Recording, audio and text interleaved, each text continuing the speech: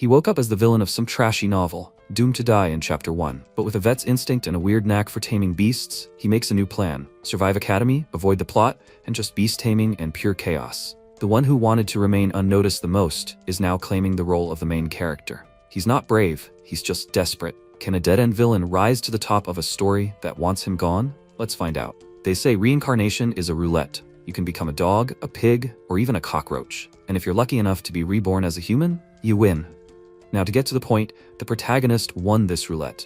He was reborn as a human. Compared to his previous life, where he was dying from overwork, there's hope in this one. But the body he was reborn in was a random character from a dark story he once liked. To be more precise, a character who gets killed in the first chapter.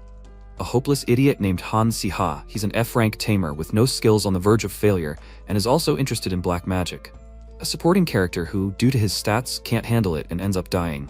The highest stat is mana, it's 45, and then in descending order: intelligence, perception, endurance, and this list ends with charm, it's 4. Personality, neutral evil. After learning his stats, MC grabbed his head. He wondered why he got such a character. Not only is he a useless villain, but he was also reborn at the wrong time. He was in the middle of a dark corridor where the sound of pigs chomping echoed. But this is common here, because this is the outbuilding of the dark magicians. And now, he is here. Si-ha was born a magician, but he was avoided at the academy due to his lack of skills. Eventually, dark times came when he needed dark magicians. One of the dark magicians turned to him and asked who it was, and his friends said that this child was asking to be let in at least once. He says that he is from the academy. The mage said that if he was from the Ardell Academy, he could be useful to them, and then allowed him to pass. MC only laughed nervously in response, and then followed the dark mage, and he asked if he was familiar with the joining procedure. He confirmed it, and remembered the lines from the novel. After the recruit's blood is spilled, you will need to take an oath of dark magic, and then you will no longer be able to leave this place. Of course, he could not forget about it. Very soon, the dark magic organization that Si-ha will join will become a famous villainous squad, which the main characters of the story will get rid of.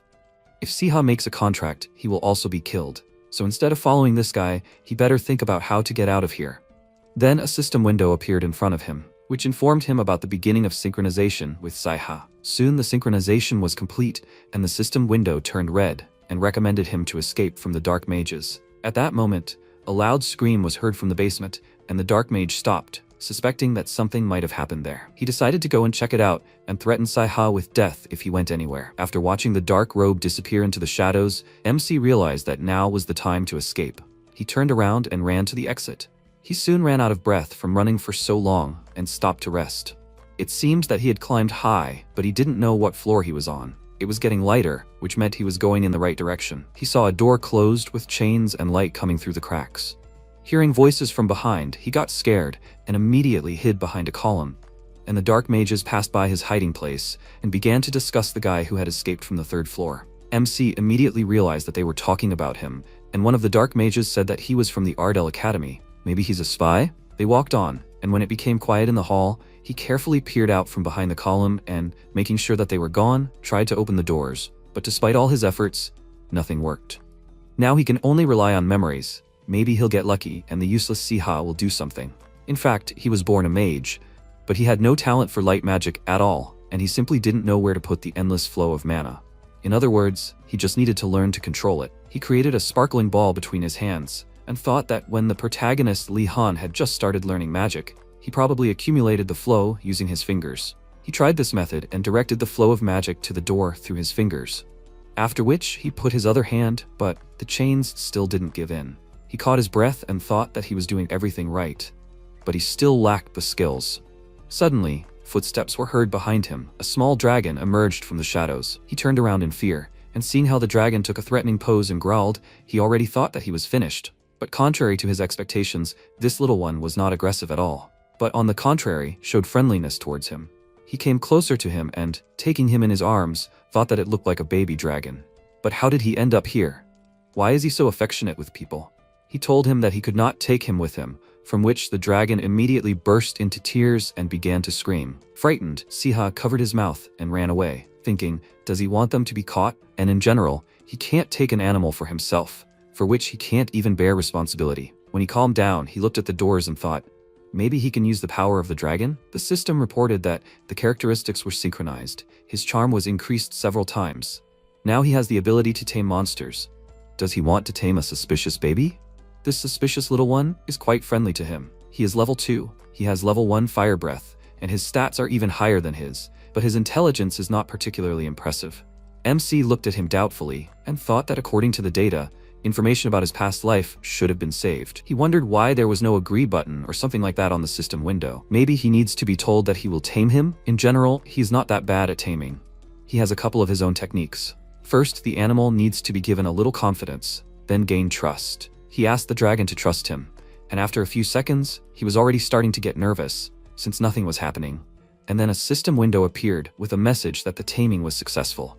The little beast rose into the air and a golden glow appeared around it, which grew into a magic circle. After the dragon landed on the floor, Siha asked uncertainly, "Is it screwed down now? Is that all?" Since the system didn't give any clues, he decided to figure it out himself, after which he gave the dragon the first command, to open the lock. The small beast obeyed him and headed for the door.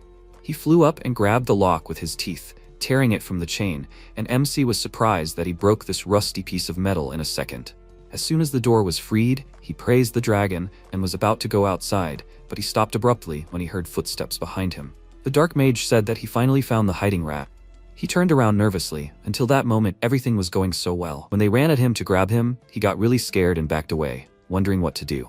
Watching the approaching mages, he couldn't come up with a solution out of panic. And then he remembered something. At the academy, the first thing they teach is defense. This is magic that literally disperses smoke and hides the mage. Even a dumb mage like Siha could learn this. He started casting his spell and looked at his hand and thought he had never tried this before. But first he needed to calm his breathing, then concentrate the energy in his fingers, and then imagine the fog filling the space. He folded his hands into a gun shape and pointed them at his opponents, mentally asking Siha to help him.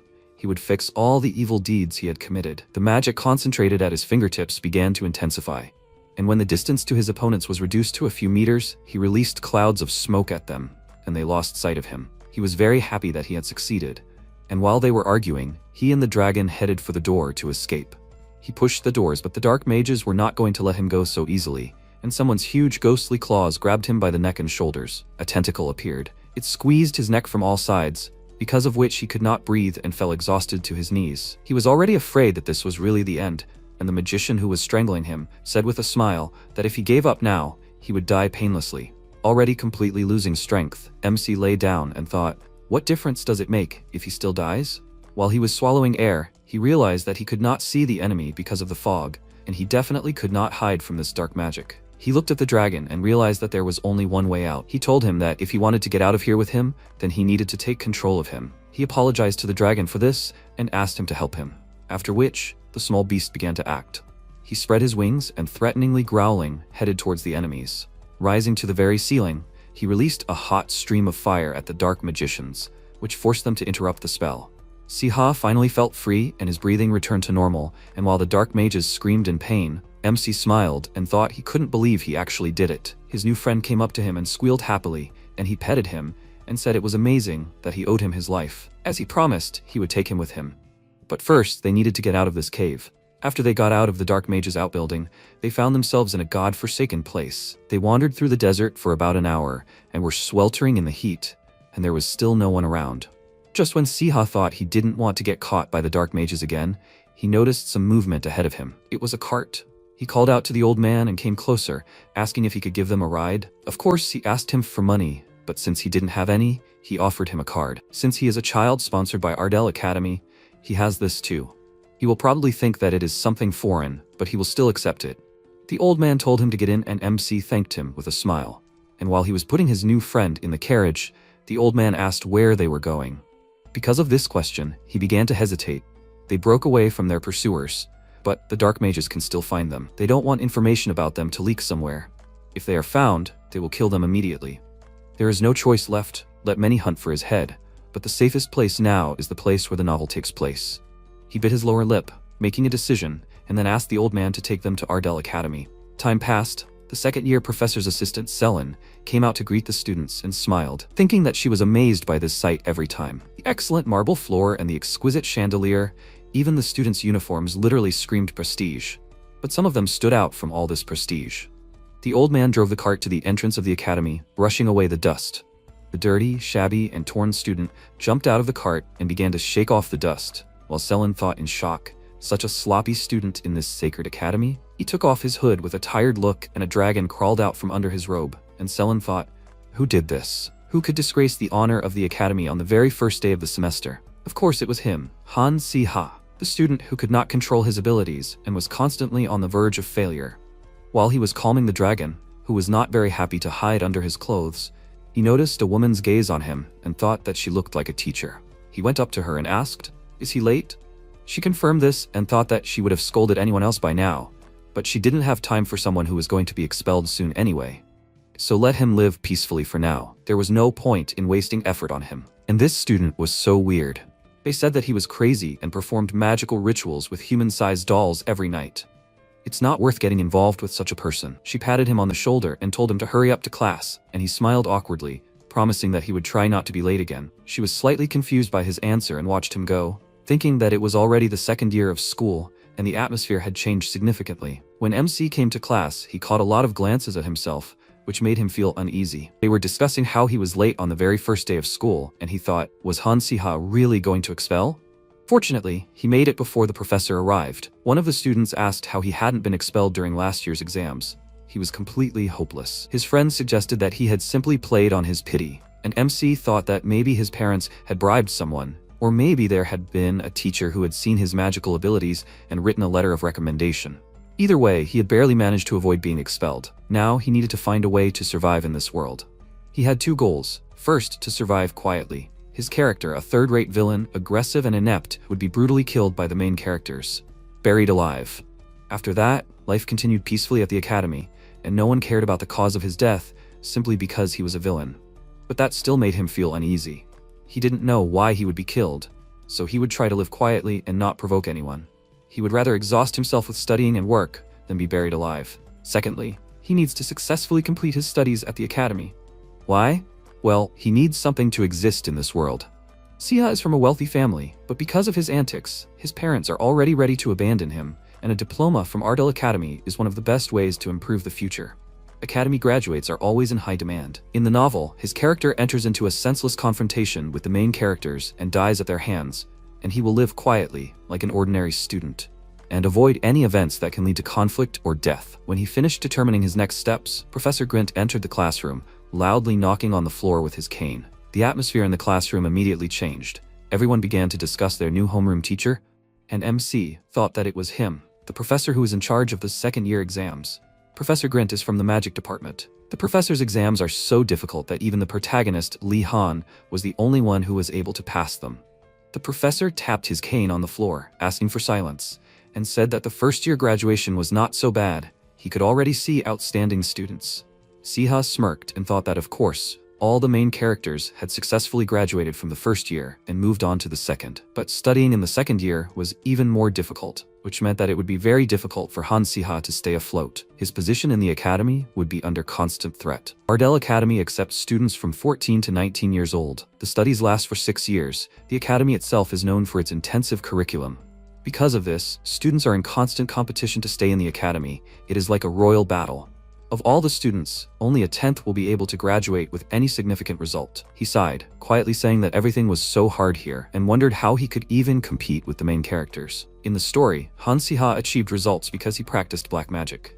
However, this method is unrealistic for a quiet life. He was distracted from his thoughts when Professor Grint said that there were many students whose performance was below the minimum.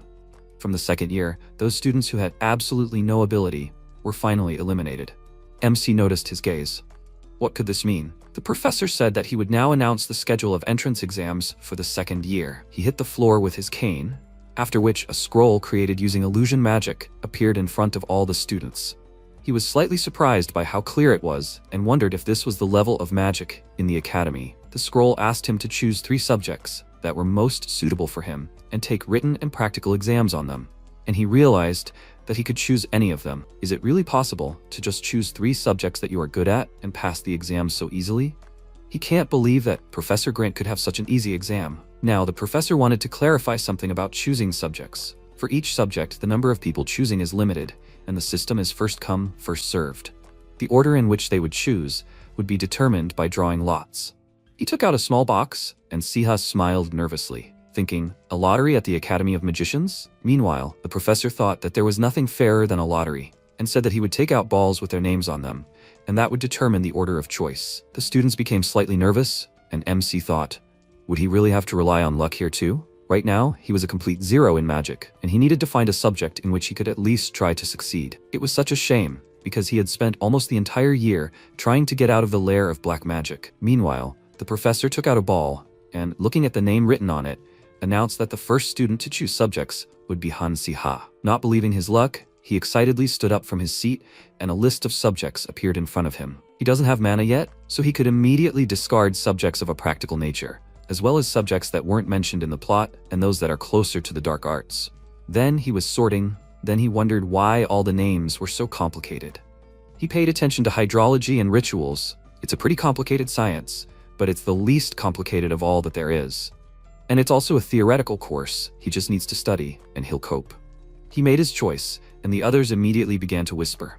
One of them told his friend not to pay attention to him. He himself makes it easier for them, literally giving them free points. Of course, he heard them whispering, but he can understand their attitude. Before this, he was not in Han Si-ha's body.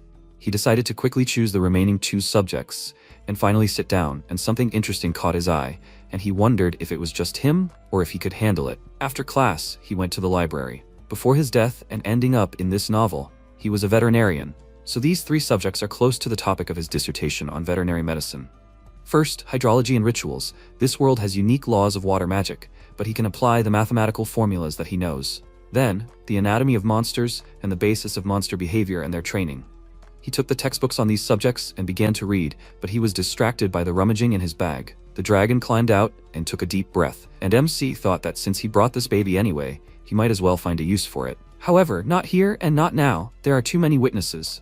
He stuffed the beast back into his bag and thought, why would he, who doesn't even have basic mana skills, suddenly have a newborn dragon? This is extremely suspicious. He hurried out of the library under the gaze of the other students, and soon found himself in a place where his dragon can do whatever it wants, an underground training arena. He has already mastered the theory to some extent, so he needs to try training. He asked the girl at the entrance for 1 ticket for beginner training, and she agreed with doubt and looked down at his beast, thinking, the dragon had just hatched from an egg. Wasn't it too early to train with it? She asked him to say their names, and he introduced himself. And then it was the dragon's turn. Since he didn't know his name, he asked him about it, but he looked at him as if he didn't know it himself. Was he really asking him to give him a name? The dragon squealed happily, and he asked, did he want a cool name for himself? He started to go through different options, but he didn't like each one more, and he was already losing patience. Then Si-ha thought about it and asked, how about Basilisk? His eyes immediately sparkled with delight, and he nodded, and he thought, isn't he too smart? The girl said that she would register his dragon under the name Basilisk. There can be no more than 2 people in the arena, and now there's already 1 student there, and they also have weapons for rent.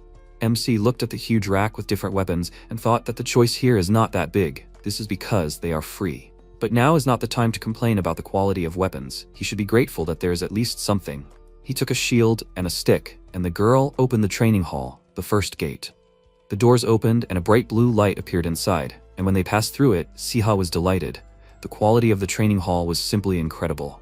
The environment was very realistic. They walked into the forest and heard some sounds. Some jelly cubes were playing around in a clearing nearby. They were slimes.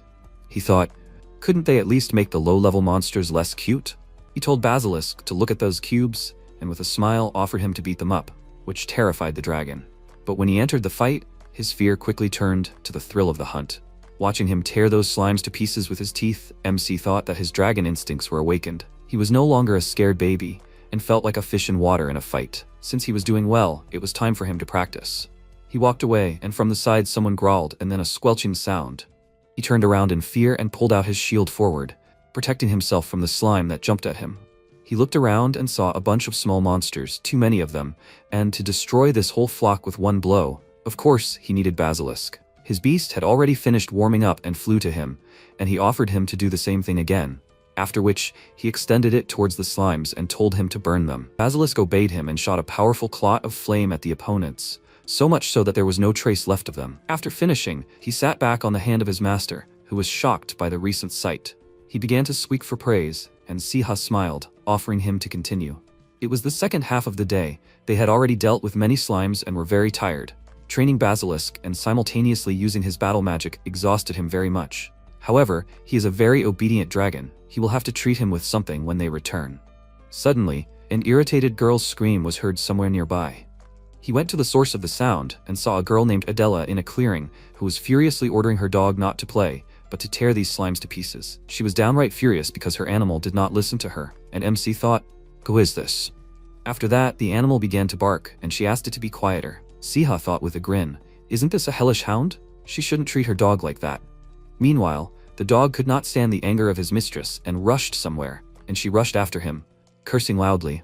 Following in the footsteps of her dog and angrily stomping, she already imagined how she would punish him, and when she heard someone's voice, she froze. MC was sitting nearby. He was praising the hound for correctly following the commands, and she came out into the clearing. She knew who this guy was. He stroked the hound and asked, "Is this dog hers?" He had seen him before. She didn't need to treat him like that. She approached him in bewilderment, and he noticed that she seemed a little angry. This would make the animal restless. Her face twisted from the sudden surge of rage, and she thought, will this guy sweep her away from giving advice? Adela, a mage who has never fallen below 3rd place, studies at the Ardell Academy, the most prestigious educational institution in the Empire. Even though she doesn't have the most noble blood, few could stand up to her skills. But thanks to the entrance exam system, she got the weakest skill, basic monster taming. She understood that she clearly lacked skills, so she came here to practice. But her opponent is Siha, who couldn't even tame a slime. They say he's possessed by dark magic. She's seen him show pity in his dark days. But what's going on here? Why is her dog on his lap? She asks him how he did it, but he doesn't understand what she's talking about and says it seems like her hound has calmed down a bit. Will she take him? She picks up her dog and thanks him awkwardly, and he asks her why she chose a hellhound. It's a pretty tough beast to tame for the first time. She tells him it's a tough monster, so they give her a lot of points since she has to take 1st place in the exam. He calmly tells her he thought she just liked to roll around in the mud, which angers her. She smiles nervously and wonders if he's always been like this. He's of noble birth, but he talks to her as an equal. She saw his beast and was surprised. A dragon next to him? He was only a 2nd year and already hanging around with a dragon? The Siha she knew was completely different. She still followed him, but maybe it wasn't that bad. She would get some tips from him on taming the hound. She led him to a clearing and asked if he had been here before, right? He confirmed it, and she moved the vines aside, revealing a clearing with a bunch of slimes, and said that everything was just ready. This was a training ground. 1 hit, and they were done for. As soon as she drew her blade, the menacing jelly cubes rushed to attack. One of them jumped at her, and she batted it away like a golf ball, causing the slime to fly off at great speed, leaving a deep mark on the ground. Siha noted that she had a rather cruel approach. She decided to bury everyone alive. She smirked and invited him to join them. Then suddenly a magic projectile flew past her face, and she turned around to see the monster behind her being torn apart. The MC who saved her from the attack said that it ran from behind, and she exclaimed in annoyance that of course she knew that. He invited her to continue on, and she looked after him in surprise, thinking that in fact she had no idea that there was a monster behind her. His aim was clearly not at the level of a beginner. Who the hell is he anyway? Something strange happened. The space began to act up and distort, and Siha asked if the dungeon had always been a trap like this. Adela became wary and told him that she didn't know, after which the spatial distortion only began to intensify. Meanwhile, the teachers raised the alarm and ran to the principal, informing him of a problem in the beginner training dungeon. He asked worriedly, was there a mistake in the spell? Who was there now? He was told that a 2nd-year student, Adela, and Han Siha were there, and the principal immediately realized that things were bad. Adela would be fine, but it might be too late for Siha. This guy is absolutely useless. He has no chance of surviving in such a dungeon. Meanwhile, they encountered a disfigured monster, a huge slime, and the director said that if there was a mistake in the dungeon's magic formula, the monsters would become abnormally strong for a normal dungeon. Siha has almost no chance of surviving, so let them prepare well. Time passed, they had already managed to defeat several huge monsters, and Adela told Siha to look at how these monsters charred the grass. No matter how much they hit them, there were only more of them. When she gets out of here, she will never look at this slimy mess again. He looked at her and thought that they were being attacked by a whole horde of slimes, and she seemed to be still completely fine. She has trouble taming monsters, but she handles magic well. Is she really an earth mage, destined to become a great wizard? But that can't be. She is not the type to walk on such a training field. Earth magic is still quite common, and what's more, she seems much kinder than in the original. Sure, she can be a bit caustic, but at least she doesn't openly humiliate a loser like him. Does it turn out that she does have a good character? She noticed that he was thinking about something, and irritably asked why he was mumbling something while she was fighting off monsters. He told her that he was just calculating the time. If you count the time from entering the dungeon, then more than 3 hours have passed. Why is there no news? Does no one know that they are trapped? She said that only half an hour had passed outside. This was done specifically so that there would be enough time for training inside the dungeon. Because of this, MC got nervous. It turns out that if their disappearance is noticed, then they will have to stay here for a couple more hours. But if they stay here even longer, then their chance of survival will be very close to 0. She got angry and exclaimed, "Why is he making the atmosphere so tense? Is he asking her to just sit and wait for death?" He answered her with a smile that of course it wasn't like that, then glanced at her and asked her to buy him some time. She asked why he needed to do that, and he ran into the forest, saying that she would see for herself. Let her just not let the slimes near him. She asked with displeasure, does he want her to figure it out for herself? And what will he do? He ignored her and ran away, which made her smirk in irritation and shout after him that if he didn't make it in time before she used up all her mana, then he was done for. Meanwhile, he thought that she didn't seem like a bad person at all. Who would have thought that this was the same tough Adela? Basilisk made a sound and MC told him not to worry, he thought of everything. The original also had an episode with a mistake in the dungeon. This was to emphasize the difference in abilities between the main characters. In this scene, Siha used one method, but it didn't work. He found a blue glowing plant in the bushes and asked the dragon to collect all the branches and bring them to him. He went looking for it, and he thought that Han Siha used this method back then, for which he was condemned by the readers for the rest of his life. But to be honest, he doesn't think he's stupid enough to deserve this. Meanwhile, Adela was holding back the monsters as best she could. It got to the point where she couldn't use magic anymore, and was on the verge. She was already starting to wonder what was wrong with Siha, and he shouted to her that everything was ready. She turned around and, seeing a wall of branches, exclaimed in surprise, "Did he build a barricade?" He waved his hand at her and told her to come here quickly. The method is extremely simple. The plan was to build a barricade and kill the monsters, but the original Siha missed 2 moments, so he failed. Fire and magic enhancement, and now he can control both. He took out his magic wand and concentrated. Magic enveloped it from all sides and used a spell, after which several huge arrows appeared in the air. He was glad that he succeeded. He just needed to add fire magic to the arrow. He told Basilisk that it was his turn now, and both of their eyes glowed golden under the influence of taming magic, after which the dragon fed the arrows with fire. His master pulled the arrows and then released them into the sky, and judging by his face, such magic was difficult for him. After that, a bright light appeared. The slimes looked up at the sky and saw many lights falling on them. Adela, meanwhile, covered her face from the sparks, and then looked up at the sky and thought in surprise, "Is this the magic of the useless Siha?" He noticed with a smile that the remains of the slime splashed on the ground. The poisonous slime has the property of exploding when it comes into contact with fire. In situations like this, you just need to add a little magic and light the flame, and then everything will go very easily. The girl asked, did he think of everything so that the fire would not get through the barricade? He appreciated her observation and said that these branches could withstand fire. Since they had burned everything around, they could only wait for reinforcements. She looked at him doubtfully and thought it was strange that he was the one who saved her. The Academy nobility usually did not care about commoners. What was he planning? Noticing her gaze, he asked if she was grateful to him. She reluctantly admitted it. After all, she owed him her life, and he said with a smile that it was good. Since she was grateful, then let her do him a favor. Adela was surprised. A favor? She frowned and added, if it was within her power, of course. But if it was some kind of strange request, she would hardly be able to help. The protagonist asked her not to tell anyone about what happened.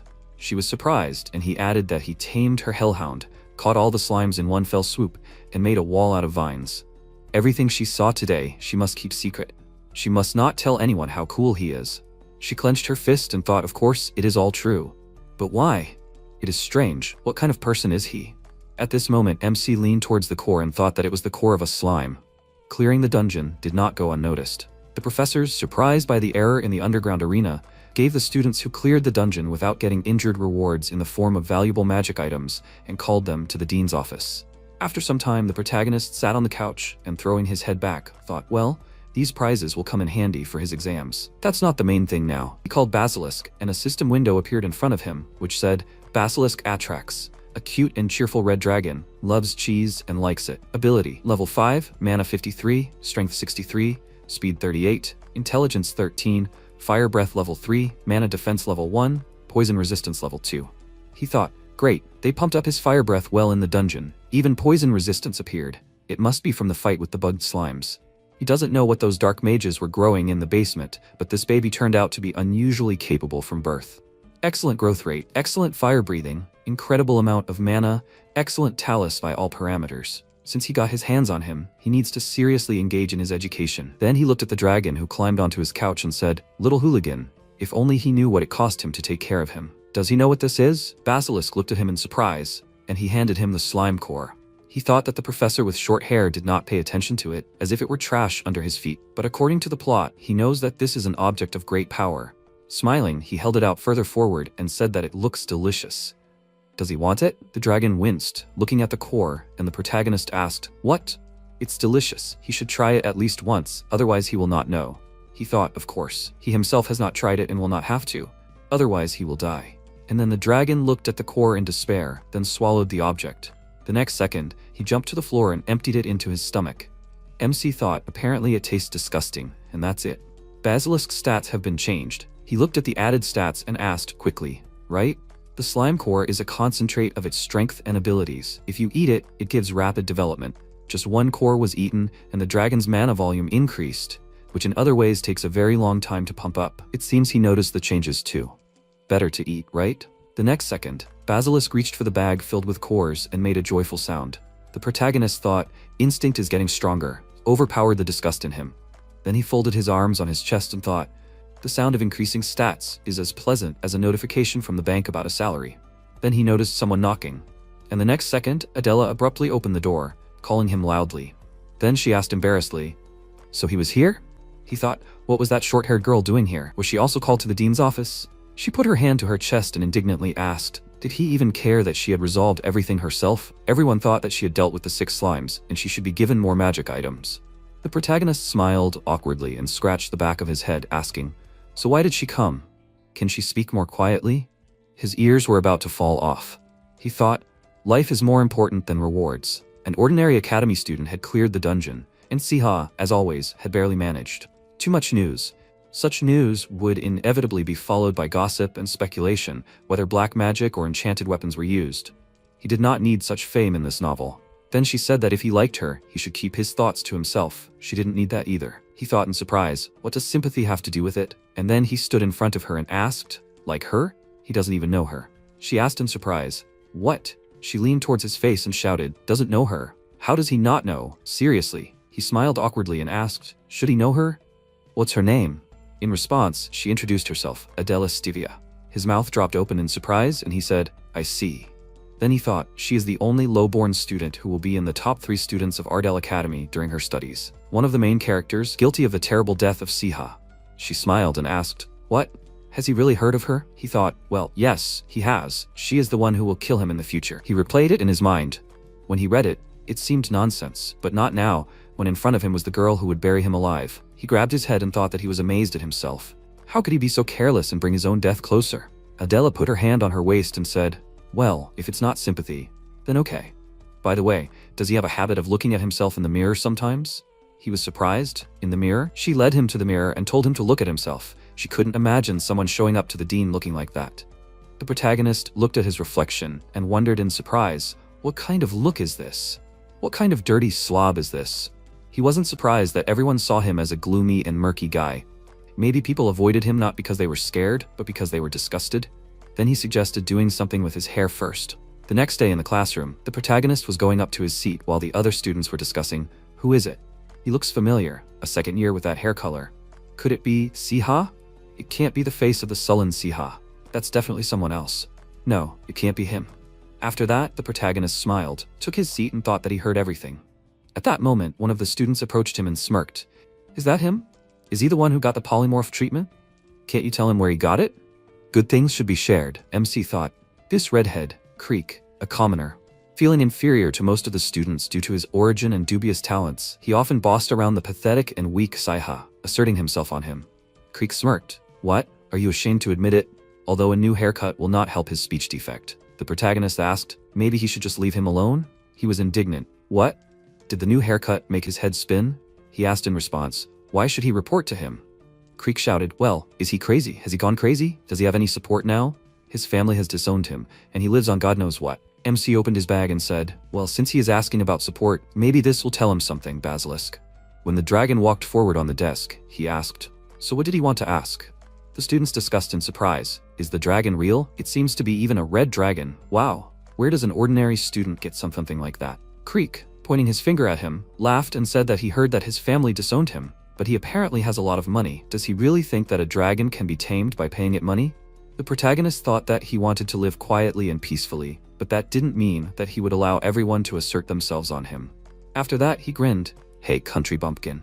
The student shouted indignantly, "What did he say?" The protagonist thought he was so easy to provoke. Unbelievable. Just one word, and he was already fired up. Then he stroked Basilisk and said, of course, it was still a baby, but it still wouldn't sit on the desk so obediently if it were wild. And has he tamed anyone? What? Is he afraid that he will bite?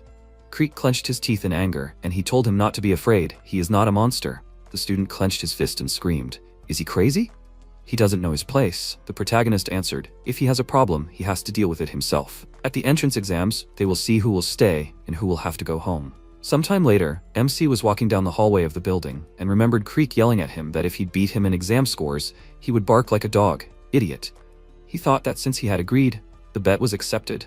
The day would soon come when he would see him bark like a dog. In his past life, he had a habit of making noise and then resolving the situation. Mad Dog Intern, that's what his colleagues called him. When he noticed an injustice happening, he boldly rushed into the situation, since no one surpassed him in academic knowledge. The next second, a student called him and shouted that they heard that he had a bet with Creek.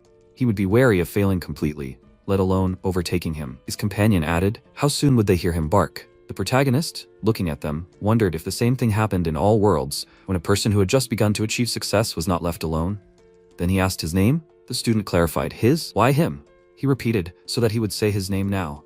He folded his arms over his chest and answered, did he not know that before him was Fabian den Edwin himself? The protagonist thought, Fabian? Oh yes, he remembers, an arrogant snob of royal blood who bullied everyone weaker. In other words, the leader of the bullying of Siha. After that, he opened his bag, revealing a dragon, and said, Basilisk, he must bite him hard. Fabian screamed in fear, it was that dragon. Then Basilisk jumped towards him and a loud scream was heard in the academy. After a while, MC was sitting on the floor. Adela stood in front of him and said there were rumors that he had been causing a lot of noise these past few days. Even if he didn't care, it would be more expensive for him to touch the royal offspring, don't you think? He put his hand on his forehead and said that he didn't care. They started it first. He was just paying back in the same coin. She closed her eyes and thought that he only picked on the commoners because he was a noble. However, he was even willing to unleash a dragon on the royals if they angered him. Well, that made him a little higher in her eyes. Then she asked, but he doesn't have any strategy, does he? She came closer and added, they, the nobles, seem to have lost all fear. Not only is he unleashing Basilisk on the nobles, but he also made a bet with Creek. With his level of magic competing with Creek in the exam, he's crazy. She extended her hand to him and asked with a smile what he would do if she didn't agree to help. He took her hand, getting to his feet, and replied that she was also learning monster taming from him in exchange for magic lessons. She said, so what? This would be their last training battle. If he could defeat her, then he would also push Creek away in the exam. They took hold of their wands and he replied with a smile that this time she wouldn't be able to push him away as easily as yesterday. Then she began to climb up, creating a rocky platform beneath her, and shouted that they would begin. The protagonist sent a powerful blow forward. So this was the last training with Adela. Time passed. The hour of the entrance exams had arrived. Grint, looking at the results, said, Adela, a student of the magic department, time 5 minutes 31 seconds, grade A. She clenched her fists happily, thanked the professor. Then she looked at the hellhound with a smile. The protagonist, folding his arms over his chest, watched her and thought that it was difficult for this girl to even slightly tame a hellhound, a few lessons from him, and she did it. Well, he has several years of studying at the veterinary school behind him, but the fact that she achieved so quickly is an indicator of talent. This is a really good candidate for the main characters. The next second, he heard his name and said that he was ready. The monster training exam is held in a magic cube. A virtual monster corresponding to his level is placed against him, and he must defeat it with the help of his pet. He won. He will receive a credit. It's simple. The professor said that he chose Cube C. They will begin. After that, the protagonist went inside, and a monster appeared in front of him. He thought in surprise, is it Adepthian? The huge snake was looking at him. Adepthian is a snake monster that Lihan first encountered in his 3rd year. It is unique for its gigantic size, making it seem like it could crush him like a bug. After that, he turned to Basilisk and told him not to be afraid of it. He wanted to test himself, right after eating so many slime cores, so they should show this monster. He should get into close range. Basilisk moved forward, and the protagonist thought, Snake's weak point is usually their eyes. He said, "Be careful, Basilisk. If he just turns around, he will really flatten them into a pancake. He will distract him with magic, and he should get to where he can't see him and then burn his eye." At that moment, the dragon followed his instructions, releasing a powerful energy from its mouth, hitting the monster's eyes right. The next second, Adepthian fell lifelessly to the floor, and the professor, perplexed, said, "Unbelievable." He thought that even strong third-year students would barely cope with Adepthian. MC, smiling, looked at the dragon and asked, "Slime cores are cool, right?" He thought, it seems like the administrators forgot to change the monster after the previous participant, and he wanted to stop the exam so that no one would get hurt. Then he smiled awkwardly and said, "It took a little effort, but he won. Does he get a pass, Professor?" He answered, "See ha, 12 minutes 16 seconds, grade S." The protagonist, perplexed, looked at him. Sometime later, he and Adela were walking down the corridor. She clenched her fists and happily said, "Wow. S rank in taming." He immediately took first place in points.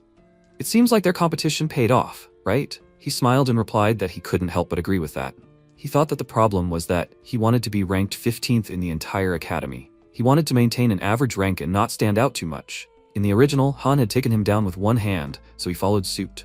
He then began to mutter to himself, no, it wasn't his fault. Why even put a monster he shouldn't be able to catch in the exam? Adela looked at him with a smile and thought, wow, muttering to himself again. She then asked how the arithmetic test went. He thought, right, today was the arithmetic test. Come to think of it, the ranking is based on the average grades of the subjects, so it's fine. The questions were so easy that he intentionally only answered one correctly. He then answered, average. She clarified, really? And she completely failed. Wasn't the exam too tough? With that, she sighed desperately, and the protagonist thought, Adela is weak in arithmetic? This is high school level math, so it's easy for him. Maybe he should give her a few lessons. Then she said that she didn't think they would give an equation they hadn't covered before. She hadn't solved any. The protagonist froze in place and thought, well, who cares anyway? He walked on and said, one question should be enough, right? She wondered, what was he talking about? If he didn't get first place because of the wrong answer, he wouldn't get the scholarship. By the way, how was he? There was an equation with the 27th magic circle. He thought, geometry and vectors? Then he asked, problem 27. I think he solved it. She wondered, what? He turned around and asked, did he say something wrong? She smiled awkwardly and said, that can't be. Did he solve problem 27? That's the only equation she couldn't solve. He asked, puzzled. What? He thought, is it really that hard? Anyone would laugh at that. What should he do? It seems he solved that particular equation.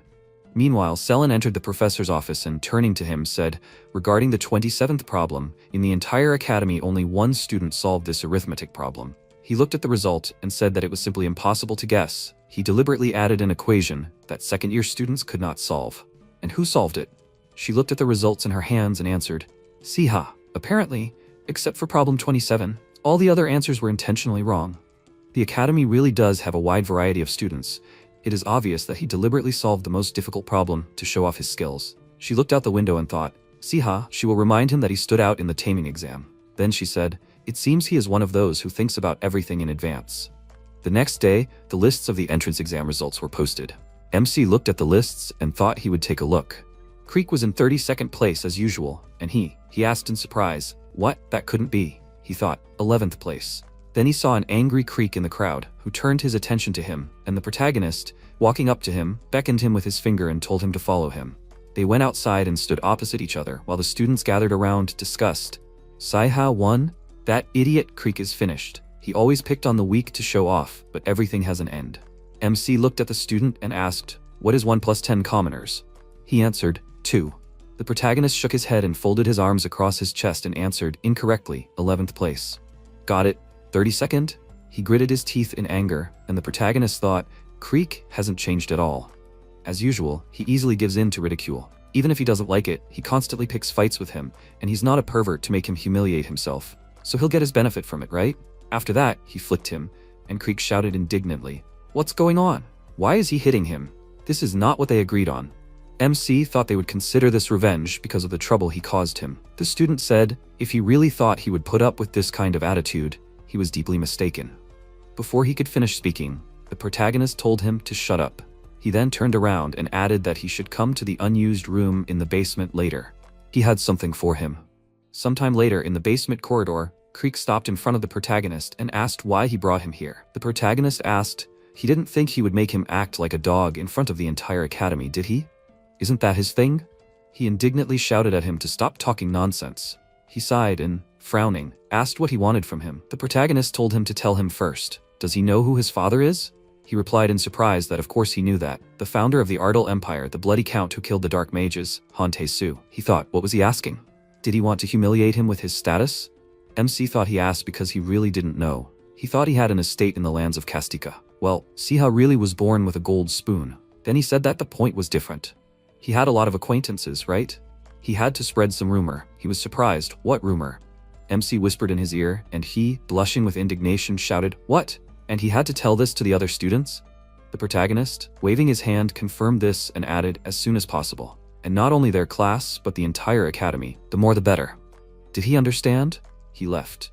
Creek thought indignantly, what an idiot, has he completely lost his mind? Meanwhile, a subordinate called the Count from outside the office door and said that they had news regarding the young master from Ardell Academy. Tae-soo ordered him to come in and then asked how he was, his pitiful youngest son. The worker bowed and said, it turns out that the situation is not very favorable. Although the Count generously covered the tuition fees, he stopped all assistance, which forced him to starve with absolutely no funds. The Count, continuing to fill out the paperwork, said, well, he will not die from this. The difficulties will do him good. If he says anything more blasphemous about black magic, he will finish him off, even if he is his son. The worker looked up at him and said, it seems that he has finally changed his behavior. He received an incredibly good grade on the exam. Tae-soo said that he is more than sure that he simply avoided the last place. The subordinate said, that's not true. He actually ranked 11th. The Count dropped his pen and looked at him in bewilderment. The worker added, and his reputation changed. Rumors began to spread around the academy that the young master was slender and tall and boasted of his attractive appearance. The Count asked in surprise, did he really decide to use blackmail to spread rumors? This was quite a strange conversation. The worker laughed slightly and replied that this was certainly not true. One thing was certain, Siha had changed a lot. The Count thought, all this time he had been strict with him so that he would come to his senses and give up his dark magic. But if he really began to change, after that, he said that he was glad to hear such news about the only heir to the estate. He stood up and said, the Faculty of Magic, if he was assigned there at the ceremony, then he can convey that he is renewing financial support. After a while, MC stood next to the ATM made of magic stones and then, looking at the statement he was holding with shaking hands, he thought that he was just given a part of the allowance that was cut due to his recent exam grades. But with this much money, he could not lift a finger for the entire semester. Count Tae-soo values honor. He is sure that the rumors that Creek spread did not have a bad effect. He is simply a genius. With these thoughts, he clenched his fist happily, and at that moment, Adela looked at him and asked what he was doing there again. They need to go to the auditorium. The ceremony is starting. He turned to her and said okay. After a while, they walked along the corridor, and he thought that at Ardell Academy, second-year students are sorted into houses according to their abilities. There is a place where a wide range of magical skills are studied and many opportunities for experience are provided. The Magic House. The Faculty of Natural Sciences combines research, experimentation, and elements using magic. The Faculty of Theology uses magic to develop spiritual abilities such as prophecy and fortune-telling. The Faculty of Necromancy is the only place where dark magic can be studied legally. After a while, the students gathered in the hall, and the dean stood on the stage and said, welcome, second-year students. They will begin their ceremony. When he calls their name, they must go up to the stage and put their hand on the magic cube. This is a magic tool that can reveal innate inclinations and assign a specialty. In the original, Siha, of course, got into the Faculty of Necromancy. His wish to get rid of offenders with the help of dark magic came true, but he himself was waiting for a sad end. I wonder what the magic cube will give this time? The protagonist thought. Even though Siha's characteristics were adjusted according to his inclinations, he was not a saint in the past couple of days either. He clenched his fist and thought, and yet he was not ready for the ending that he was waiting for in the original. After that, Ernest said, the first place in academic performance was taken by student Han, who was aiming to enter the magic faculty. He stepped forward with a smile and agreed. The other students discussed, wow, he is in first place again? He is simply amazing. MC looked at him and thought, this guy is the protagonist of the story. What an appearance. He really seems to have been awarded the advantage of the main character. Life is unfair. It would be better if he got into the body of the main character. Then Han extended his hand to the magic cube, and Ernest said that student Han was assigned to the magic faculty. The protagonist, looking at him, thought of course he got the magic faculty. He himself was expecting this. After that, the dean said, then Solia Arcanet, she must come out. He was surprised. Solia? She adjusted a strand of hair and walked forward. He thought that in the original she was a light mage, a genius among all geniuses, and the main character's closest friend. The result is obvious. Ernest said, student Celia was assigned to the magic faculty. He thought, and this is not surprising. Further distribution will be by rating. The dean said, student Seymour Parker was assigned to the necromancy faculty. Student Yoon Heil was assigned to the theology faculty. The protagonist, smiling, thought, the order goes from the main characters to the secondary ones. Probably, it's about the rating, but he has already heard many familiar names. After that, they called him and invited him to the stage. Walking forward, he thought, in 3 years, the dark mages from the necromancy faculty will gather to start a rebellion and seize the Ardell Academy, and all of them will be defeated by the main characters and killed. He asks, just not the necromancy faculty. He extended his hand to the magic cube, and a whisper arose in the hall. Is this really Siha? He heard that he had changed, but he was obviously going to the necromancy faculty. She had heard that he was interested in dark magic. A bright light illuminated the space, and then the dean, perplexed, looked at the magic cube and said, this color, student Siha was assigned to the magic faculty. The protagonist happily clenched his fist and thought, great. Returning to his seat, he thought that he felt eyes on him. Half of them were curious why such a loser was not in the necromancy faculty, and the other half were curious why they used dark magic. They were together, and he was alone in the magic faculty. At that moment, Adela raised her hand and happily congratulated him. Now they will see each other in the faculty. He thought, right, she is also in the magic faculty. Then he approached her and, smiling, asked, did she hope that he would get into her faculty? She embarrassedly lowered her gaze, and he remained silent. She, perplexed, asked, what's wrong? He covered his red face with his hand and stretched out his hand and said that it was not so. She just had to warn him when she said something like that. She answered, but if he went to the necromancy faculty, they would quarrel every day. He helped her, so she does not wish him harm. He smiled awkwardly and said, that's the thing. At that moment, Han called him and, waving his hand, said that he was glad to meet him. Was he also in the magic faculty? MC was surprised and thought, why did he talk to him? Han asked, was he really interested in magic? He was surprised. Then he extended his hand and said that he hoped that they would work together. Their eyes met, and the protagonist, returning the handshake, said that he hoped so too. He asked how he felt. He came closer to his face and added, he heard that he was accidentally locked in a dungeon right before the practical exam. He found it interesting. Yes, even if Adela was nearby, the average student would have a hard time in the dungeon, the program of which had an error. He is curious about what magic he defended himself with. The protagonist, looking at him seriously, thought, Han, how could he know about this if the teachers carefully hide this incident? He has the meticulousness of a detective, and it is impossible to read anything on his face.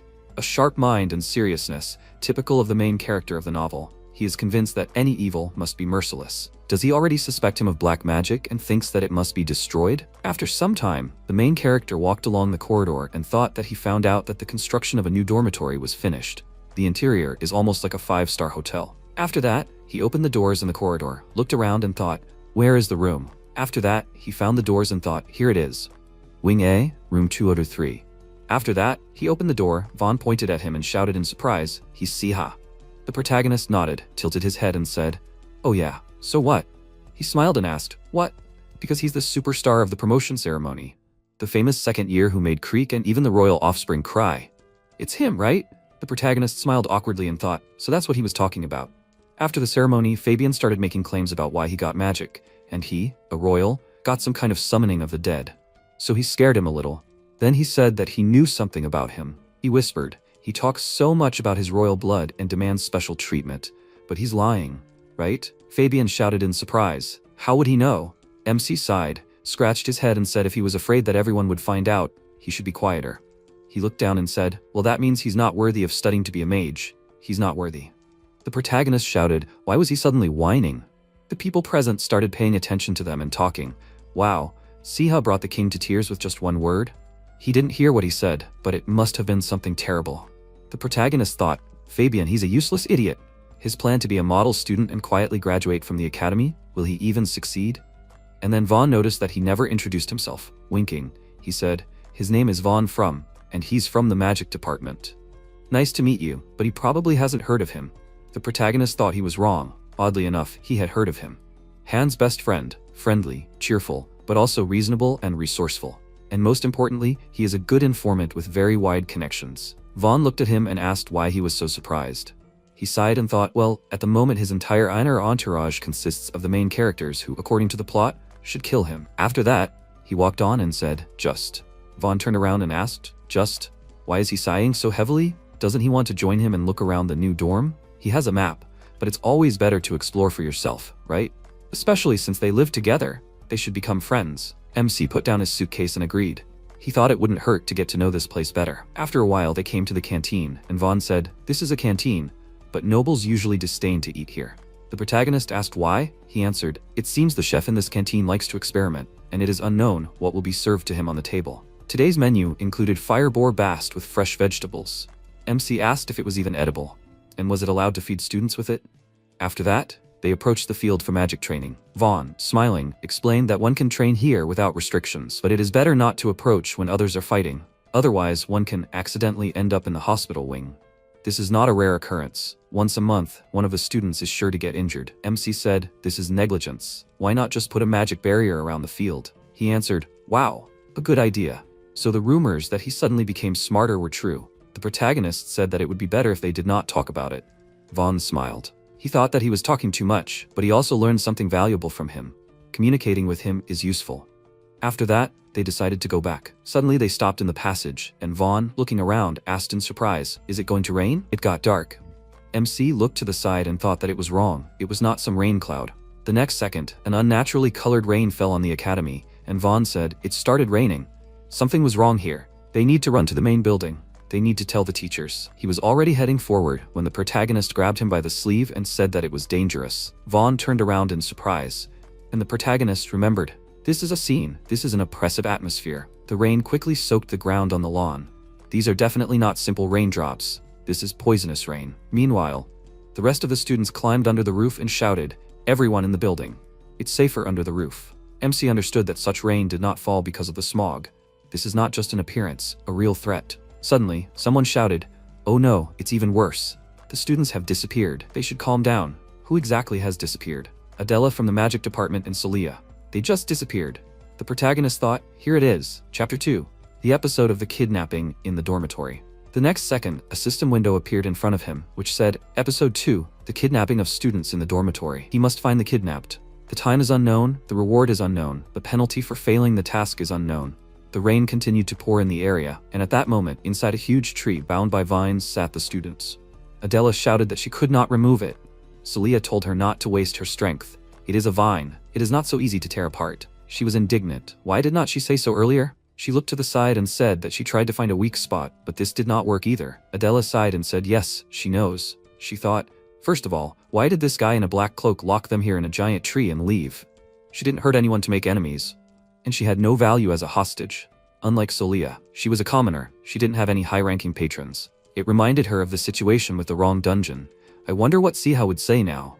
Why was she outraged by her own thoughts? Why was she even thinking about this guy? Why is she even thinking about someone who would never guess that she is in trouble and is probably now sleeping in his new dorm room? Her body was covered in fire from rage, and Celia looked at her in surprise and thought that she had already told her not to waste her strength. Then she said she had one guess. This tree can't stand the light. They looked up, and Adela thought, the black fog that covered the sky. This was the last thing they saw before they ended up here.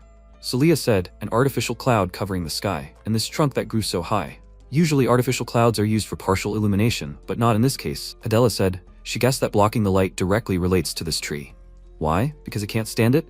Impressive. After all, she is in second place in the entire academy. She answered, so she will be the one to hit it. The one who attacked the academy with this poisonous rain is clearly a black magician.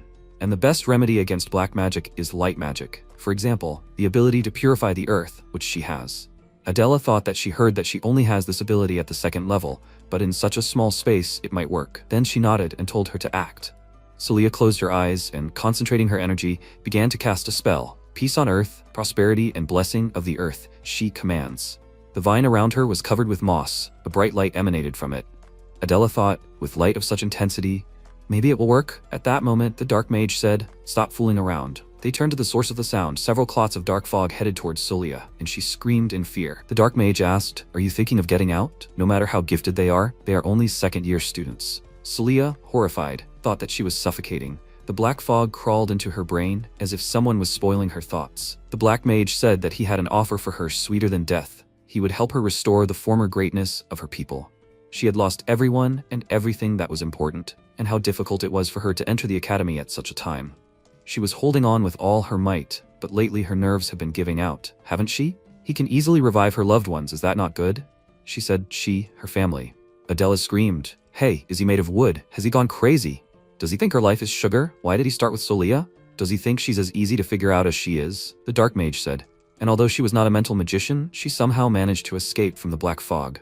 So that's what she was. A genius little witch? Okay, he has something to offer her. She thought, great, let him get distracted from Solia so that she could come to her senses. It seems that this is mental magic, which accurately finds a person's sincere desires and through this drives one crazy. So it can only be endured by willpower. Then the dark mage said that they will see what her soul desires. She replied that he thinks for a long time. A log. Moreover, a piece of wood definitely has nothing to offer her. She thought, Solia, she is asking. She must pull herself together quickly. She will buy her time so that she can cast properly. After that, she said, by the way, where is his real body? After all, it must be somewhere. Stop hiding behind this tree. He must come out. How does she know that he is not bluffing? He was indignant. What did she say? She shouldn't delude herself. It was enough for her that she saw it. Then he sent clots of fog towards her. She thought, oh no, she won't be able to reflect this. And she mentally asked for help. And the next second, the protagonist said, lightning. A powerful charge of energy rushed forward, hitting the tree trunk. Adela thought in surprise, light magic? Celia? No, Celia is still sick from the brainwashing. Then who? At that moment, the protagonist stood in front of her and thanked her for the hint about the intolerance to light. It turned out very effective. She cried out in bewilderment. Siha? He extended his hand to her, helping her to her feet. She asked how he knew where to look for them, and what kind of light spell was that. He answered, it seems like she had just almost been killed, and she finds a place to chat. Vaughn said, and the spell? But even a small beam is already light magic. He cast a regular beam spell and sent it through the magic magnifying glass that he carries in his backpack.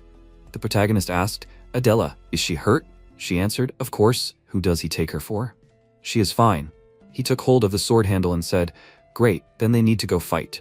After that, he handed her the sword, and she looked at the weapon in her hands in surprise. She said, this is her old sword for training. He said, knowing her character, he immediately understood that she would like to give that guy a good punch. Then he smiled awkwardly, and raising a finger asked, she likes to bury alive, right? She thought, what else could she expect from him? She answered, okay, that's what she wanted, and since her opponent is a dark mage, she has no reason to hold back. After that, she pulled the sword out of its sheath and swung it. The dark mage held his head and breathed heavily. The protagonist thought, finally decided to show his insides. The dark mage looked at him angrily, and he asked, what was he staring at? Should he take away his other eye too? He declared that he would finish them off. Pathetic idiots. He sent clots of dark energy forward, and MC thought, instead of attacking him, he decided to block the space. Is he trying to adjust the situation to his own liking? The dark mage, frowning, said that his powers have returned, so now it's his turn. Arrogant little idiots. Clots of fog headed straight for him, and a voice was heard in the protagonist's head, which said, a useless cockroach who was abandoned even by his own family. A complete mistake, who didn't even manage to finish his studies. He shouldn't turn away, he's more suited to dark magic, right? The protagonist thought, this whisper seems to be gnawing at his brain. Is this a control spell? Well, it's quite unpleasant, but... He asked, is that so? The dark mage was horrified to see him, and he thought, it seems like he is using fragments of Saiha's memories, but it does not affect him at all. The dark mage was confused. How? Why is the control spell not working? The conditions are perfect. The protagonist said, yes, he is just a weakling. He smiled, pointed at himself and added, but he is not. His opponent shouted, arrogant idiot. This mage has already become one with the tree, as if it has become a part of him. And if his memory serves him correctly, this huge baobab is actually an ancient Latismus tree, a hybrid created by dark mages by modifying a healthy sapling. It amplifies mental magic, making it an ideal complement to mind control spells. Dealing with it is quite simple. Like most such monsters, it often lacks durability despite its outstanding abilities.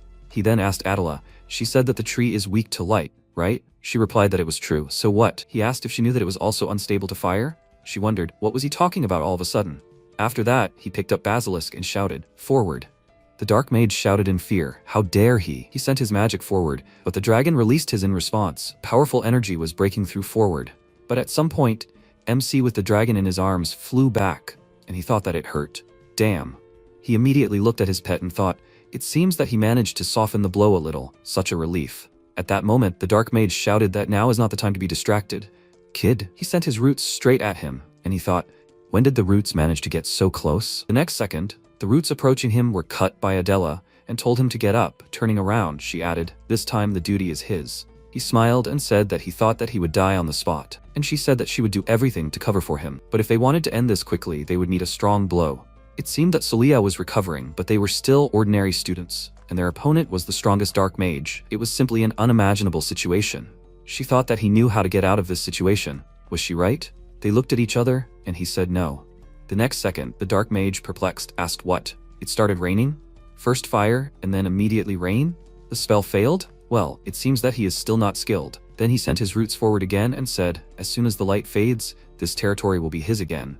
Well, he is grateful for that too. Then some of his roots twisted around the protagonist's legs. He shouted that he was caught. Now he is definitely finished. Before he could finish speaking, the protagonist interrupted him and said, he can't believe that he actually fell for it. He was surprised. What? Has he completely lost his mind? The next second, the protagonist took out his wand and cast a lightning spell. A powerful charge of energy shot forward, hitting the dark mage and illuminating the space. He desperately said that this can't be. This is a basic spell. Where did it get so much power from? He can't believe it. Control magic worked, but the protagonist thought, here it is, the basic word of a villain before death. And the dark mage said, he can't let this happen. He needs to find the cube as soon as possible. The protagonist thought in surprise, a cube, and then shouted, what does he mean? But the next second, the dark mage seemed to disappear into thin air, and he thought, damn it! He heard about the cube. It was definitely mentioned in the original. At that moment, Celia asked, Siha, right? She adjusted a strand of her hair and added that he was acting simply amazing. They have something to discuss, don't they?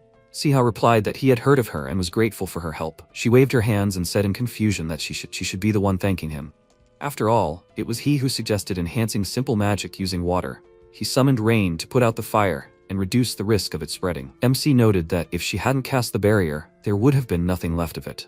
She smiled and said that it was he who gave the order to put up protection. She thought that he managed to come up with a plan in a short time and implement a rather bold move. Besides, it seemed that he already knew how to use her magic. Now he opened up to her in a new way. Siha asked if they had any ideas why that dark mage kidnapped them, and Adela thought for a second. From what she overheard, it seemed like they were planning on brainwashing them. He sighed. That's what he thought. They kidnapped the best students from the academy and wanted to use them as their puppets.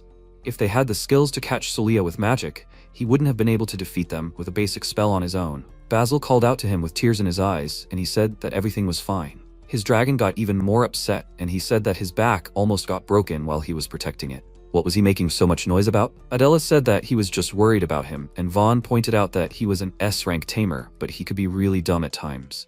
And then MC froze. He realized what it was like to have everyone working together. While they were begging him for praise, he realized that he had never experienced such a camaraderie, even on the front lines. He felt like there was more to this episode. While Adela and Solia decided to rest and recover a bit, the boys went somewhere. While making their way through the swamp, Vaughn complained to him that it was just tiring. Why did he even follow him, thinking that they would just look around? Siha reminded him that he wanted to come with him himself, so he should stop whining. While making his way forward, he thought that even though the monster's death had gotten rid of the poison, this wild swamp was still not a suitable place to walk. But he just had to come here. When he looked up, he smiled widely, happy that he found a secret door to a hidden place in the academy. He came closer and touched the stone slab, after which they moved apart and he walked inside. Originally, this secret relic was supposed to be found by the protagonist of the novel, who came to save the exhausted Celia, but he was one step behind, and now it is all his. He can do whatever he wants. Their eyes sparkled with delight at the sight of so much wealth, and he thought that even a villain had to live on something. Who knew when he would get more money? His friend looked around and said that he wondered where the owner of all this was. MC told him that if he existed, he would have died long ago. The statue at the entrance was a relic from 300 years ago. Vaughn clenched his fist triumphantly and exclaimed that this was a real jackpot. But how did he know that? Realizing that he had said too much, he immediately began to justify himself by saying that he had learned this in history class. The tribes that worshipped Cerberus usually erected statues. He didn't remember that?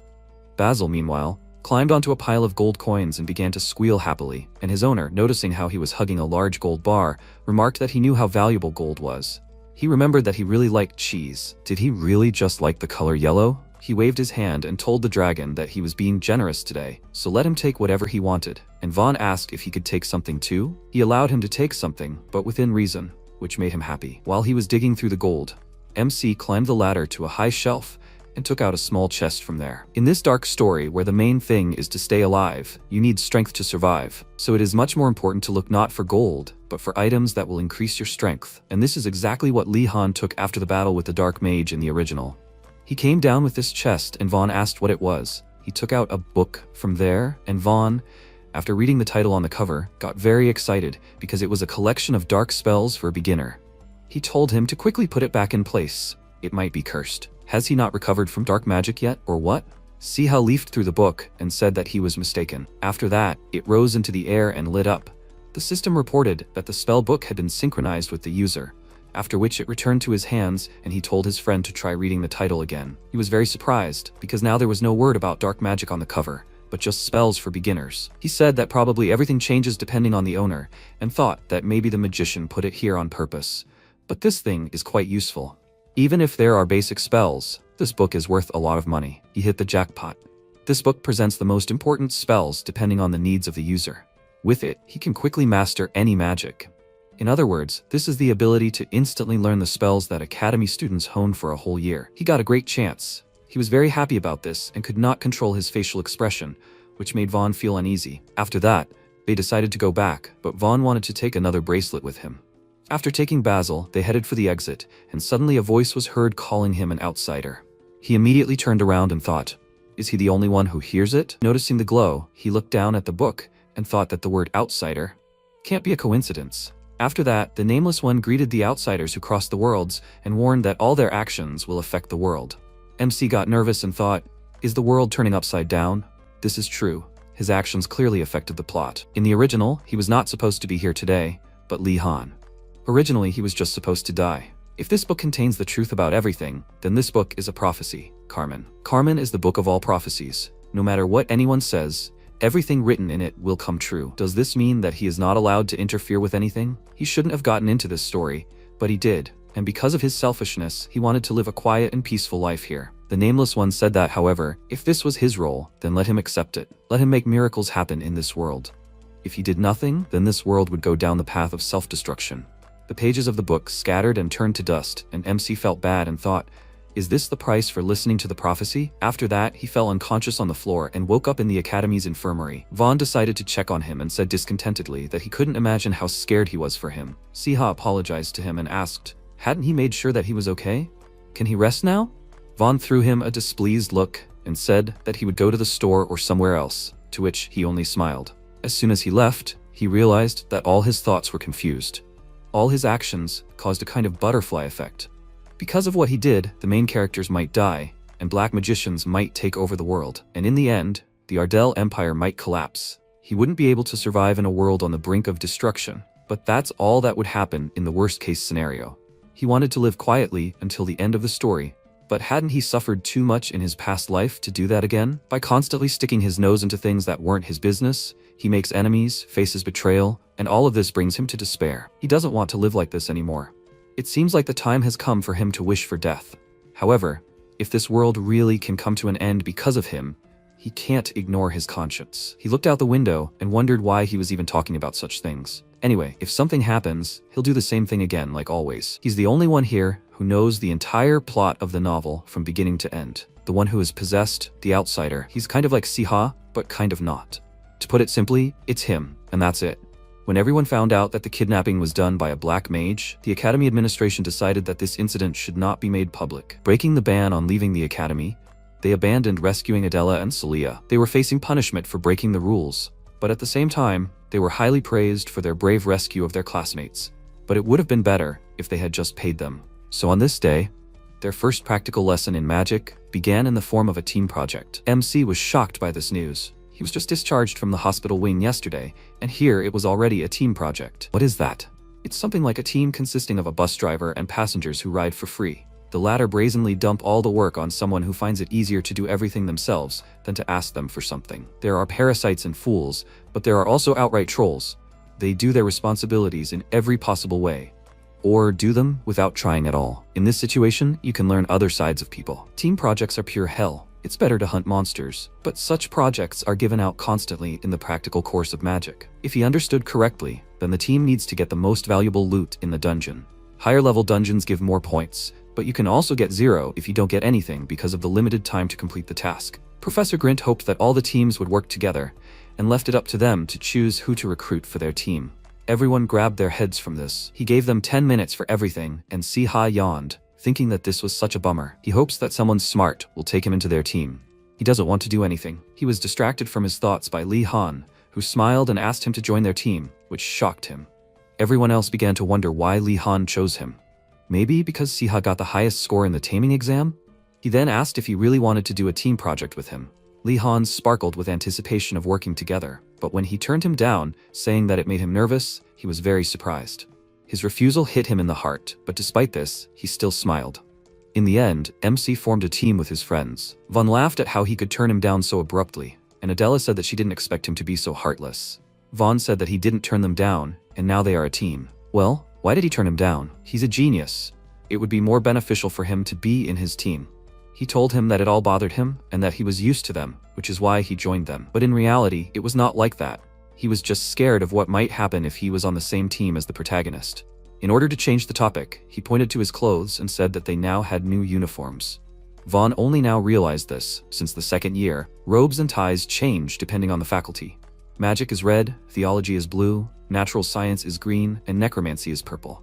Adela was very happy that they all had the same ties. It added unity to their team. Siha thought that after all, even if they are the main characters, they are still just kids. He was glad to see that such simple things make them laugh. He suggested that they end their chatter and vote on which dungeon to choose. How do they like the B-rank dungeon, Haunted Forest? They said that they could handle a higher level dungeon, like an A-rank Witch's Hut. MC said that maybe they could handle it, but they had to clear the dungeon to get valuable loot, and he heard that there was an S-rank secret item in the Phantom Forest. The girls were very surprised, since they would be so far ahead of the other teams, and Professor Grint would really like the secret items they found. They asked him where he learned all this, and he lied that he just liked reading books. They agreed to take on the dungeon, and he sighed in relief, glad that everyone took the offer well. Maybe the role of Fortune's favorite suits him. This reward was found by Lee Han in his third year at the academy. However, to really get involved in this world, he needs to have such an ace in his hand. He suggested that they prepare well and meet in 2 days. And that same night, the students from the necromancy faculty gathered to talk. The guy reported to the most important of them that he found out everything. They were going to the B-rank dungeon, the Phantom Forest. The guy named Seymour Parker took off his hood and said with a smile that it suited them. They needed to prepare for that time. The day of the descent into the dungeon came. Most of the dungeons are located somewhere on the territory of the academy, outside the buildings, but the entrance to the Phantom Forest was located in the library. While they were walking along the dark corridors, Siha decided to scare them and said that according to rumors, early in the morning you can encounter ghosts that penetrate the library through the thinned barrier. Adela, although she was afraid, tried with all her might to pretend that everything was normal and said that it was all a lie, no ghosts exist. Then some stranger said that it was true. Seeing a creepy boy near the bookshelves, she screamed loudly in fear and hid behind Celia, exclaiming that it was a ghost. The boy said that he was a human. It's just that ghosts are completely ordinary monsters, and they exist. MC asked who he was and noted that judging by the color of his tie, he was not from the Faculty of Magic. What was he doing here? He answered him with a smile that his name was Usher Barton. He was a freshman. He wanted to go with them to the dungeon. This name seemed familiar to Siha. He had heard of an outstanding first-year student who had shown clairvoyant abilities since childhood. He had gained the patronage of the best second-year girl from the Faculty of Theology and therefore had great influence in the academy. Noticing that he was lost in thought, Usher said that he would not bother them, and he thought that if someone like him wanted to go with them on a mission from a magic professor, then he could see something in the future. When he asked him about it, he was very surprised, and from his reaction, MC realized that it was true. So he has a certain goal? A girl suddenly approached them and told him to stop. No need to be so suspicious. They were going to the ghost forest behind this unsightly shelf with books, and Usher could be useful to them. He can see ghosts. She put her hands on Adela's shoulders with a smile, and she screamed in fear again, and the girl asked, did she scare her? She apologized to her and said that her name is Yoon Haeul. She is a second-year student in the Faculty of Theology and is looking after Usher. She returned to Siha's question and said that he guessed right. He saw something in the last practice of clairvoyance. Since then, he has been persistently asking to go with them. It was the first time she had seen him so insistent. He is usually quiet. She got permission for him on the condition that she would look after him. MC looked at her suspiciously and said that he had no objections for the most part. However, are they plotting against them? What if they were hired by another team to sabotage their expedition? The girl chuckled and told him not to worry. She only agreed to accompany Usher for one reason. It was because he was the one leading the team. He did not understand what she meant, and then she exclaimed that she liked guys like him. He was stunned, and she said that when he was accepted into the magic secretion, she met his gaze and had a special feeling. He has big eyes, slightly sloppy chocolate-colored hair, and a crooked smile when he laughs. She really likes guys like that. She never misses a chance to look at a handsome guy up close. Siha didn't even know what to say, and Vaughn noticed that she seemed to have already sucked all of his soul out. Didn't he know that Howell was not only the best second-year theology student, but also a fan of handsome guys? Since they were all going to a dungeon full of ethereal spirits, they definitely couldn't hurt a couple of theology students. Celia agreed with him, and MC felt betrayed by them, and then Howell suggested that they go down to the dungeon. She moved the book on the shelf a little, since the barrier was opened with it, after which it glowed brightly, blinding Siha. After that, a portal to the dungeon appeared near the bookshelf, and Basil became nervous, but it was natural, because the only dungeon he had been to was the one with the slimes. He picked him up and confidently said that since they had resolved all the issues, they should go. After a while, they entered another battle inside the dungeon and worked together with blindfolds. Watching their fight, MC sighed and thought that the professor was right to insist that they could only survive if they learned to work as a team. To enter this dungeon, you are given only one magic item, a black blindfold. Without it, you cannot see a ghost. If stubborn and willful students are going to go down to the dungeon, they will fight at the entrance, without even having time to meet a single monster. But they decided in advance who will put on blindfolds. Adela and Vaughn will go ahead and scout, because they are agile. Celia has the most effective skills against dark monsters, and Basil breathes fire, so they must deal with small monsters as quickly as possible. He himself entered the fight. The plan was just great. Meanwhile, the new members of their team stood to the side and watched them. Hall remarked that their work was impressive. They worked so well together that they couldn't even help them. Usher said that Siha impressed him the most. He didn't study etiology, didn't take any extra classes, but he predicted the ghost's movements so well. He was like a warrior who rushed onto the battlefield blindfolded. Because of this, he was even more convinced that his vision had not deceived him. An outsider from the Faculty of Magic would save the world. He suddenly stepped forward, noticing something, and anxiously warned Siha of the danger. A powerful clot of energy was moving towards him from the right.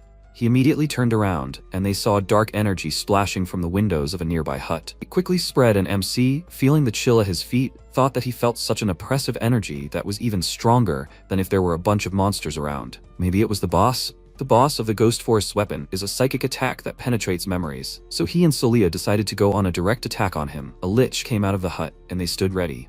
They had not planned this in advance, but they volunteered because they had already withstood such an attack once. The lich swung his blade, cutting the air, and the blow reached Siha. He thought, so that's what bosses are like in this world? His attack is just lightning fast. He needs to stay calm. This isn't a physical attack after all. If he ignores the influx of voices and holds on to his melting consciousness, then... Before he could finish his thought, he realized that he was in a different place, in some kind of emptiness. None of his senses work here, not even touch. This is a world of darkness, and endless nothingness. So this is a psychic attack from a ghost boss, a room of emptiness. But something is wrong here. A B-rank dungeon is a place where serious monsters live, but this boss shouldn't be strong enough to use such an ability. He began to wander through the emptiness, wondering what was happening to the others now, and suddenly he heard familiar words behind him. The man said that it died because of him. If he knew he couldn't save it, why did he even take it on? He should have refused right away. His face immediately darkened, and he wondered if these were his real memories. He saw himself, a vet, standing nearby and smirked as he thought that even after all this time, some things never change. Even after all these words, the old MC's face didn't flinch. When he worked at the vet clinic, everyone knew him as the idiot who stabbed his senior in the back. But he didn't regret it for a second. He just did what he had to. He was a psychopath posing as a doctor. He ruined many innocent lives while practicing his cruel medicine. He simply exposed his crimes to everyone else, despite his status and connections. It was pretty much inevitable. Since this field is so small, no matter which hospital he went to, everyone called him a whistleblower. Even though he was called a genius before, he ended up getting insulted for ruining their idol's career. The further it went, the more his psyche suffered. One day, he interrupted the operation because his hands were shaking so much. He couldn't control himself at all, and didn't understand why this was happening to him at all. Then the head doctor scolded him and from then on forbade him to go near the operating room. In order to solve the problem, he went to the doctor. There he was told that the suppressed emotions manifested themselves in the form of trembling. He thought so. He was told that it couldn't be dealt with quickly, and he needed observation. And how did he even get to this point? That day, he just burst into tears, but still continued to work. At the hospital, everyone was talking about him, calling him a trembling idiot. They didn't think that the best student could be so pathetic. He continued to cower under their gazes and whispers. Every day it seemed to him that he was slowly going crazy. So he left the clinic himself, surprisingly weak and helpless. Hansiha, the same name as in the novel. He thought that with time, everything would get better, but he still hadn't recovered. He noticed a hole in the ceiling through which light broke through, and then a joyful Basil peered into the void. He was very surprised by his presence here, and thought that in the artificial space created by the dungeon boss's magic, this was still normal. But how did he manage to break into someone else's mental space? Basil threw himself into his arms and let out a joyful squeak. And then he realized that the taming magic connects the hearts of magicians and monsters. He faintly feels it. This creature is able to sense negative emotions from his past life. He hugged him and asked if such emotional dragons exist. He was just like a puppy. He smiled and thought that now he understood. He made such a choice because that idiot was too pompous, and not because he was a petty rebel. He just couldn't betray his sense of justice in saving the injured animals. He wanted to protect them. He told Basil that they needed to go since he had helped him sort out his thoughts, and then the dragon waved its paw to the side as if pointing at something. He didn't understand why it was doing this, and then he noticed what it was pointing at. There was a heart ahead with a secret item inside. Secret items that had been hidden before were visible in the monster's possessions. If he remembered correctly, it was a ghost lamp. The main thing this monster had was its heart, which meant that it needed to be destroyed quickly. He used magic and asked Basil for help, after which he imbued his arrows with fire. He fired 3 arrows at once into the monster's heart, and there was an explosion, which destroyed it. The purple light in the ghost lamp began to fade gradually and turn blue. He took it and thought with a smile that this old-fashioned epic had come to an end. He hadn't changed a bit. He finally came out of the void, and Adela exclaimed that they had left there a long time ago. They were worried that he was there for so long. Did he really defeat the boss? Sia confirmed it, and the illusion window told them that they had enrolled the ghost forest, which made them very happy. Noticing the lamp in his hand, Celia asked if it was a secret item. Vaughn looked at it closely and said that he thought he was just bluffing. It was rare to find a secret item in the dungeon. He thought they needed a lot of luck to find one. Celia asked doubtfully, "Isn't that weird?" They thought they could withstand the boss's attack, but they couldn't. He had also seen the void room. But how could there be such strong magic in a B-rank dungeon? Adela said that there were quite a lot of strange details here. That secret item was giving off much more magic power than usual. MC realized that his intuition was right. Something was wrong. He wondered where Hull and Usher were. Then they realized that they had disappeared somewhere. The necromancers told them to look here, and then they saw the students tied up with vines. Seymour said that if they hadn't acted so recklessly while protecting him, he would have just knocked them out quietly, but he was getting pretty fed up with them. So what if there were more casualties? Saiha realized that right at this moment, the necromancers' plan was starting, demonic necromancy. This guy is the leader of the necromancers, Seymour Parker. He took off his hood and told Saiha that he was going to kidnap him when he was exhausted after the boss fight, but it looks like he'll have to face him anyway. He called out to Saiha and asked, they were pretty close in their first year, right? Now he's joined the mages, but they know what he's really like. He'll give him a chance to show his true self. Let him hand them the guys behind him and join them. MC chuckled and thought he was just crazy. So that's what he had planned? Seymour said that if he joined them now, they would easily complete the team project. The preparations had already been made. The last condition remained to be fulfilled. Saiha noted that it seemed like he had planned something, and the guy said that to be honest, they needed his help. For some reason, he defected to the magicians, and they were seriously short of staff. He had done a project on demonology before, right? Upon learning about this, his friends were surprised, and Adela thought, how can they practice black magic within the walls of the academy? Have these necromancers completely lost their minds? However, he really did communicate with Seymour in his first year. Did he really continue communicating with the necromancers even after he transferred to the magic faculty? Could it be that he threw that dark mage off Latismus? Was it really to deceive them? She looked at her friend with hope and mentally asked him to say that it was not true. But he did otherwise. He smirked and said that summoning a demon was a very serious ritual, but he thought it was possible, so he would help them. Seymour was glad that he was still on their side and said that he was glad that he could trust him. MC said that for the ritual, they needed pig's blood, straw, ogre scales, the root of a demon tree, and a suitable vessel. Seymour had all of these, only the vessel was left. Seeing how friendly they were talking, Adela became nervous and asked what kind of ritual was this. Seymour smirked and said that such a stupid mage would not understand it. To summon a demon, you need a vessel for it to possess. Did they really think that they would just set up the boss's buff for nothing? The stronger the mage, the more suitable he is for the summoning ritual.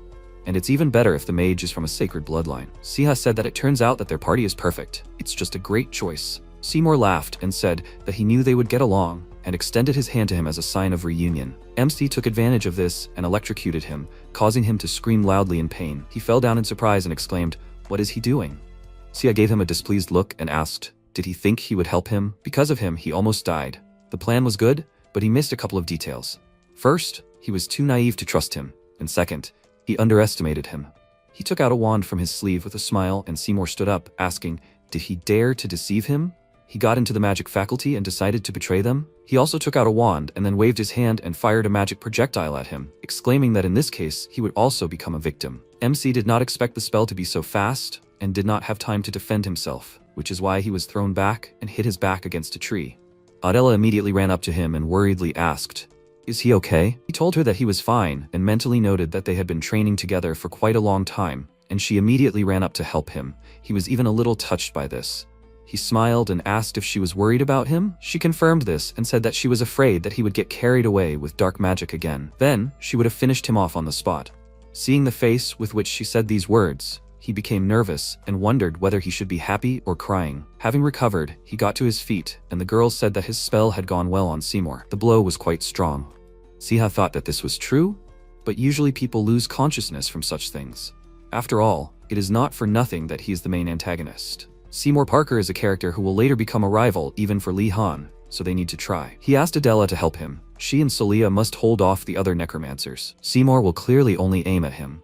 Agreeing, she ran to Solia, after which a magical duel began between Seymour and Siha. He managed to withstand each blow of the necromancer with difficulty, and at one point his shield completely cracked. He thought, why is he so strong at all? Of course, he is not a secondary character like him.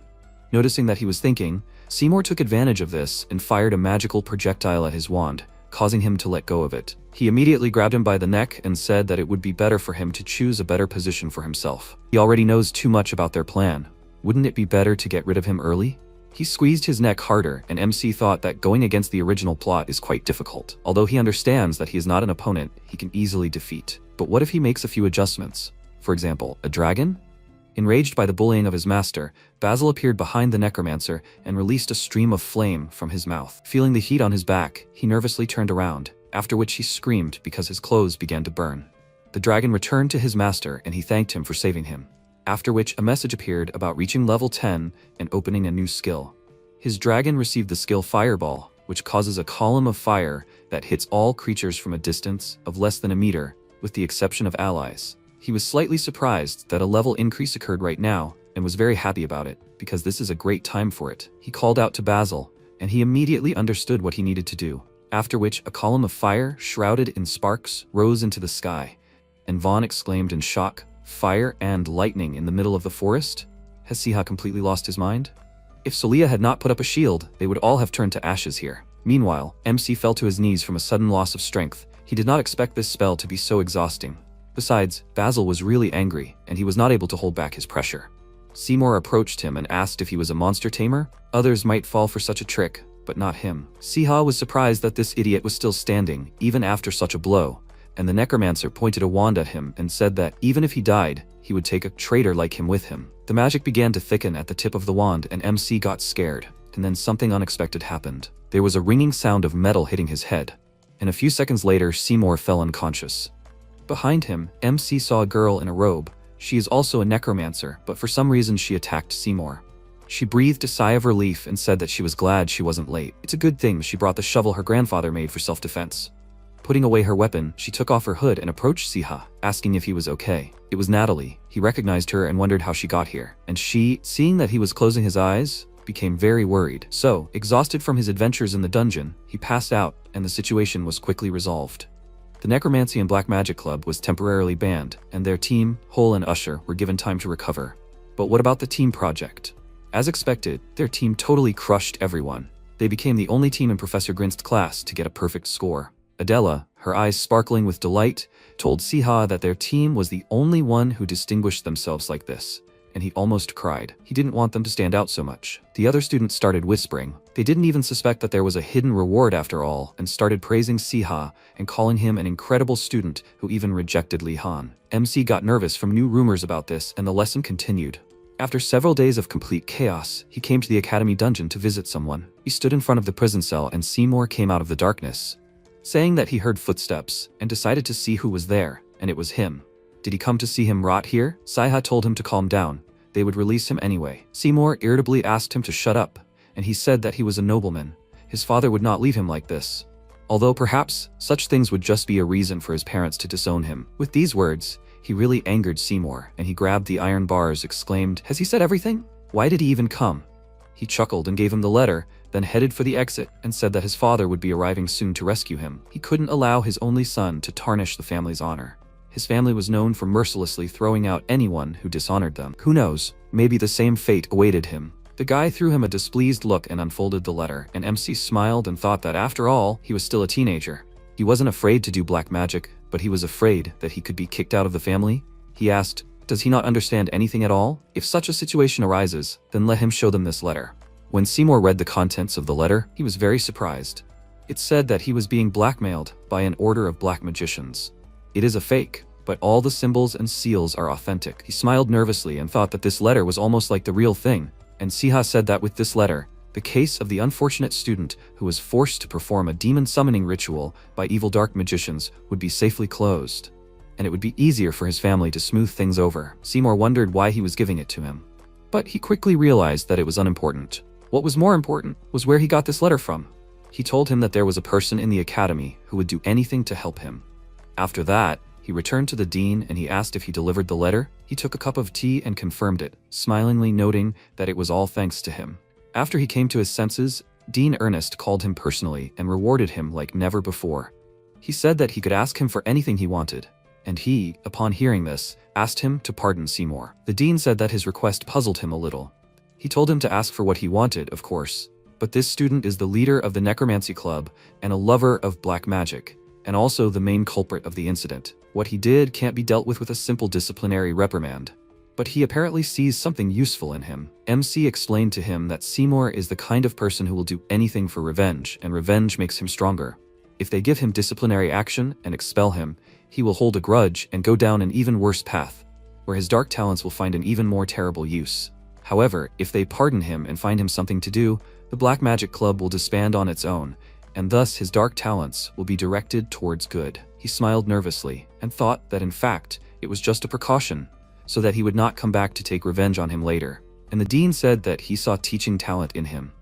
Natalie jumped up from her seat and said that she thought so too. Siha almost forgot about her. According to the plot, she is a sweet, cheerful, and smart student, the favorite of the whole school. Just before he passed out, she suddenly appeared among the students of the necromancy faculty with a shovel in her hands, which scared everyone. He asked who she was, and she remembered that she hadn't even introduced herself to him. Actually, the dean had planted her in the Black Magic Club as an agent. It seems like the necromancy faculty had neglected the issue of dark magic a bit. Dean Ernest said that if they gave the students safe lessons in dark magic, then it would give a safe outlet for their curiosity and prevent accidents. Natalie continued, saying that this time she thought things had gone too far. It seemed like only Seymour and a few other club members knew about summoning demons. It was only after entering the dungeon that she began to understand how serious things were. If Siha hadn't helped her, she wouldn't have been able to complete her task and the student mages could have gotten very hurt. She thanked him, and he awkwardly scratched the back of his head, honestly saying that he did it for his own salvation too. And then the dean suggested something to him with a sly look. Noticing this, MC shuddered. He had a feeling as if he was about to say something sinister. That's what he thought.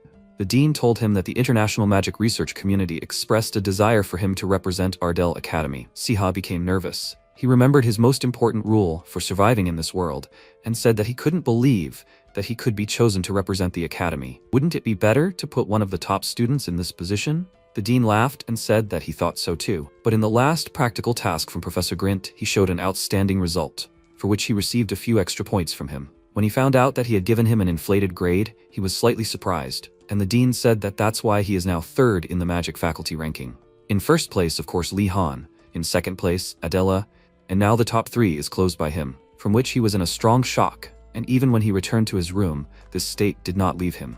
And then all the emotions came out. He screamed loudly and began to punch the wall with his fists, with the thought that now that he was in third place in the Faculty of Magic, he cannot escape everyone's attention. Do second years really have nothing better to do? Vaughn asked if he was so worried about the competition. He answered him that he did not even want this third place, and he noted that Celia would not be very happy about it, because she held third place for a long time.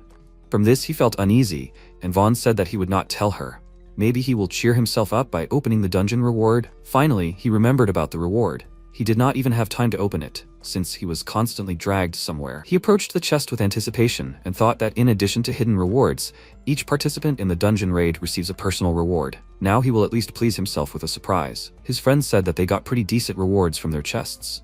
Now he is very curious about what he will get. Maybe after all these adventures he will get a top rank item? He opened the chest and began to pray for it, and everything inside sparkled. They all looked inside the chest with anticipation. There was an A-rank Terra egg, from which the legendary monster Terra is guaranteed with a 100% probability to hatch.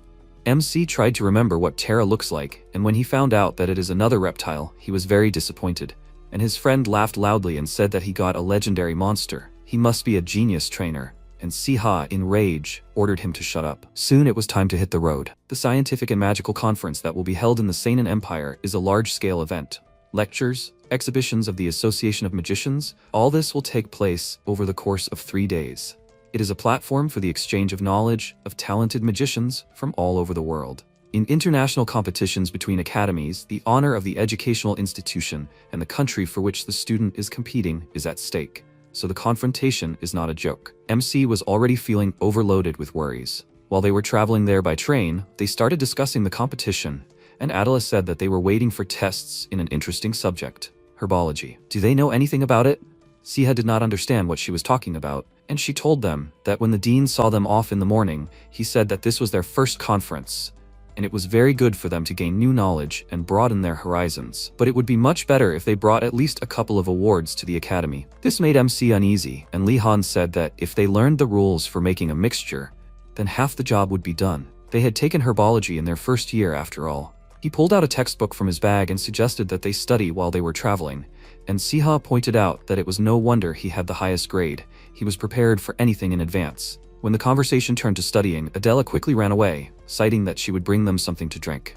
MC looked after her doubtfully, and Li Han called out to him, drawing attention to himself. He smiled awkwardly and said that when he and Vaughn came to their room, he showed them the map. Siha remembered this. He accidentally grabbed what the black mage got in Latissimus, and he saw it when he entered the room. A very unfortunate coincidence. The guy asked if he by any chance had it with him. He answered him that he took it with him. He thought that leaving it in the dorm was risky.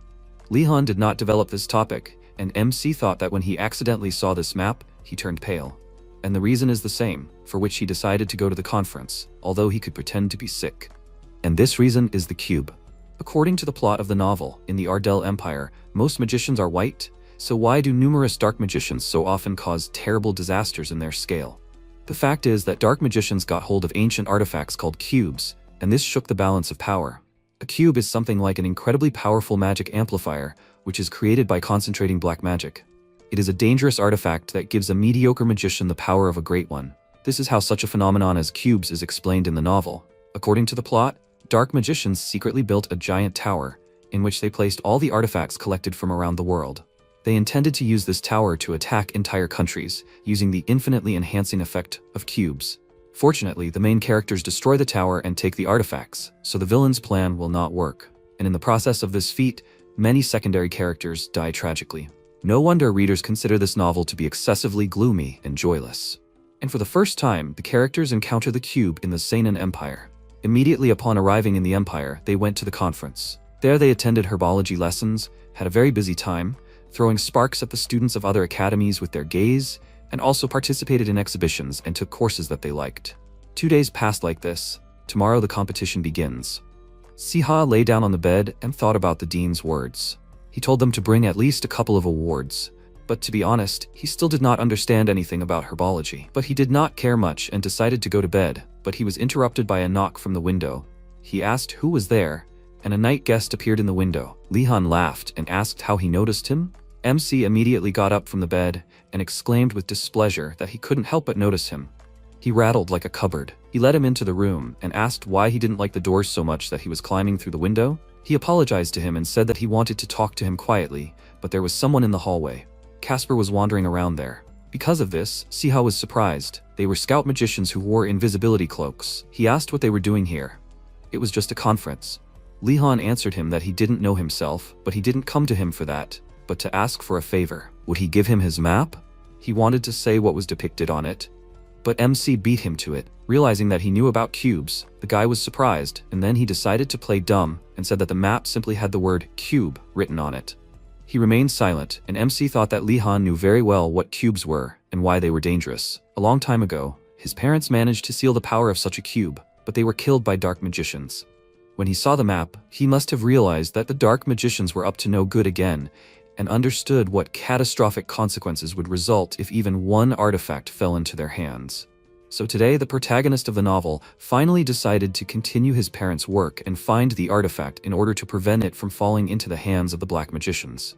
Li-Han said that tomorrow was the last day, and the map indicated a place that was somewhere nearby. He must find this place before they have to go back, so let him give him the map. He refused him, and he assured him that he was not up to no good. He said that he knew this, but he still could not give it to him. He knew what would happen next. The first cube would definitely fall into the hands of dark magicians. That moment in the novel, Li-Han's cry of helplessness and despair, was deeply imprinted in his memory. If they let go of that cube, the difficulty level would start to rise exponentially. So this time, they would do as he said. He smiled and told him that he couldn't give him the map, but he could go with him. He offered to go there together, and he said excitedly that he couldn't tell him the details, but let him know that it was a very dangerous artifact. He didn't want to drag him into this. Siha told him that he knew that. He never looked for easy ways. He doesn't know what cubes are, and why he needs them so much. He only asks to take him with him. He wouldn't get in his way. Besides, he would never give him the map, because it was his, so he had no choice. Li-Han was slightly taken aback and realizing that he wouldn't be able to persuade him, agreed and said that in that case, they had to win the competition tomorrow. MC was confused, and the guy added that only after that they would go do what they had to do. The next day, the three of them were sitting in the classroom, and Siha thought that Li-Han had told him last night what they had to do. He had said that night that after they won the competition, they would infiltrate the magic department and steal the cube. According to the map, the cube was on the 3rd level of the magic department basement. It seemed like it wouldn't be easy to get there. Security had been tightened, and the area was under strict control. He thought about it and said that it meant that it would be difficult to break in. He took out the key and said that there was one way, so they had to win the competition. He had heard that the winner not only got a cash prize but also a chance to visit the magic department. They probably wouldn't show them the basement since only employees could go there. He thought about it and said that it meant that they would just have to sneak in there themselves. Then he had a suggestion. Maybe they should take Adela there? Objectively, if they were going to steal the cube, it would be difficult for the two of them to do it. However, if there were 3 of them, they would have a chance. Since the competition involved teams and the excursion to the magic department was also for 3 people, wouldn't it be difficult to hide everything from her? Li-Han agreed and asked if he thought she would agree, considering that it might be dangerous. The protagonist said that he shouldn't worry. He thought that she would be more than happy to hunt a couple of dark mages. He thought that as time went on, the day of the competition arrived, and some sense of reality was finally starting to return to him. He had pulled her into this so confidently, but he really didn't understand anything about herbalism. However, what else could he do? He had to try. The students quietly asked, "This is the professor, right?" That's right. He never thought that he would be able to see him in person. The absolute authority on herbalism, Professor Bruce Miller. He said his name with a small smile and said that he was glad to meet them. Not all magic is created to harm others. There is also magic that saves people's lives. That's the point of herbalism. But enough of the boring talk. He'd better tell them about the competition they're so looking forward to, right? It's simple. Now, using only their knowledge, they need to create something that doesn't exist yet. A completely new potion. If they manage to get the highest score from all the professors, they'll win. Those are all the rules. The students said with worried faces that all of these judges were experienced magicians. How could they create a potion that would satisfy all of these picky professors? MC thought that for the past 2 days, he'd been collecting new ingredients for the potion, as he'd been instructed.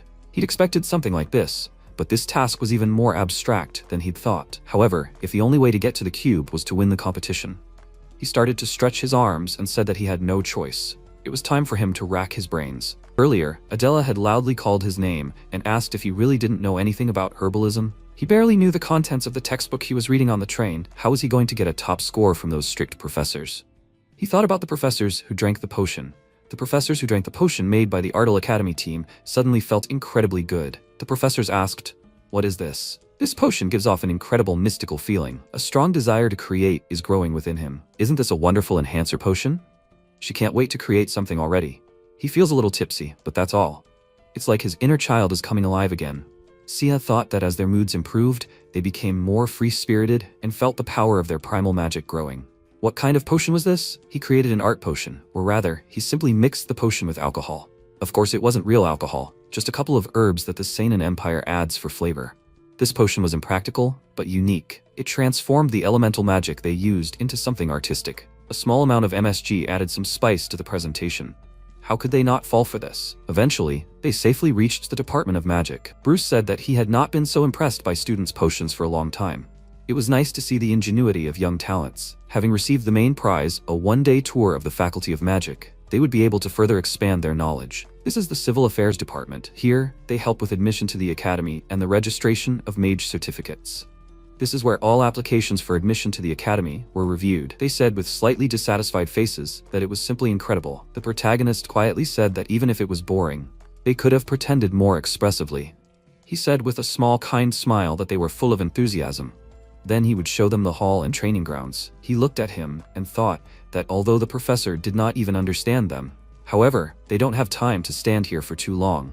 He raised his hand and called the professor. He said that his excursion was very interesting and exciting, but could they rest a little? He was about to say something about them being tired, but Bruce understood him and said that it was understandable. The assignment from the magic faculty was quite big. A girl came out into the corridor, called the professor, and asked if he could help her.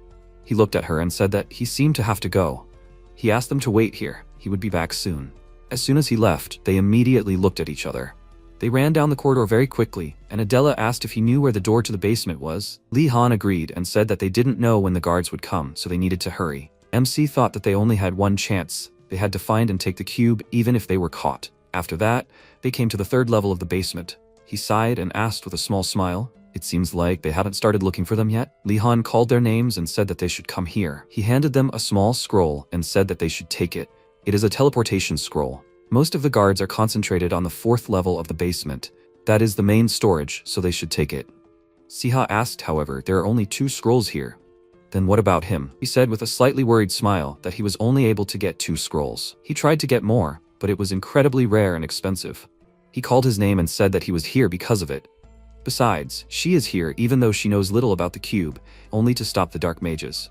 So it is fair for him to give it to them.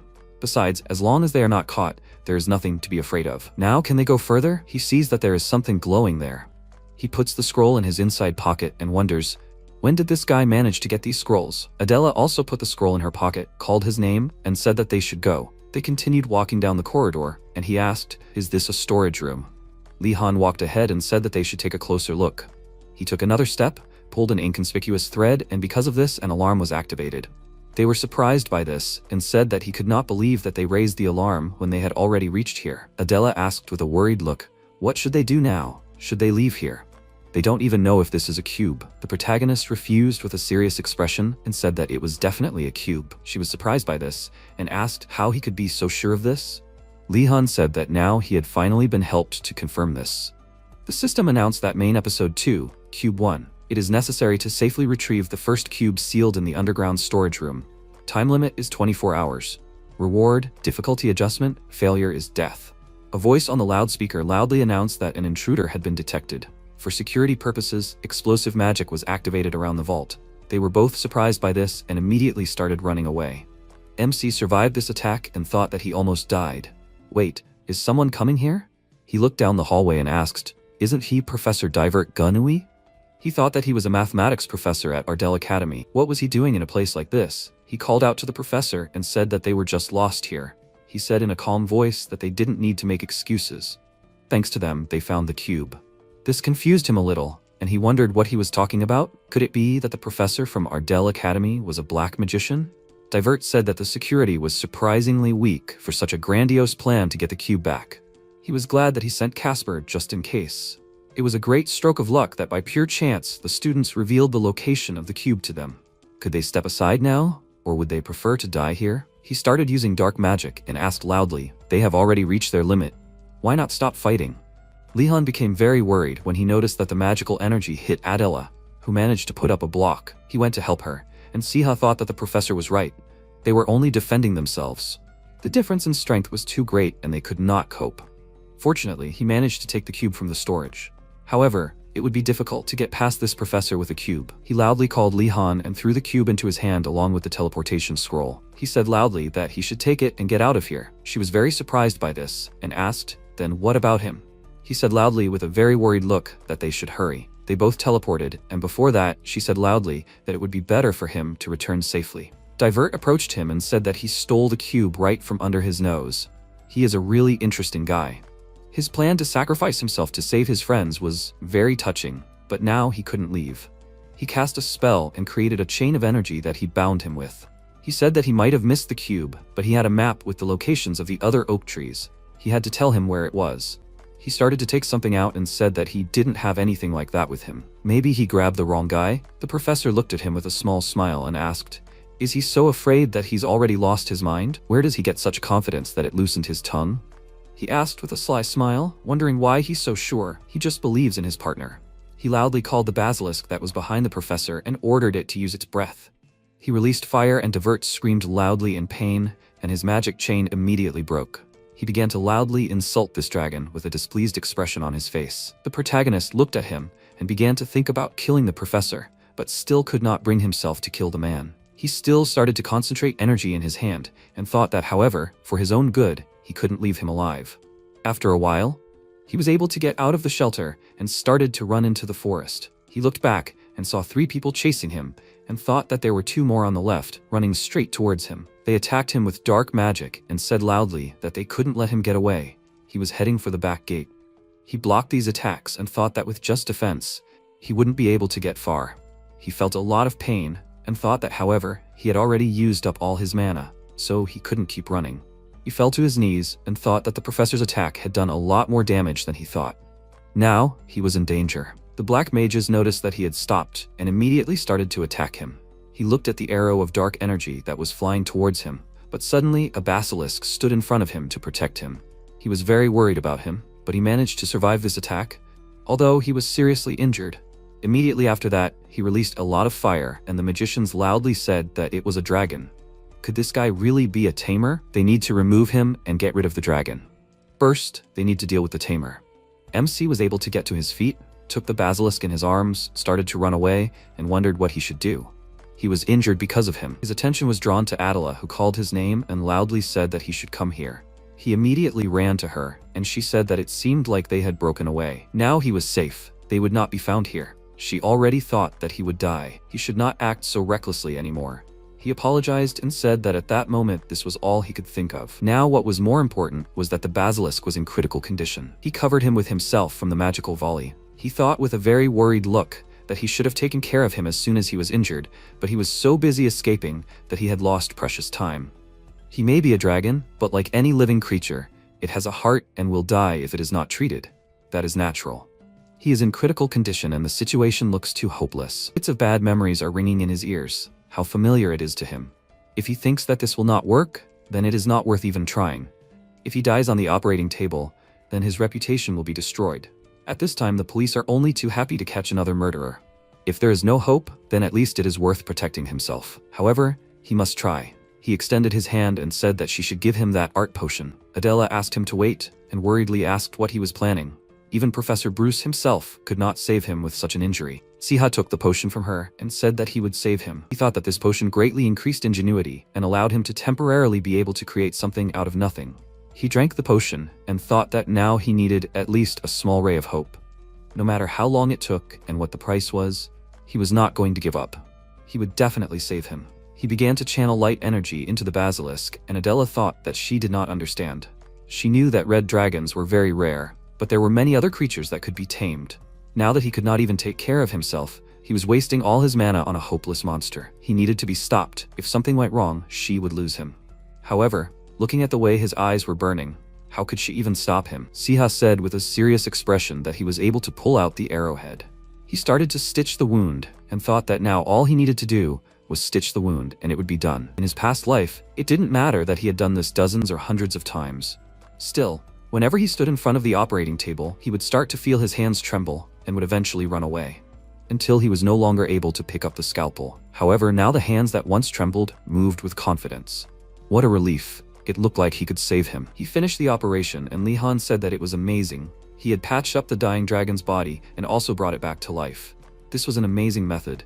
Could it be some kind of magic? He said that he hadn't used any magic. Adela approached them and said with a surprised smile that she hadn't used healing magic either, but the basilisk's breathing had stabilized and the bleeding had stopped. He thought that it seemed like this world was used to treating monsters with magic, not surgery. He can understand their surprise, because not long ago the basilisk was dying. If it weren't for the medicine's magic, the operation would have been pointless. And in Korea, he would have been immediately sued for unsanitary conditions. However, he is not in Korea now, and the basilisk is a dragon, not a dog, and he is no longer the same as he was before. All of these things led to one single miracle. The system notified that the healing light was successfully applied. It can heal his ally. He began to use this magic on the basilisk and asked for it to survive. Because of this, he lost consciousness, which made them very worried and began to call him by name. After some time, the protagonist thought that he lost consciousness. When he opened his eyes again, he saw a familiar ceiling. He spent several days unconscious and was hospitalized in the infirmary of Ardell Academy. According to Adela, who looked at him with a terrifying expression, the school administration roughly assessed the situation and dealt with the consequences. But still, rumors couldn't be avoided. Everyone was whispering that the top students of Ardell Academy had been attacked by unknown people, which could be a result of the hype caused by the black mages recently. If you think about it, the rumors were surprisingly accurate. The adults probably had a hard time cleaning up the mess, but it was good that he wasn't one of them anymore. Li Han came to him and showed him the cube and said that many organizations were looking for it. The magic faculty, some academies. They can't be sure, but the black mages are probably hunting for the cube too. They fought hard to get it, so they won't just give it up. Tomorrow there will be a whole trial regarding the incident that happened at the magic faculty. MC was very surprised by this and thought with a displeased expression. So it came to this? However, now that he has it in his hands, he can't let them take it. A week later, at the magic faculty trial, Louis Maxwell, professor of the magic faculty, said loudly that they should be punished to the fullest extent. How dare the students of the academy invade the basement and steal what belongs to the magic faculty? This is absolutely unacceptable. Bruce stood next to him and said with a slightly worried look that he should calm down. Those students wouldn't do something like that. He was sure that there had been some misunderstanding. He looked at him with a displeased look and asked if misunderstanding included completely destroying the vault. He asked if he hadn't explained that this incident had happened due to his own carelessness. They were just students, so a warning and their oath to never do it again were enough. Louis was adamant and said with a serious voice that the problem needed to be solved drastically. He looked at the students standing in the center of the hall and said loudly that he would ask them again. What exactly did they steal? Siha looked at him with a serious expression and thought that since everything stored in the magic faculty was kept a closely guarded secret, only the owner of the vault knew about the items contained inside. In other words, the magic faculty itself didn't know what exactly they had stolen. This meant that their only strategy for this trial was clear. They must deny everything since there is no evidence. He said that they did not steal anything, and the vault was destroyed by accident. This confused the professor, and he asked what kind of nonsense he was talking about. He calmly looked at him and said that they got lost, wanted to use the exit spell, but accidentally destroyed the vault. Louis waved his hand and asked with a displeased look, what kind of blatant lie was this? That underground vault was definitely empty. The third floor of the basement was almost completely destroyed. The property of the Faculty of Magic was stolen, and the only strangers who were on the faculty territory at that time were these students. What other evidence do they need? The judge said that in that case, they can only wait for the owner of the vault to report. They requested his presence as a witness. He should arrive soon. At that moment, the door opened, and the people who were in this trial said that this cannot be. How is this even possible? They looked at Principal Ernest, who entered the hall and said with a small smile that it seemed like their students were causing trouble for everyone. Louis was very surprised when he saw him and asked what brought him here. If it was about the students, there was no need for him to come in person. This matter was still under the jurisdiction of the Faculty of Magic. He looked at him calmly and said that he should have come. After all, he was the owner of that storage room. The protagonist looked at him with a slightly worried look and thought that the principal was the one who first started collecting and sealing the cubes in the Soul Academy. However, he had no idea that he was placing it in the storage room of the Faculty of Magic. Ernest said with a calm expression that their students went down there at his request. He instructed them to retrieve the cubes, but they seemed to have gotten lost. And when they accidentally discovered the storage room, they did everything hastily.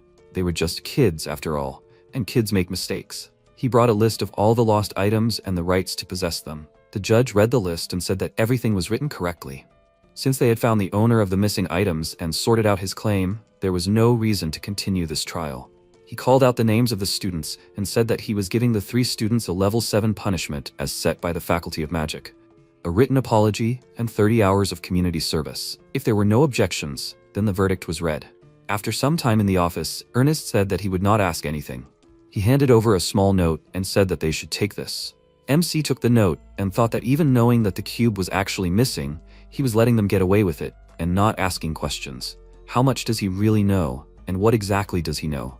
He was surprised when he read the note and the principal said that the professor of mathematical sciences at Ardell Academy, Divert, had suddenly left campus for a conference and would not be returning.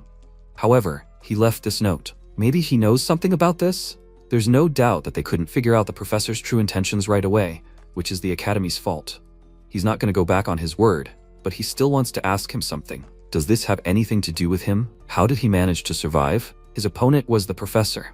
It's unlikely that a mere second-year student would have survived a fight with such an opponent. Siha was still nervous, but he smiled and asked if the student had survived, so it had to be thanks to someone's help. His partners had helped him a lot here, and the rest was pure luck.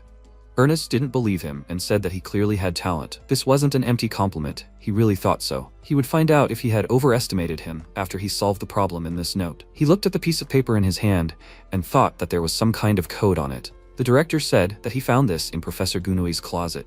It looks like a password encrypted in a math problem, but unfortunately, he can't do it. However, he came up with this idea. Maybe he can handle it? The protagonist continued to stare at the note and thought that he clearly had high hopes for it. However, if this password was made by a dark mage who pretended to be a school professor, could these be the coordinates of the location of another cube? He said that he would try to solve this problem. Ernest looked at him with a small smile and thought that it seemed like he was not mistaken about it. It's all about his character. The way he is calm in the face of a puzzle that may not be solvable. The way his eyes are burning with the desire to test himself, even if everyone around him doubts him. After a while, Hale was eating a bun and asked how his collaboration on the project was going. Does he still doubt him? Lihan looked down with a serious expression and said that he still doesn't believe him. To him, he is still a suspicious guy. She asked if he even knew how many times he had come to her with questions since the beginning of the semester. However, he still wanted to show him what he was capable of. Didn't he? He was surprised by this and asked who had told her that. She looked at the magic ball on the table with a smile and said that the stars had told her that. He thought that, in the end, he had even received a hint about the cube's location. Maybe he had really revealed all his cards already? He said that, however, the way Siha had shown himself during the first semester was suspicious. No one would have been surprised if he had suddenly joined the Dark Mages. However, then he transferred to the second year and suddenly changed completely. During all the time they had spent together, he had more than once caught himself thinking that he was not a bad guy at all. However, he still couldn't stop doubting him. Hale finished eating and asked with a wide smile, did this mean he was asking her to check again if his fate had changed? She is of course grateful to him for the bun, but she simply cannot refuse him. You must remember one thing. A fortune teller is someone who only gives advice and watches from afar. She called upon the star and said that it should tell them everything about him. She heard a voice that said that he was an outsider in the world of magic. This man will save the world. She called him and asked, is the prediction still the same as last time? Both facts, that he is an outsider and that he is the savior, are true. In the future, he must pay closer attention to everything that happens in the academy. This is a bonus from her for bringing the bun. Lihan asked with a puzzled look, are these words a bonus? She agreed and said with a smile that the star itself just told her. Something very unusual will happen soon. At the same time, Adela was cleaning the toilet with a dissatisfied look and asked if 30 hours of volunteer work was too much. The protagonist sat next to her, wiped the Ptera's egg, and agreed with her.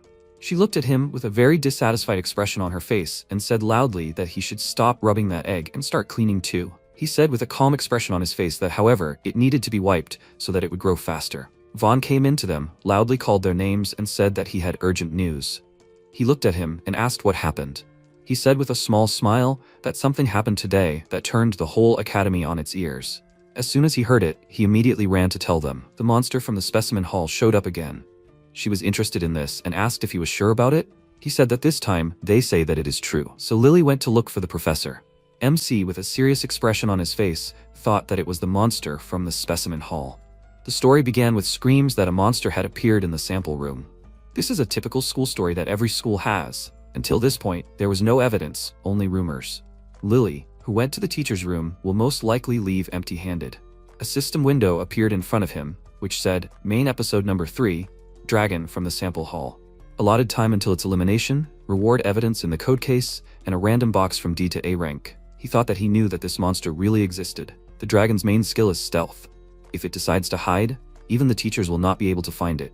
The fact that only some students could see it is related to its skill.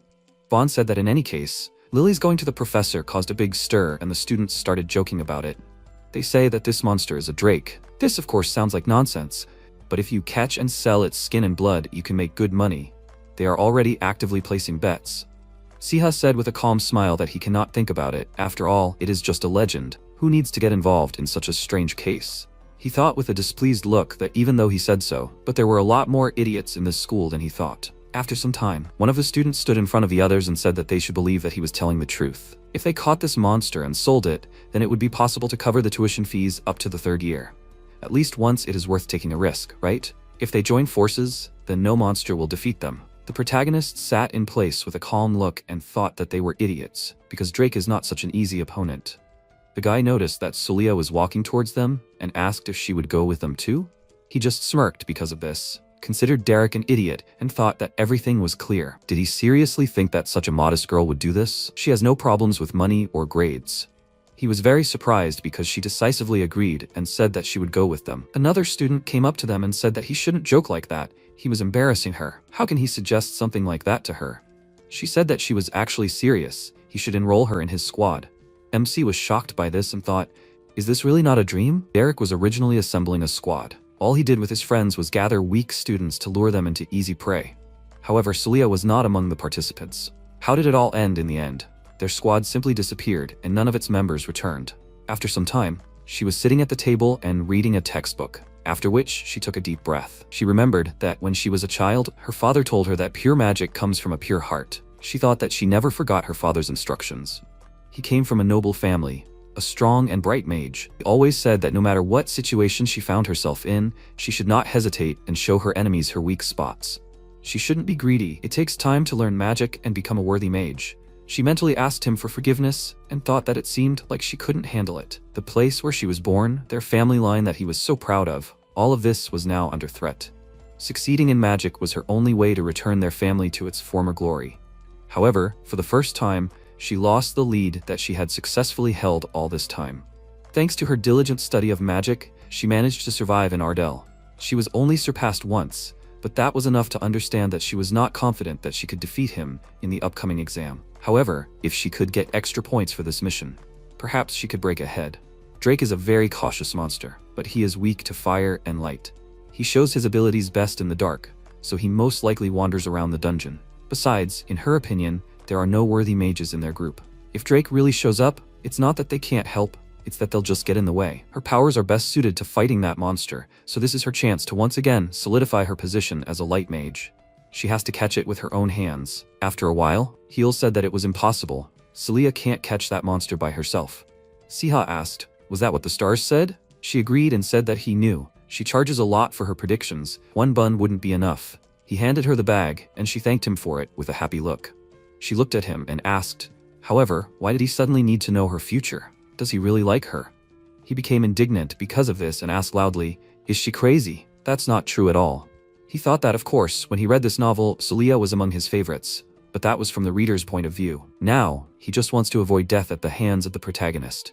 She can't catch the monster by herself. After some time, Celia used the sun sign spell in the dark corridor. She put up a barrier with which she was able to block the monster's attack. She looked at the hole in the barrier after this attack with a frightened look and thought that if only she had not been able to reflect the attack.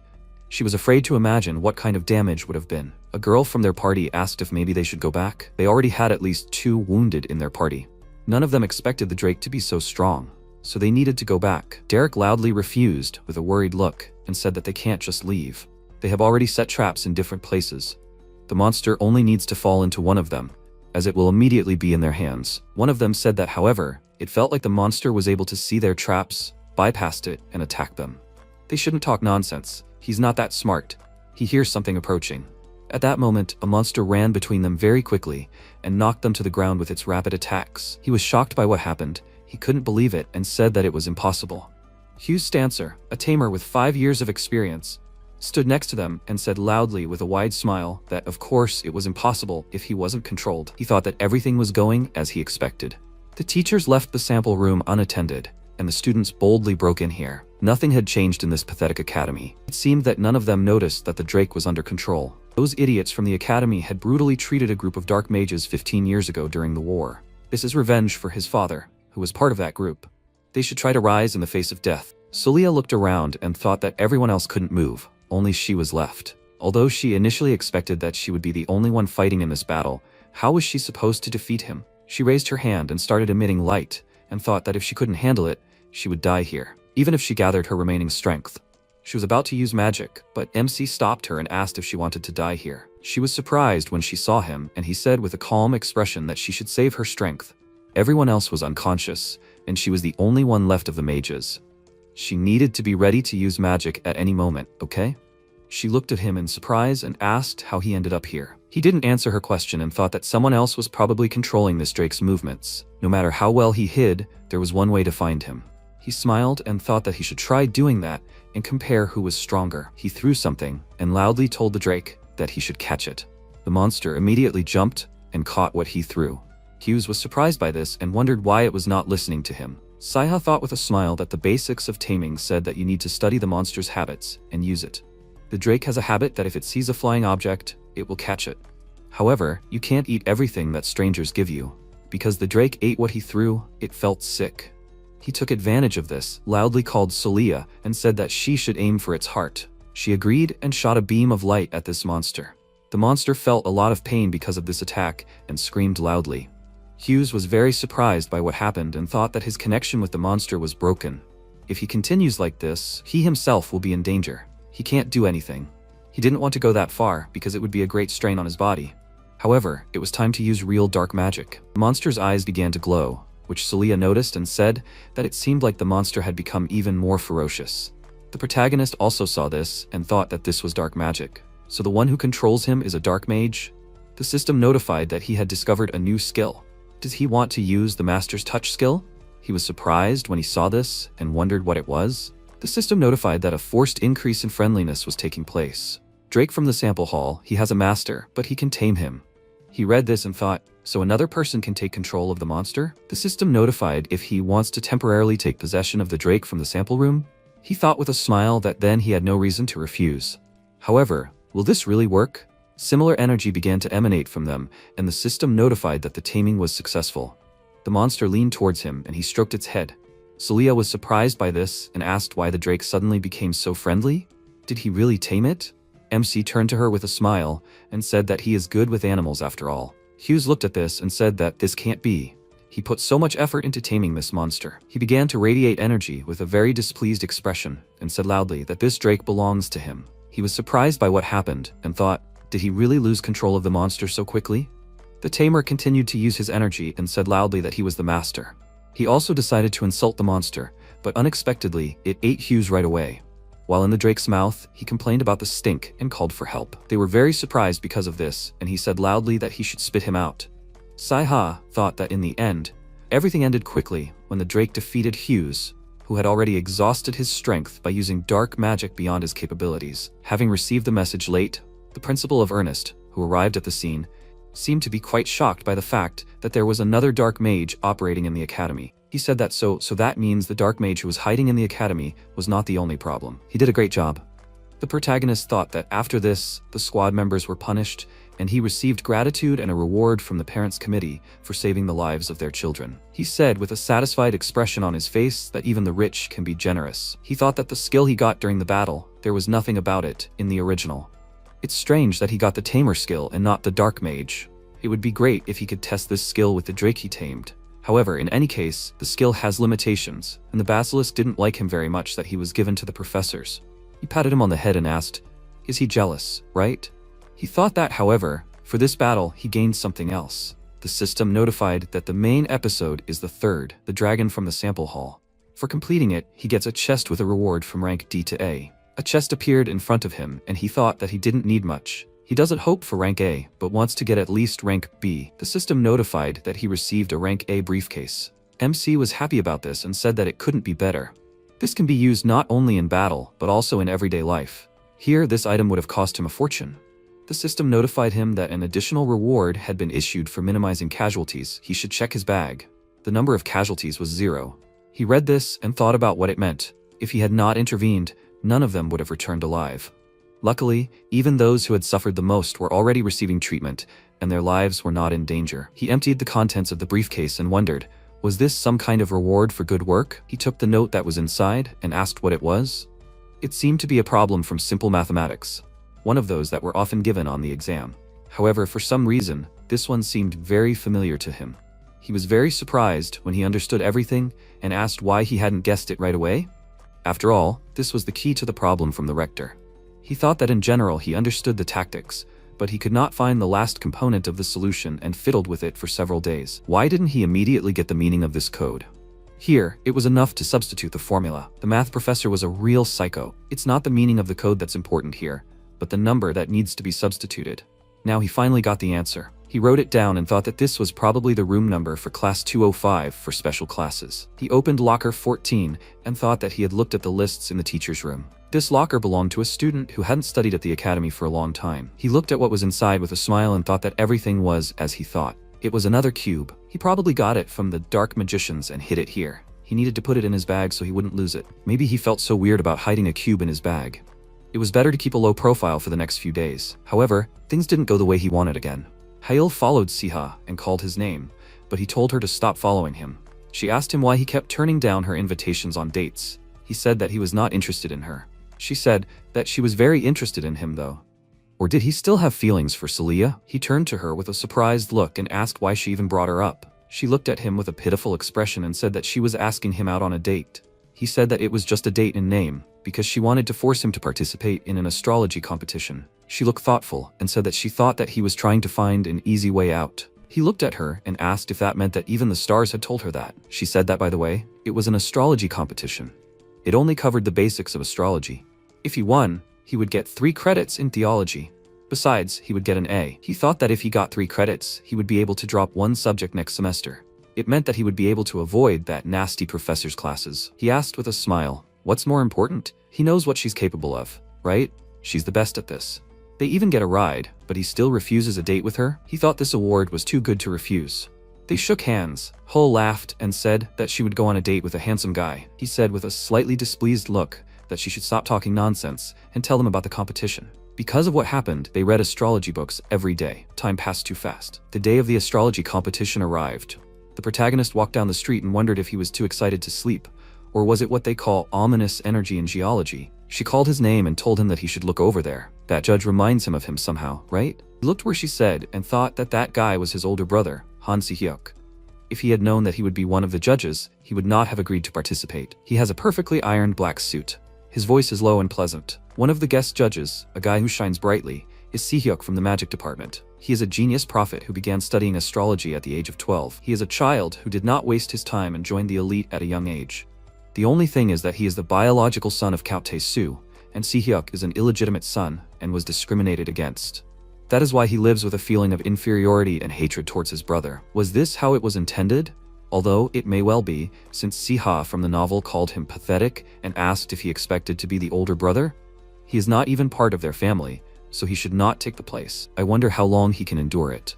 The protagonist thought, after all, he is a dark magician, capable of saying something like that. He got scared when he noticed his brother's gaze and wondered if that was how one should look at a younger brother. Now he is perceived as a genius. He has already stepped out of the shadow of their family. However, most likely he is not very happy to see him here.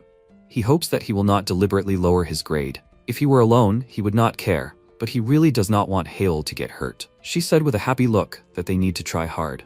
He agreed and thought that for now, there is nothing left to do but try hard. After some time, Si-hyuk said that the team of 2 magic students is in first place by a large margin. Is she sure that there was no information leak? The judge agreed and said that they received tasks from a separate department of the Ministry of Magic, so it is possible that the information leak is 0. What is he going to do? She understands that he is embarrassed by such high scores. But this girl, Hull from the 2nd year, is the most talented among his classmates, and the guy who is with her is not bad either. So, she thinks he should abandon his suspicions. He had an idea and told her something. After a while, the judge came on stage and said that it was time to announce the winners. In their competition, the first place goes to the team of Hail and Siha. They were happy about it. She started shaking him and said that she told him that he would succeed. Of course, she had some merit in this too, but he was just incredible, especially in the task with the box. She was so surprised when he was able to name the position, shape, and even the color of the figure. He thought with a slightly worried smile that he was just lucky. Predicting the future is not just a skill of reading the stars like some pseudoscience, but mathematically precise calculations that allow you to determine the desired units. If you think about analysis as a mathematical problem, everything becomes easier. They started to go up on stage and she said that he seemed to be a genius. Would he like to transfer to theology? He refused and said that he had great difficulty getting into the magic faculty. They approached the judge, and she said that a little later they would present them with a certificate and a prize. She called him by name and said that one of the judges would like to meet with him separately. The main character was a little surprised because of this and wondered, does his brother want to meet him? After that, he came to the office where he sat on the sofa, started drinking tea, and thought, did he originally appear in this episode? He is a minor character after all. Little was said about his brother in the original, so he doesn't even know what will happen next. It is unlikely that this meeting will bode well. Si-hyuk entered the office holding an envelope in his hand and asked if he is already here. He looked at him and asked why he called him. He sat down opposite him and said that he wanted to give him some advice. He looked at him with disgust and said that he doesn't know how such a disgrace to the family could get excellent results, but he is no longer a child and will not be forgiven for everything, so he should not try to jump above his head. MC got angry because of this and thought that he has grown up a bit and is already throwing around such advice. He is a rude idiot. It is all written on his face. He put the cup on the table and said with displeasure that he should get straight to the point. In response, he said that he just had to stay at the Kastika family estate this vacation. He was surprised by his words and asked why he was telling him this. Si-hyuk, with a calm expression, said that if he said it had to be this way, then that's what he would do. If he was grateful for the award, then he would listen in his place. This made him even more angry, and he thought, is it he who gives out the awards? Ian Hale earned the most points, which means the other judges also gave high marks. His brother, with a calm expression, said that he was done. Now he can leave. He got up from the couch and thought that he had said everything he wanted, and immediately drove him away. He left the office and thought, what happened to him? So Si-hyuk left, and a couple of days later the final exams began. The vacation was getting closer. He found a book on practical magic and threw it in the trash. He thought that thanks to the competition, he had enough credits and he could skip those classes. Adela came up to him and asked him happily how he did on his exams. He said he could have done better. What about her? She said she did great. She looked around his room and asked with a little surprise if he had that many suitcases. He said he was planning on going home during the holidays. She asked if he had gotten along with his family again. She was happy for him. Sia thought with a little smile that he didn't think they would even say hello to him when they met. He thought back to what Si-hyuk had told him and thought that since he had said it with such a threat, he would have to listen to him. He asked if she was going home too. Adela refused and said that she wasn't really welcome there, so she would stay in the dorm. He thought that even though she said that, it was different in reality. The original didn't say anything about her family. She was always alone. It's hard for him to know what's on her mind. He waved his hand at her and said that they'll see each other after the holidays.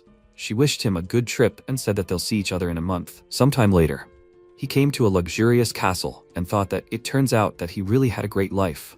Why? Living in such a place, did he choose the side of dark magic? If he were in his place, he would live quietly and keep a low profile. He approached the entrance and said that he was back. A servant met him and said that the count had ordered him to wait. He couldn't enter until he gave permission. That's all he said. The main character was very surprised by this and wondered, is it really that bad? Such an attitude towards a child who hadn't been seen for a whole year? After a while the maids were whispering among themselves, wow, he's still sitting there. If they were him, they would have already started looking for a place to stay. MC was confused and thought, what are they doing? He could actually hear them just fine. He turned around and saw the door slightly open, thinking, is this Han Si-ha's father, Count Han Tae-soo? He came out and asked, has he arrived? Let him come in. Si-ha thought, did he just let him into the house out of the blue? After a while, there was a large table set in the hall, with the father and son sitting at both ends. Tae-soo said, he heard that he had done bad things, and they even brought a case against him in the magic court. He ordered him to tell it like it is. MC smirked and thought that everything was clear to him now. He thought that his father had changed his mind because his grades had improved. And now he gets another reprimand for the incident? Quite reasonable doubts. Here he is, Count Han Tae-soo. Si-ha closed his eyes and replied, in some places rumors spread quickly, but here, apparently, it reaches more slowly. He looked away with displeasure and said, he thinks he even knows source of these rumors. He thought about it. Considering the behavior of the servants, it is clear that the news came from outside, nothing surprising. Tae-soo asked puzzledly, what? Si-ha interrupted him and said, and also, as a normal father, shouldn't he first ask why his son went to the magic department? Tae-soo asked irritably, since when did he compare him to normal fathers? His jaw muscles were clenching, and he blurted out, how dare he teach him life lessons? MC looked at him with fear and thought, this is already frightening. No wonder they call him the Bloody Count. He asked to forgive him for not living up to his expectations, but he went to the department as a participant in the event. Tae-soo asked, what was he doing there? Siha replied that he had to attend an event as a school representative. He took out a piece of paper and asked the servant to pass it on. Taesu asked irritably, "What? Is he lying now?"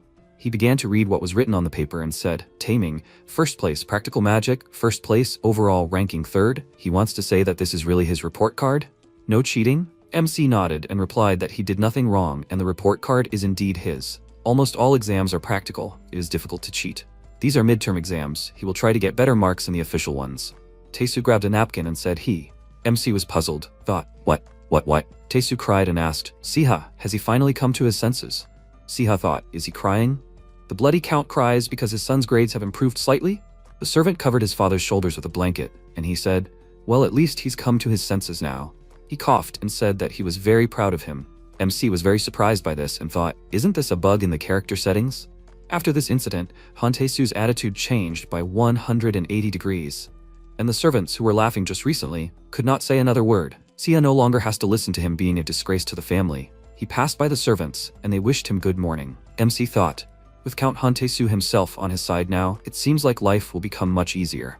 2 days later, MC didn't want to admit it, but Han Si-hyuk was right. He definitely needed to come home during this vacation. Tae-soo sat opposite him and asked if there was anything he wanted to learn. Siha answered thoughtfully, except perhaps horse riding. Tae-soo said that he had prepared a couple of horses for him. Is there anything else he would like? MC thought with a smile on his face, and then his eyes widened in surprise and blurted out that he needed high-quality gems ground into powder. The egg will hatch soon. He needs to prepare the feed in advance. The system window reported that it was an A-rank Terra egg. It will hatch when the statistic reaches 100%. At the moment, the hatching rate is 99% out of 100. The temperature, humidity, and environment are perfect for the egg. It should hatch without a problem. There was a reason why he got an A-rank Terra egg. Terra has weak pain power, and it can be used for more than just transportation. It becomes very loyal once tamed. However, taming up Terra is much more difficult than a drake. MC was reading a book and said that there were so many things to take care of. After hatching, it may take 1 to 2 weeks to tame. That's quite a long time. Wild Terra may have destructive tendencies. It's not easy either. Suddenly the egg started to move and Siha asked in surprise, "What?" It doesn't look like he touched it. Really? The egg started to shake even faster, and MC screamed in fear, "Come on, stop!" The shell cracked and there was a bright explosion, after which Siha said, "Well, that's it." He thought that he had worked so hard to get this egg, he can't let things slide. He looked at Terra and asked, "Did he make the explosion right after hatching?" "A monster? He is a monster, right?" The little dragon yawned loudly, closing his eyes. In the first hour after birth, the monster's power is at its maximum. Even though MC restrains it with magic, the flow of energy does not stop. Thanks to his innate skill, he will be able to tame it without much difficulty. Maybe it's because he was just born? He doesn't feel his gift at all. Siha waved his wand and said, so he will have to resort to another method. He thought that first he should reduce the excitement caused by the new environment. To do this, he should use a hypnotic spell, put him to sleep a little. MC waved the wand and shouted, "Hypnosis." The dragon squeaked questioningly and then began to fall asleep. Siha thought, great, he did it. He stroked Terrace and thought that he would take the opportunity to let him get used to his smell. He picked him up and thought that they would try to establish contact. The most important thing is to show him your complete trust. And again, the skills from his past life come to his aid. The little dragon squeaked, and Siha thought that once would not be enough. He would have to repeat this ritual for about a week. So what? It's vacation now, he has plenty of time. And this room belongs to Han Siha anyway. He smiled, and the sun's rays beautifully illuminated his hair and cheek. After a while, a loud scream was heard in the forest. What? He managed to tame Terrace? Vaughn asked. Han Siha, does he even realize how incredible an achievement this is? Even experienced fighters have a limit on how many monsters they can tame, no more than 3. But he, a second-year student, had already tamed 2.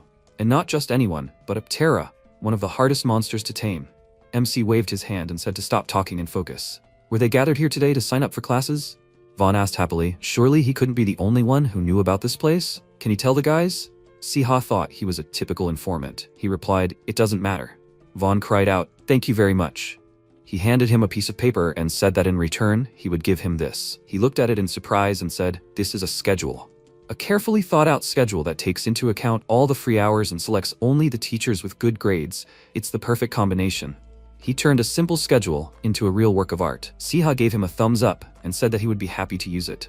Vaughn smiled and suggested to succeed. MC thought, by the way, it's still very early, and so many people have already gathered. It seems that in this world too, registering for courses is not so easy. At the academy, item registration takes place at a specific time in a specific place. namely, in the magic center. First, you need to find the place where he is registered, and after he confirms his identity and enters the login, you can proceed to registering items. The main problem is the location of this very magic center. The day before registration, MC called Vaughn and said that it was him, Vaughn. Does he know that tomorrow they have item registration? Everything will take place in the magic center, but everything is different there. There are places where magic penetrates well, and there are places where it does not. Of course, he will find a great place for them, so they will meet there. MC thought, place? He thought, if translated into modern language, it is a place with good Wi-Fi. Currently, he was looking at the mana flow and thinking, indeed, he thought magic was penetrating here very well. The reason why he was so anxious about registering this time was very simple. In his second year, he didn't want to meet Professor Grint. That was also the reason he even went to some stupid competition. Vaughn said that there were 10 seconds left until the magic center opened. The countdown started, and then a system window appeared in front of MC, asking, does he want to enter the magic center to register for his second year? Siha pressed the yes button. The student standing next to him started asking to launch them and asked, where did the start page go? Someone was screaming loudly out of panic, and MC was laughing and thinking, no luck. At this speed, they can't even open the start page. He studied at the university for 6 years. He is the strongest, he is more accurate than everyone. He is precise and fast despite all this chaos. Take what he needs and skip all the unnecessary. Take what seems impossible to grab faster than anyone. At that moment, Vaughn came up to him and sadly said that he failed. Apparently, he will still have to go to classes with Professor Grint. And how is he doing, Hansiha? MC replied that he did it. He opened the system window and showed his schedule, which made Vaughn scream. God, he has never seen such a perfect and beautiful schedule in his entire life. How did he do it? Did he practice at home on purpose? Siha replied, yeah, right. It's just that if you go through all the circles of hell with your friends in the computer club for 6 years in a row, you can learn even more. Vaughn asked again, what was he talking about? MC replied, yeah, like this. I'll tell you how the fierce fight for the items ended. His life did not become easier and calmer. The system window reported, the main episode is the 4th, the necromancer is in the dormitory. The allotted time, until the moment of deliverance, and the reward will be Ardell's cane. As soon as Siha returned to school, the main line continued. MC read the system window and thought, the necromancer is in the dormitory. This is the case when the necromancer students, despite the risk, summoned skeletons on the school grounds on the orders of dark magicians. According to the original plot, this was supposed to happen only in 2 years, but plans were shifted because several dark magicians already want to get even with him. In the original, there were many victims during this incident, so he was worried, but in the end, studying divine magic and theology came in handy. Now he is surrounded by very strong magicians, so this case was resolved very quickly.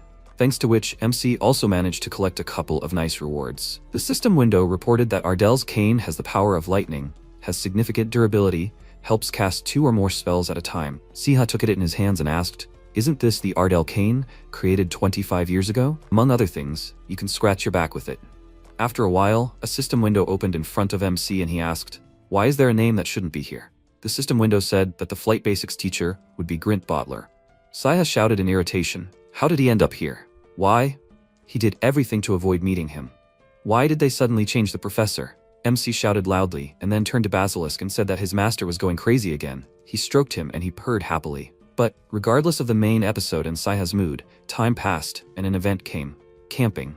This is an event that is traditionally held every year for second-year students. This is a program where the current second years meet with those who have already completed their second years. In other words, it is something like a mountain hike or a school trip, only here it is equivalent to a survival battle.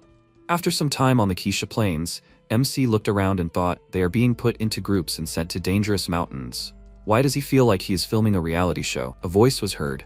If everyone is here, then let them come closer. The professors specially created this system so that students from 2 classes interact and gain experience together. Alas, in reality, it works differently. The second years complete the given missions, and the third years evaluate them. The results are added up with extra points. These points are quite high, so you can't just ignore the program. And what the hell is this? Hassan stepped forward and ordered everyone to stand up straight. This is the perfect place to have a showdown. Hassan said that if they don't want him to lower their points, then they should move. He is Hassan, a third-year student. He is used to the fact that the second years are a bit brainless, but he never thought it would be this much. Usually, as soon as they arrive, they line up to greet their sunbays instead of just messing around. And of course, they have to give them the food from their sets. Adela said, but this food is only meant to last them for a few days in the mountains. If they give them everything, then what will they have to eat? Hassan told her to shut up. Everyone did this in their time. How dare she talk back to her seniors? He told her to come to her senses already. They, in the front row, have to hand over all their food and anything else they find useful. All the guys reached into their suitcases, and the MC stood motionless. Hassan said, "That's right, that's right. If only it were like this from the beginning. They have to move. If they don't want to pack their things and go home right now, or worse, lose their points, they just have to obey, okay?" Suddenly his attention was drawn to Siha and he asked, "Why is he standing? Will he not do as he says? Are they a joke to him?" MC smirked and answered, "Yes." Hassan shouted in displeasure, "What?" Siha asked for forgiveness and said that he himself did not notice how he smirked at them just a little.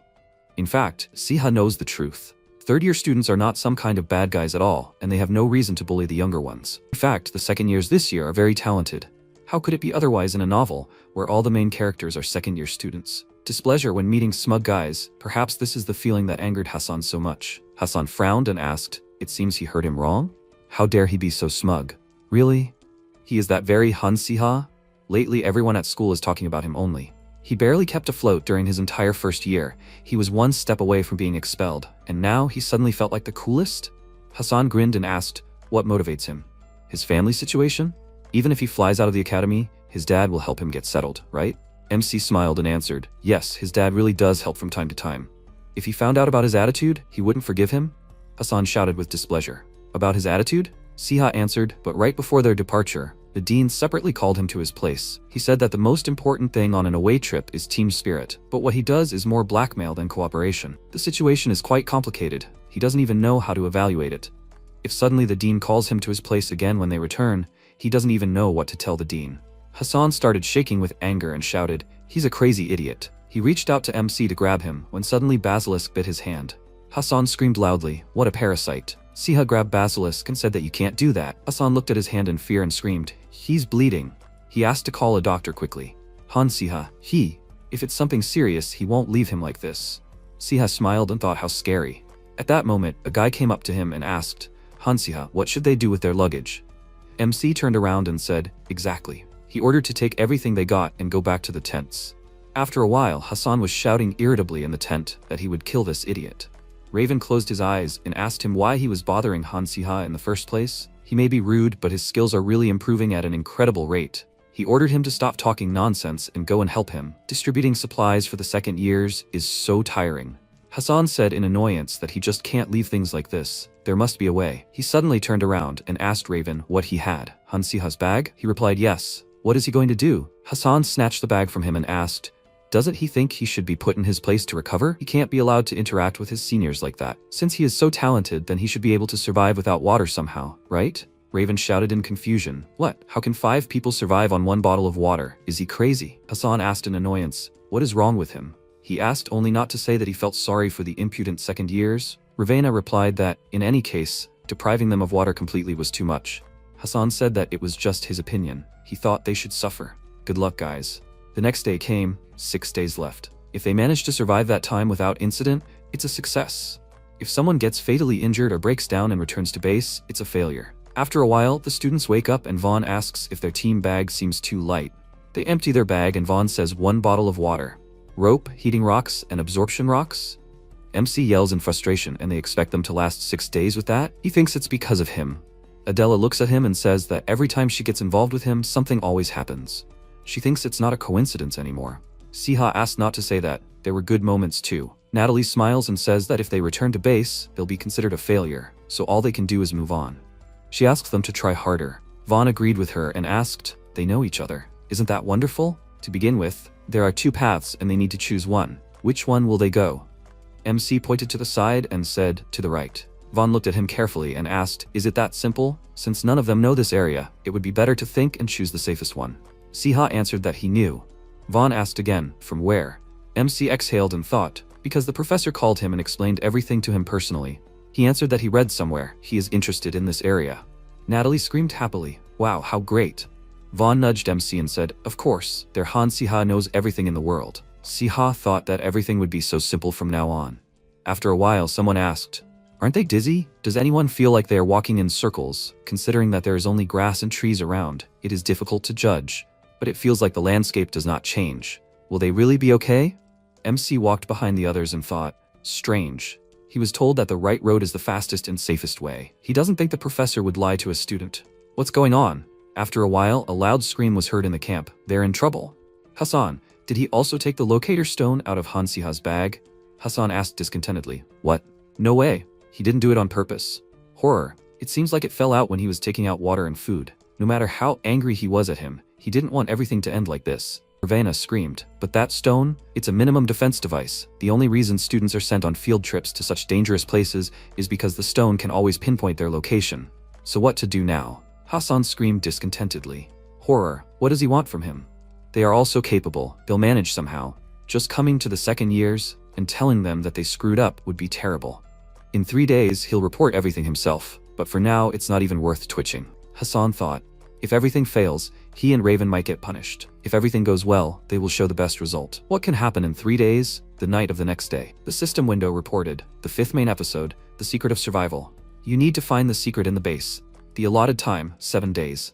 The reward is unknown, but so is failure. MC looked at it carefully and thought, was something bound to happen? Besides, this is not an additional episode, but part of the main route? What kind of novel is this?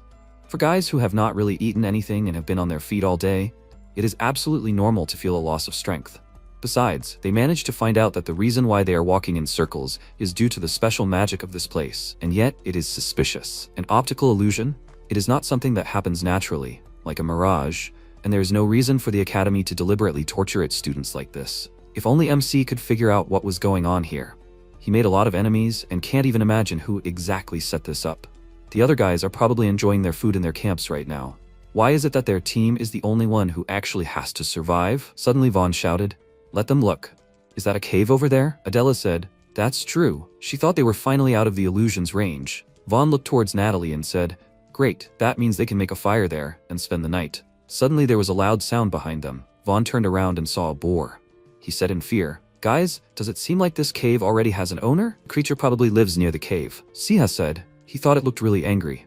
Adela said, That's what it looked like. MC opened his bag and said, If you think about it, it's just a huge pig.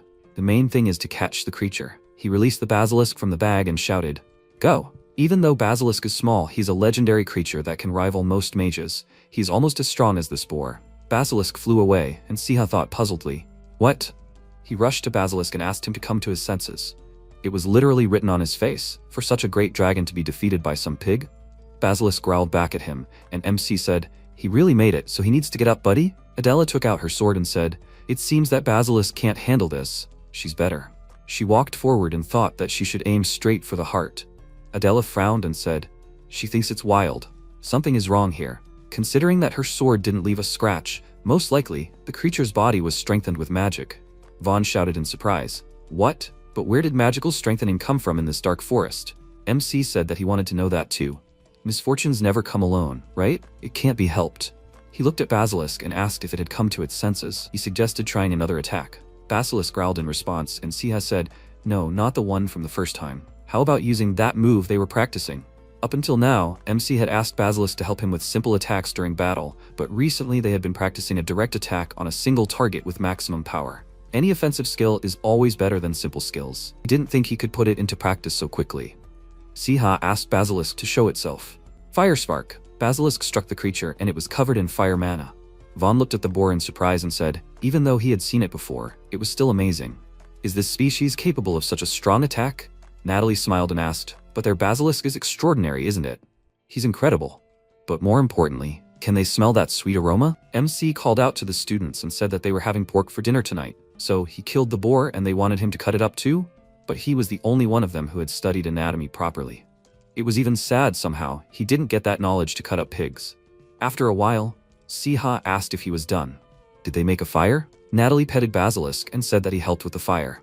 After some time they cooked the meat and MC said, it seems to be ready, will they try it? Everyone screamed. Finally, Vaughn tried it and screamed. How delicious it was. Siha handed Basilisk a piece of meat and said that it turned out pretty good. Vaughn said with tears in his eyes that he thought they would all die of hunger, but no, it seemed that they could live. Because they hadn't eaten a single bite all day, their strength was running out. MC suggested spending the night here. He would go and check what was inside, and for now they should stay by the fire. The guys answered, okay, as he says. Siha entered the cave and thought about what to do tomorrow. If he reported to the academy, it would take a lot of time. Provided that the elders realized that something was wrong and reported to the professors, it would take at least another week. During this time, they could fall under the illusion's elixir again and get lost. or meet other strong monsters. He realized that something had to be done, but he couldn't figure out the best course of action. Suddenly, Adela's voice, Han-si-ha, was heard behind him. What was he thinking about? MC turned around and asked why she came. Adela replied that she couldn't fall asleep. She pointed to the starry sky and asked if they should go for a walk then. The shooting star reminded her of something. Why do they say that magic reflects a person's personal inclinations? She had thought about it more than once. She is an earth mage, but as an ordinary person, she is very drawn to the sky. And he, why did he choose taming? It is not very popular. Siha thought that in his past life he was a veterinarian. He opened his eyes and decided to become someone who tames monsters. He certainly cannot say that. He closed his eyes and said, he likes to get something without making an effort. Adela smiled and said, so that's why he loves basilisks so much. Magic finds the one who truly wants it. It is an indisputable law of this world. So why will Adela become second in power after the main character?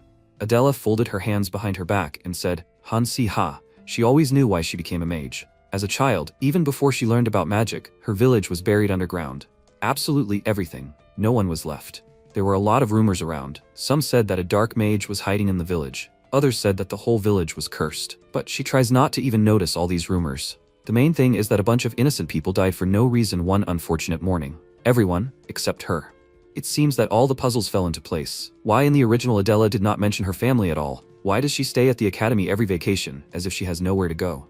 Why is she always in a hurry? MC said, Adela, him. Suddenly he looked around in surprise and asked, what? Are those hieroglyphs? A loud scream was heard, after which the cave began to collapse. Siha hit his head on the rocks and said, I hope he didn't break anything. Adela called out to him and asked, did he also see those glowing symbols? MC replied, yes, he definitely felt something, but he doesn't know what. The symbols were very similar to the ones on the note they found at the academy. Adela asked, that note they found while they were chasing the dark mages? They screamed in fear, really. They saw a shining stone and thought, a cube. MC pulled it out of the stone and asked, was it really hidden here and now it fell out? It couldn't be? Adela answered that she doubted it.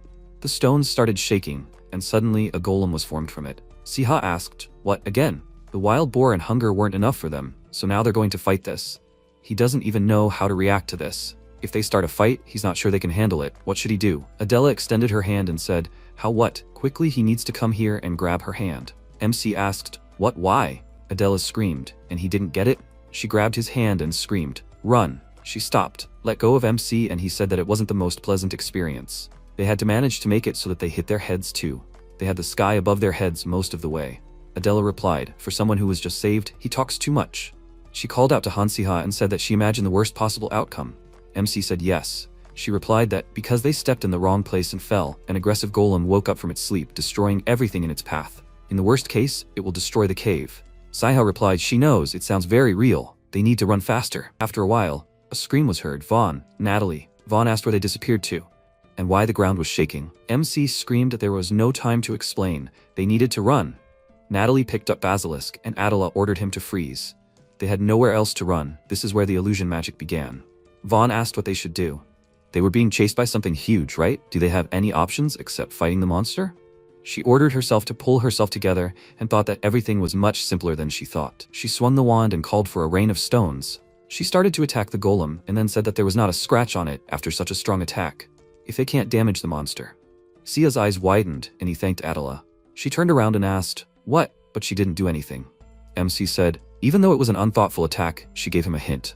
If Adela's powers were useless, then Basilisk's powers are useless too. The golem is strengthened by complex magic. Even a firestorm is unlikely to work. He asked Natalie to come to him and help. She asked again, she can't attack with such power as Adela. Siha answered, yes, but she is an excellent water magician. He asked to create a large wave of water on the creature. Adela screamed, Han-si-ha, is he crazy? If you attack a clay and stone monster with water, it will only get stronger. MC said it will be fine, she just needs to trust him. Natalie said okay, Han-si-ha probably has a plan. She used Aqua Blast and then asked if she thought she just gave the creature a shower. Is that enough? MC said that was perfect. Now it's his turn, Closty. Closty got out of the bag and activated his mana, and Adela thought, what is this? Suddenly it got cold. She thought that's it. If they can't break it, then they need to freeze it and smash it. Siha froze the golem's body and then struck it. He thought, what a plan. First wet it, then freeze it. He congratulated Closty on his debut and thought, no matter how durable the stone is, it won't save the creature from freezing, he said. Good that it worked. His legs buckled and the students shouted loudly, Han-si-ha!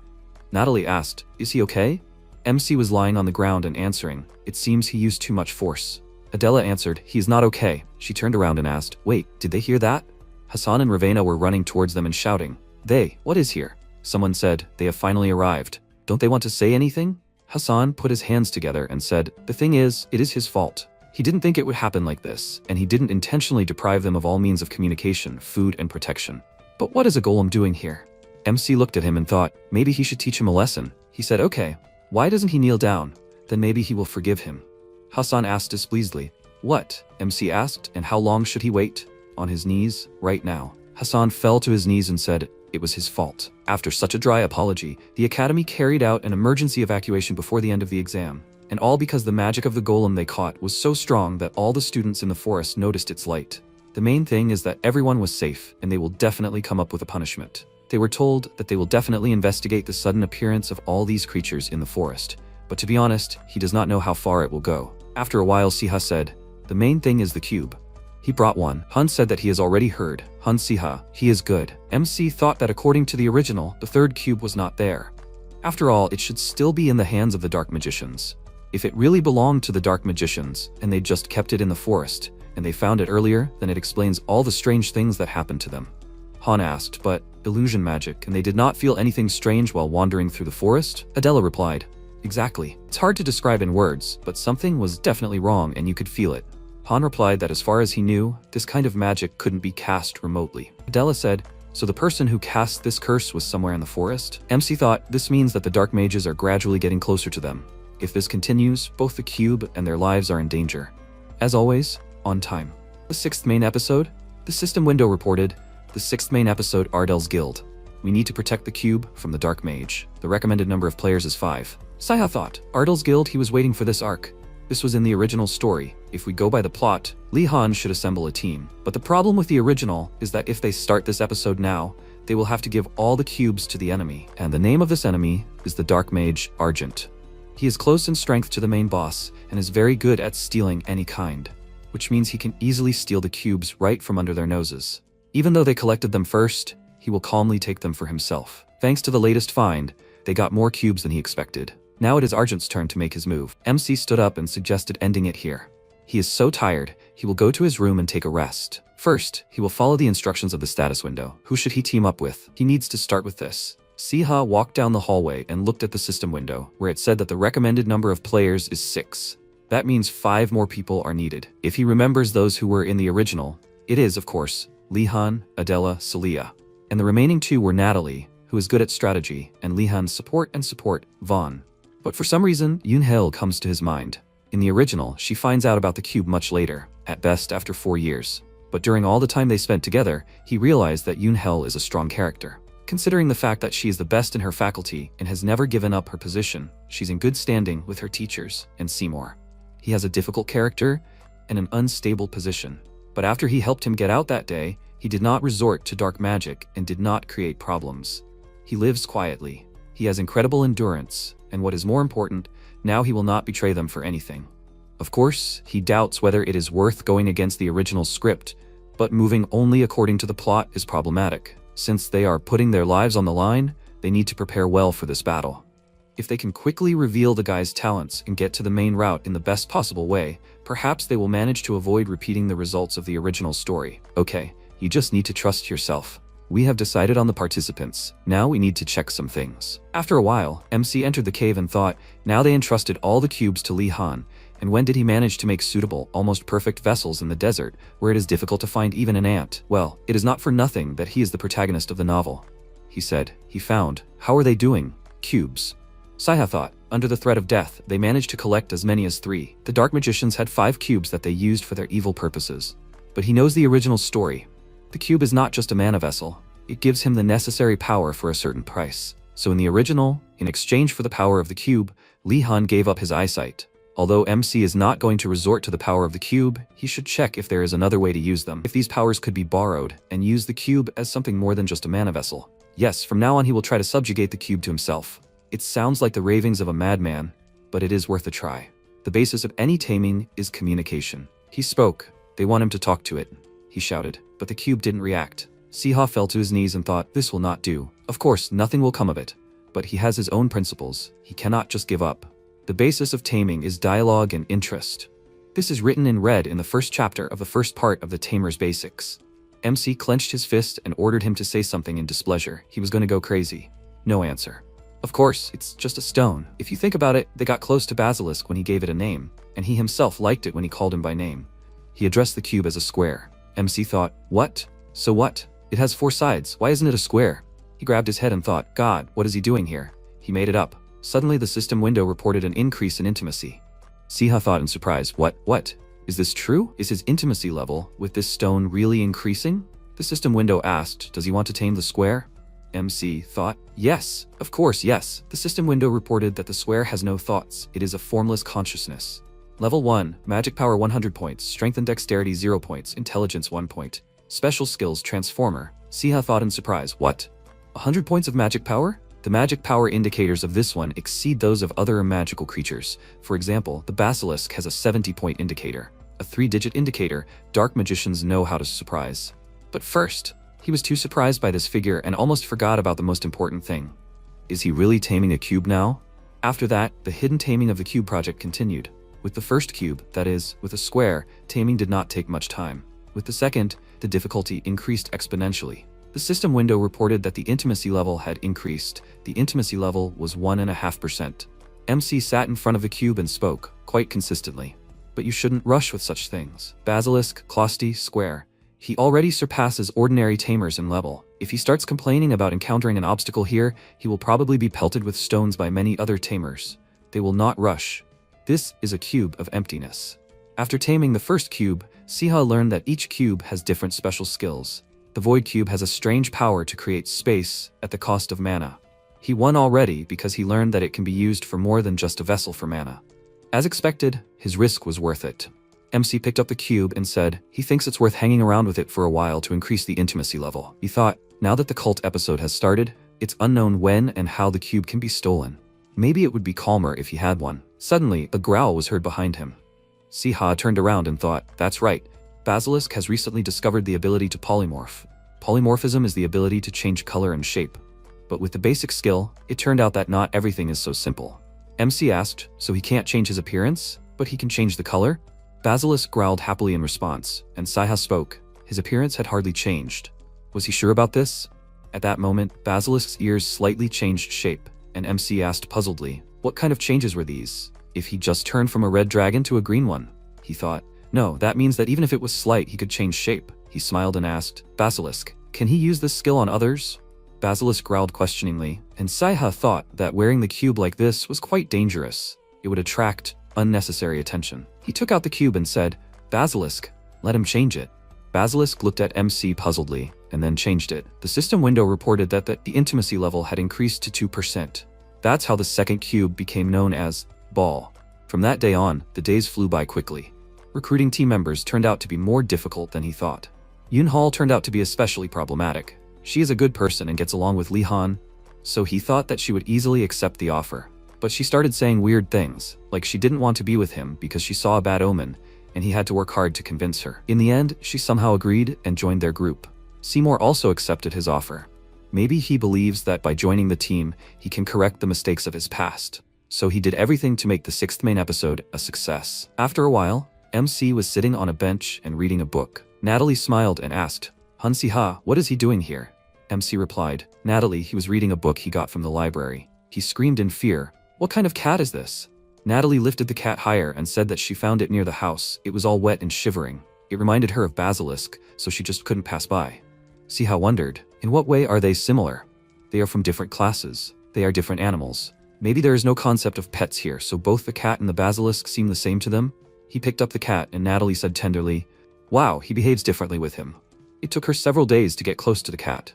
Maybe it's because he is a tamer? MC replied that they would think so. Natalie looked at the book Siha was reading and said, he is reading. She is distracting him. MC replied, no, it is not for accounting, but for himself. He thought that in order to tame the cube, he needs to learn more about the artifacts of this world. So he took a book from the library. Although, to be honest, there are not many books about artifacts, and the content is difficult for beginners. Natalie sat down next to him and asked, does he like this? It looks very difficult. Siha said, well, he's learning. To be honest, he doesn't understand anything himself right now. Natalie smiled and asked if she could help. For example, this is a classification of brooms. It says that depending on how the broom is made, its purpose changes. Long brooms are intended for home use, short ones are for sporting events. MC said in surprise, but she knows. Natalie smiled and said, not without Dad's help, but she made her own broom. Siha shouted, an artifact, he thought. How is that possible? The professional was very close. Natalie took a book for herself and said that in fact, it's not as difficult as it seems. This is one of the basic artifacts. This helps to level up. This is a knife with a special effect, and this is a very expensive potion. And this one, it says no name here, but the explanations clearly relate to the cube. No matter how well she understands, she definitely doesn't know this. Natalie said, wow, it's a cube. MC asked in surprise, what? Does she know about the cube? He grabbed his face and thought, right? He should pretend he doesn't know. He hasn't studied it well enough yet, and it would be better for ordinary students not to know about it. He was too careless. Natalie answered, yes, she knows. MC asked, how does she know about them? They are very rare. How does she know then? Natalie looked at him and answered, because her grandfather created the cubes. The protagonist was surprised. Grandfather? She confirmed it. Now he had to answer. How did he know about the cubes? He wondered if he could tell the truth. Natalie had a clear role in the academy. She did not take part in the main story, but only helped the main characters. She was a secondary character, so there was no need to worry that she would somehow use this information, but now was not the time to drag it out. The answer to all his questions was right in front of him. So in order to get it, he had to be the first to tell the truth. He could not miss this chance. Then he put his hand to his chest and said that he knew, because he had the cubes. She exclaimed in bewilderment, he had the cubes? Her grandfather had told her that at one point the cubes were stolen, and he did not know where it was used.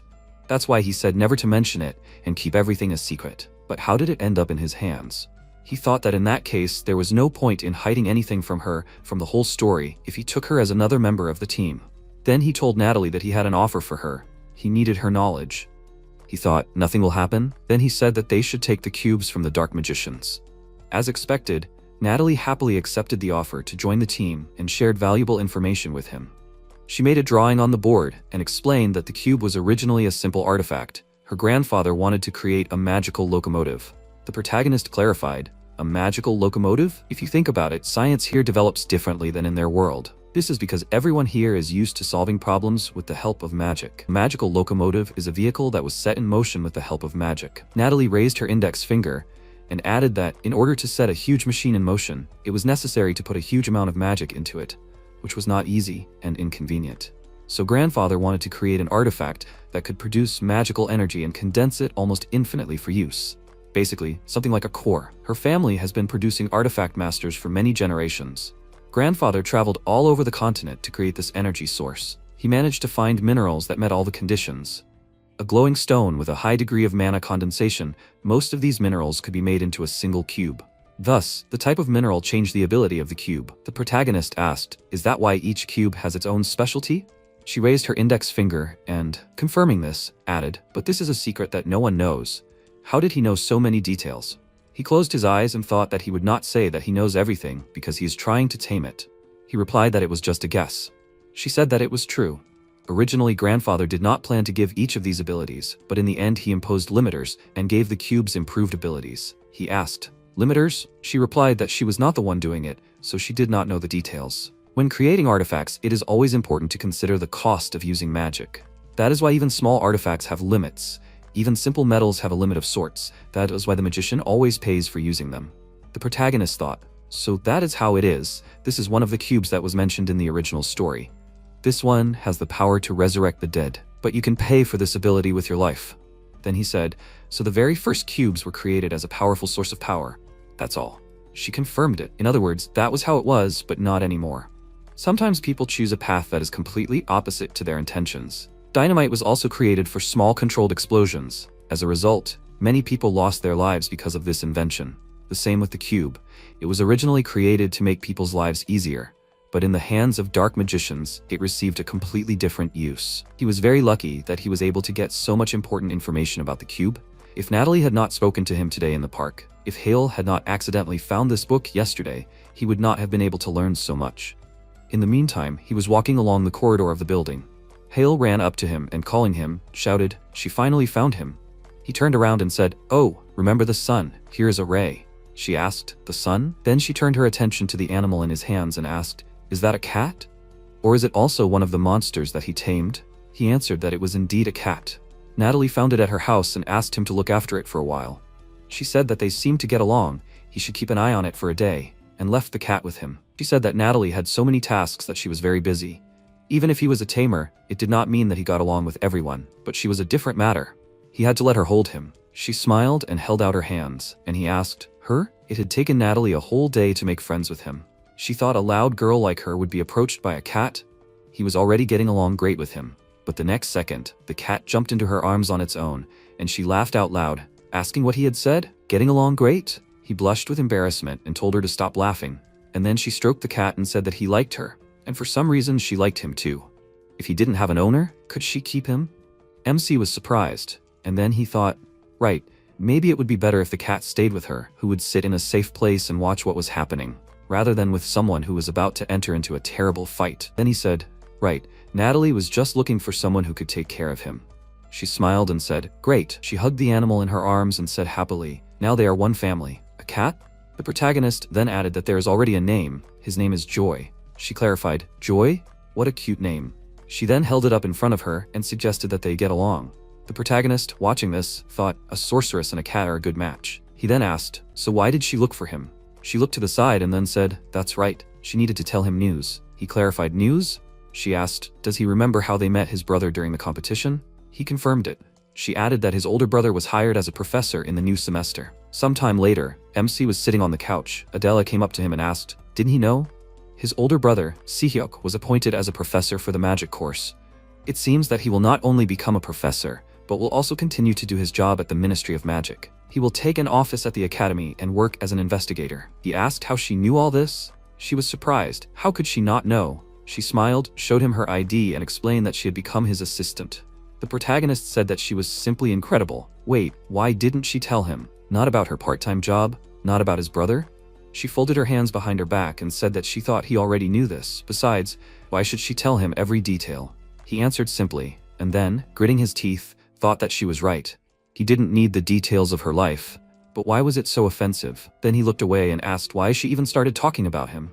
She said that he was investigating an unsolved case, and he continues to work on the case, despite his new professorial duties. She didn't see the details because Sihyuk said that it had nothing to do with the students, and probably since it was an old case that hadn't been solved yet, there must be some difficulties. The protagonist was surprised to see the system notification in front of him, and thought, but why now? It said, an extra episode, the unsolved Cataflam case. He had to help Sihyuk investigate the unsolved Cataflam case. He thought, an episode? After a while, Sihyuk was arranging his things in the office and looking at the documents. He thought, the unsolved Cataflam case. Over 10 years ago, for an unknown reason, an entire village was buried alive. For him, it was like an old mystery that he couldn't solve. Sihyuk is the best fortune teller of the Ardell Empire. That's what they call him now.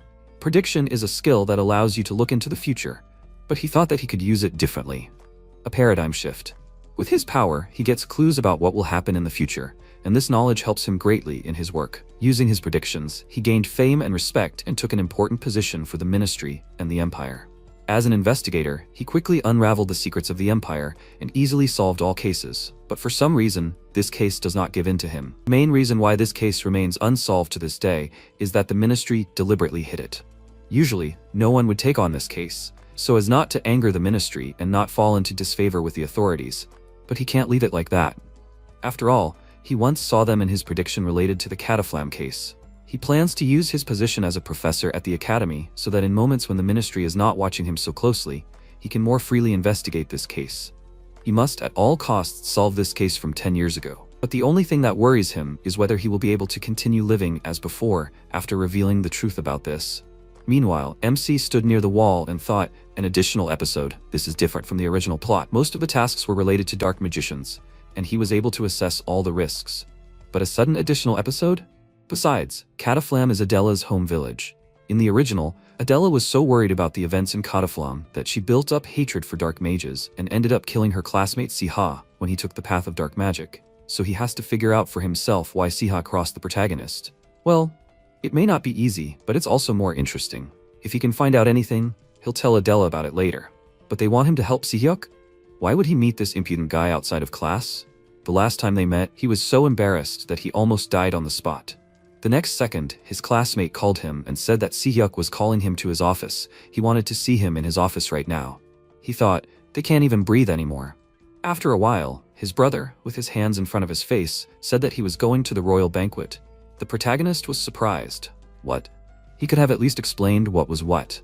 He handed him the documents and said that it was part of his investigation. The protagonist, leafing through the document, thought that he knew that this was the case. Si-hyuk added that he didn't know the details anyway, so he should just go there and gather information. He knows, he's famous in wide circles. MC thought, if you don't praise yourself, no one will. Then his brother added that because of this, he himself can't go and ask everyone about the case. Even though it's 10 years old, it will look suspicious, so he should take it in his place. A young student who doesn't know anything about the world of magic, just trying to learn something new, he fits the role perfectly. No one will suspect him. Apart from the fact that they are related, he doesn't arouse suspicion. The protagonist thought that he wanted to say that they would fall for the fact that he's still very young, that he would gladly take it on, since it will give him an additional task. But the royal banquet, he raised his index finger and added, is he saying this is an event where you have to dance and have fun? Si-hyuk pointed at him and confirmed it, an event that the nobility itself would be attending, so he had to be careful. He shouldn't do anything stupid, and he shouldn't even think about getting angry and getting into a fight with someone. He thought, who did he take him for? After a bit of reflection, he remembered the events that had happened and thought that his worries were not unfounded. And a couple of days later, the royal banquet began. MC, adjusting his suit, walked forward and thought it felt like they were in some kind of fairy tale world. Then he turned his attention to the snacks, especially the chocolate fountain. Wow. The banquet was being held by the Empress herself. He expected it to be luxurious, but to get used to it, you need to experience everything yourself. For a person who was constantly studying and even carried books to the hospital so as not to waste time, all this was new. But the next second, Professor Bruce called him. The protagonist turned around and thought, since he was here, he should do what he was told.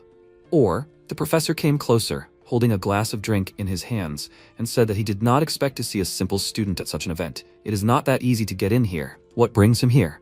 MC bowed and putting his hand on his chest said that he came as an assistant to investigator Si-hyuk to expand his connections and help with the investigation. Bruce asked, investigation? He is really a talented boy. What case are you talking about?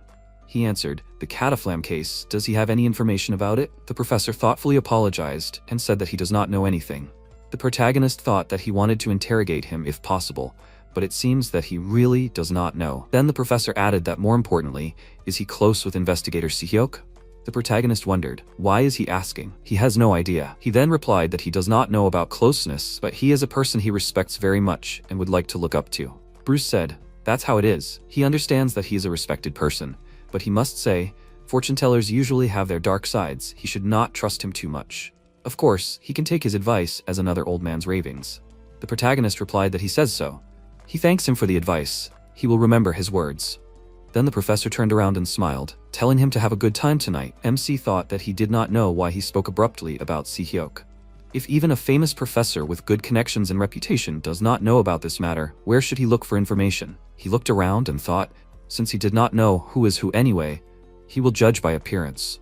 Looking at the girl, he thought, a luxurious person with a neat appearance. Then he noticed the man with expensive jewelry and thought, someone who can immediately tell that he has a high position in society, but without a bad character. Then someone put a hand on his shoulder and he even froze. Rinia was standing behind him. She said, it must be boring to be alone at such an event. Why is such a young boy looking around alone? His mouth opened in surprise and thought, what have he found? He can't see her face, but it's immediately clear that she is an aristocrat, and it seems that she doesn't have a nasty character. Then she looked at him more closely and asked, he is Si-ha, right? He was surprised. What? He thought, how does she know his name? Then they went into the corridor, and she asked, he is Tae-su's son? He confirmed it, and she asked, I doubt he remembers her? He confirmed it, he doesn't recognize her. If she knows his face and is acquainted with his father, then he guessed correctly, assuming that she occupies a high position in society. A friend of his father? Or something like that? The Empress noticed that he had grown up. She didn't recognize him right away. Did he come with his brother? The protagonist thought that usually people don't know that Si-hyuk is his brother. She has more information than he thought, but if she has known him since he was little, isn't it obvious? He confirmed it. He came with his brother as his assistant. She folded her arms and asked, isn't he sad to work at such a fun event? What kind of investigation? He replied that he was looking for information about the Cataflam case. The next second, MC noticed a change in her and asked, does she know anything about it? She took a step forward and said that she didn't even know. It was pretty funny that he was asking her about it. He thought, this is bingo. He may not be a fortune teller like Si-hyuk, but he has simple human intuition. That look, that timbre, she definitely knows something. He asked, does she have something to do with it? She smiled and said she didn't know. He asked her to tell him. She must know something. Then she said, Taesu's son, he should let me ask one thing. What do you think, if it was a choice between 1,000 commoners and one boy who hadn't graduated from the academy yet, who would be lucky? Who would the empire choose? He said he didn't know why she was asking such a question. She was surprised, was she? When she rephrases it, if he could be saved at the cost of 1,000 commoners, who would the empire save? He put his hand forward and said, 1,000 commoners, of course. She asked why he thought that. He thought, one wayward academy student or thousands of people. They could farm, work, and help each other.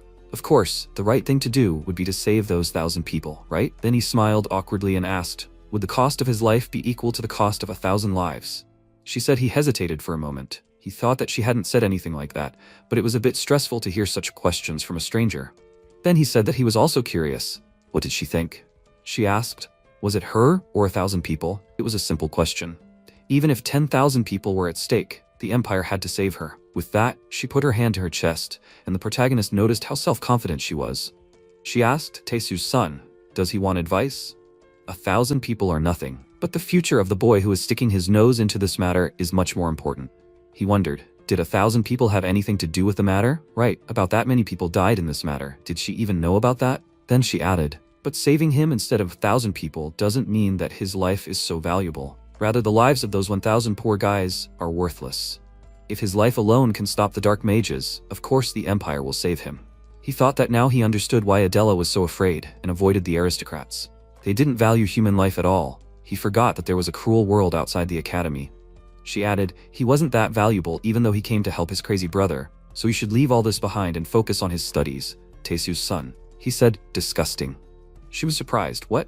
He replied that he was saying that such thoughts were slightly disgusting. He put his hand on his chest and added that he couldn't say that his life was more valuable than the lives of 1,000 people. But what kind of self-confidence filled her?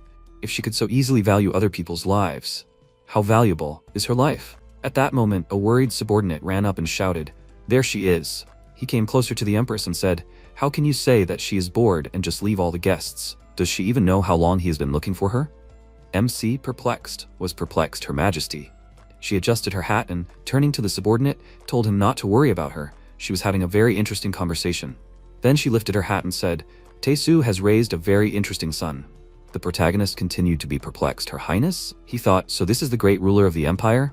His face covered in sweat, he lowered his gaze and, nervously clenching his teeth, thought how he could say all this to the empress's face. Then she looked at him and told him to let her ask again, the lives of 1,000 civilians or her one life? Whom does he think should be saved? After some time, they were sitting on the sofa opposite each other. The empress called the protagonist, and he asked, yes. She smiled and explained that she was currently in thought to deprive him of a leg, an arm, or still his head. Maybe he could tell her? He silently lowered his gaze, and she thought about it. Yes, despite her words, he did not even flinch, continues to sit quietly, and does not look away. Okay, their conversations, but she cannot understand where so much interest in her person comes from. She sees such people for the first time. At that time, Siha mentally begged for mercy. He froze with fear. He thought that in his past life from overwork, in this one because of his long tongue, what should he do to survive? Maybe kneel and beg for mercy? In the manga, almost nothing is said about Empress Rinia, but in the novel her character is described in such detail that it is impossible to forget her. If she wants something, she will sacrifice hundreds of people to get it, and if she wants to achieve something, she will not spare even thousands of lives. She can be described in one word, tyrant. Just try to hurt her ego, you will lose your head right away. And his words definitely touched her to the quick. Then he awkwardly said, Your Highness. But he was interrupted by Si-hyuk, who put his hand forward and said that he was very sorry for saying this, but he was still just a child. He himself did not understand what he was saying. Please, should she spare him? Will she give him a chance? MC looked at him and thought, what is this? Si-hyuk, who despised him all his life, stands up for him? But if he says something that the Empress does not like, he can just as well lose his head, and yet he is his brother. The Empress asked, a chance for this boy? He confirmed it. He asks her, let his execution be quick and painless. The protagonist thought indignantly that he was taking his words back. Rinia, letting go of her head, laughed, and then said that she would not kill him. Until she killed him, she even found his stupidity cute. But in exchange, she turned to her subordinate and told him to bring the hourglass. After that, she put the hourglass on the table and said that she would give him 3 minutes. He must convince her that he should live, the son of Taesu. He looked up at her, and then, putting his hand to his neck, thought, is his head firmly on his shoulders? And 3 more minutes would definitely not leave his position. Damn, if he was thinking about the value of her life in front of the Empress herself, talking all sorts of nonsense about how murder is a sin and it is not up to them to decide, what should he say to convince her of the value of his own life? Then she said that there were 2 minutes left. He grabbed his face with his hand, then looked away and looked at the system window. He thought, he has no time for this now. Isn't it clear? Wait, this window always pops up when something threatens him. It tells him what he should do, right? So this time, it's a hint window too? He should say something. And then he said, he should live, because the Empire definitely needs a person like him. Rinia answered, but they have many other people who are many times more talented than him, right? He added that he is very smart. She said, but there are people many times smarter than him. At this point he became indignant. She should let him finish. He only had 2 minutes. Could she not interrupt him? She looked at him in surprise, and his brother thought he was crazy. The protagonist thought, so what? She will finish him off in 2 minutes anyway. What should he hide? She will kill him not because of his words. Then he put his hand forward and said, while he was talking to her, he learned something about the Cataflam case. She put her hand to her chin and asked, is he really talking about that case? The protagonist thought, if this is all part of the extra episode, then talking to her about the case would be the right thing to do. Then he said, in fact, all those people didn't disappear because of the curse of the Dark Mages. Adela said that her village was destroyed because of a misunderstanding involving the Dark Mages, and the Empress was very frivolous about the lives of ordinary people, if you combine these 2 facts. He said that those people could have been saved if she hadn't ordered them to be buried. Sayok looked at him sharply and asked, what did he say? The protagonist thought that he couldn't even imagine how things really were. His file said that all the people had to be buried because they were cursed. However, despite the fact that Sahyok had been investigating this for quite some time, the information about the curse was based on empty rumors, and there was no direct evidence for it. If, despite all the searching, the answer still did not surface, then the main facts of the case should be questioned. In that case, his guess was that in fact, all these people were not cursed. Then he said, the only question is, what was her goal when she personally took the lives of so many people? After all, for the sake of achieving this goal, she did not mind sacrificing the price of thousands of innocent lives. She smiled and said that he remembered every word she said well. Then he added, and maybe it was she who gave the order to bury the bodies, but someone else carried out the process. She asked why he thought so. He answered, because if she herself moved, her actions would remain in the history of the Empire. Which means that she took advantage of the help of a powerful person close to her. Yes, if it was one of the nobles, then it had to be one of the 5 earls, and the strongest of them, with the most influence. He thought that he had hoped until the very end that it was not so, but there was a possibility. He lowered his head and said that he did not like to say this, so he would ask her a question. The earl who buried an entire village underground was their father, Earl Tae-Soo, wasn't he?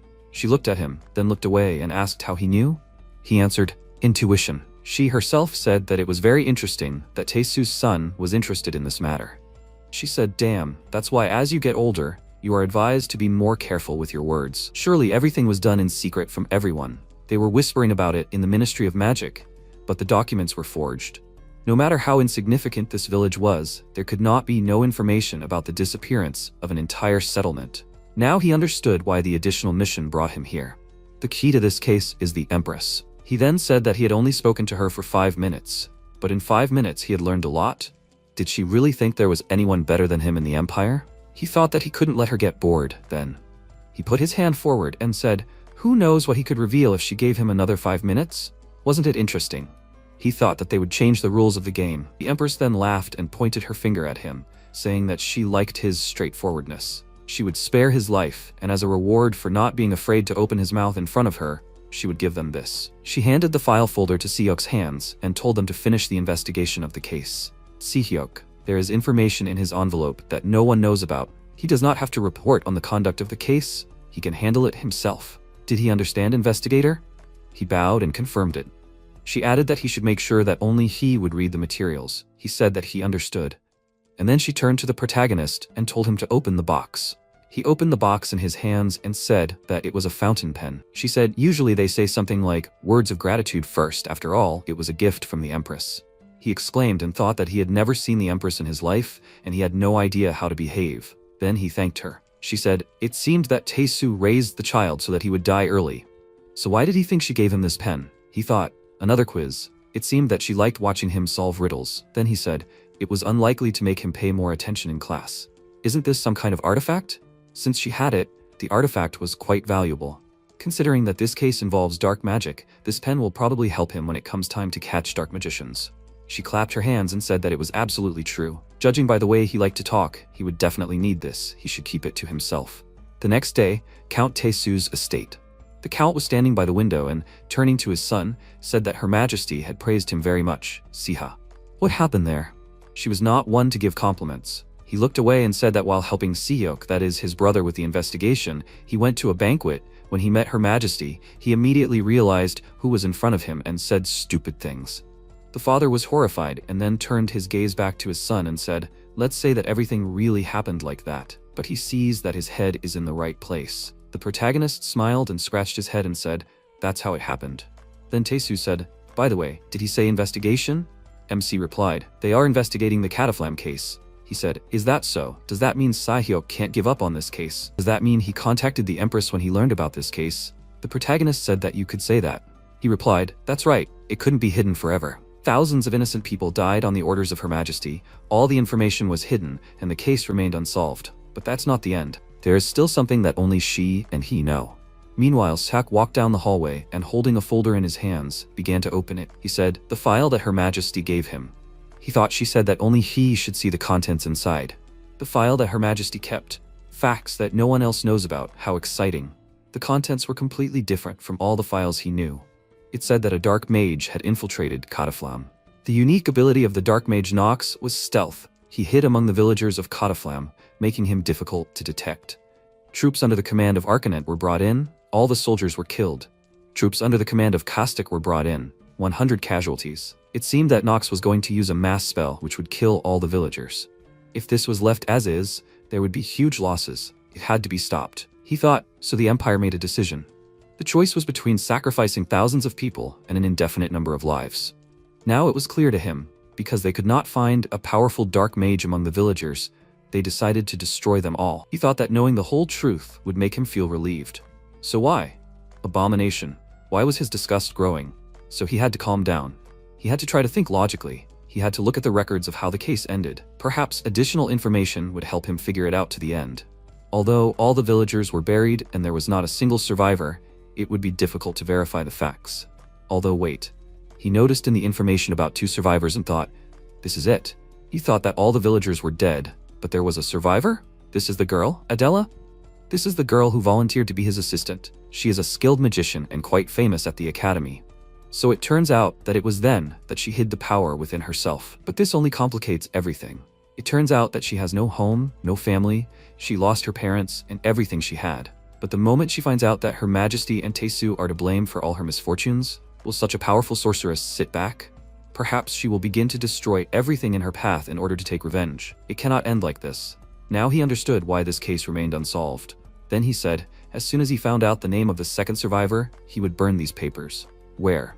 Then his eyes widened in surprise and he said, the same. At that moment, Taesu said, Sehyuk, when he heard the order given to him, he really did not want to accept in this station. Although Nox was a strong enough opponent, many could have dealt with him. But then a clairvoyant came to him and said that the survivor from this village would kill his son. As soon as he heard the prediction, he could no longer trust this to anyone else. He had to see for himself. He can blame and hate his father as much as he wants, but in that very place when everything ended, one crying child remained alive. Then he realized the fortune teller was talking about him. He was the one who would kill his son when he grew up. At first he felt afraid. Maybe someday this child would decide to take revenge on him too. So he erased his memory at that very second. Although it was a violation of the rules, he couldn't do otherwise, and he came up with an idea how to hide him from everyone.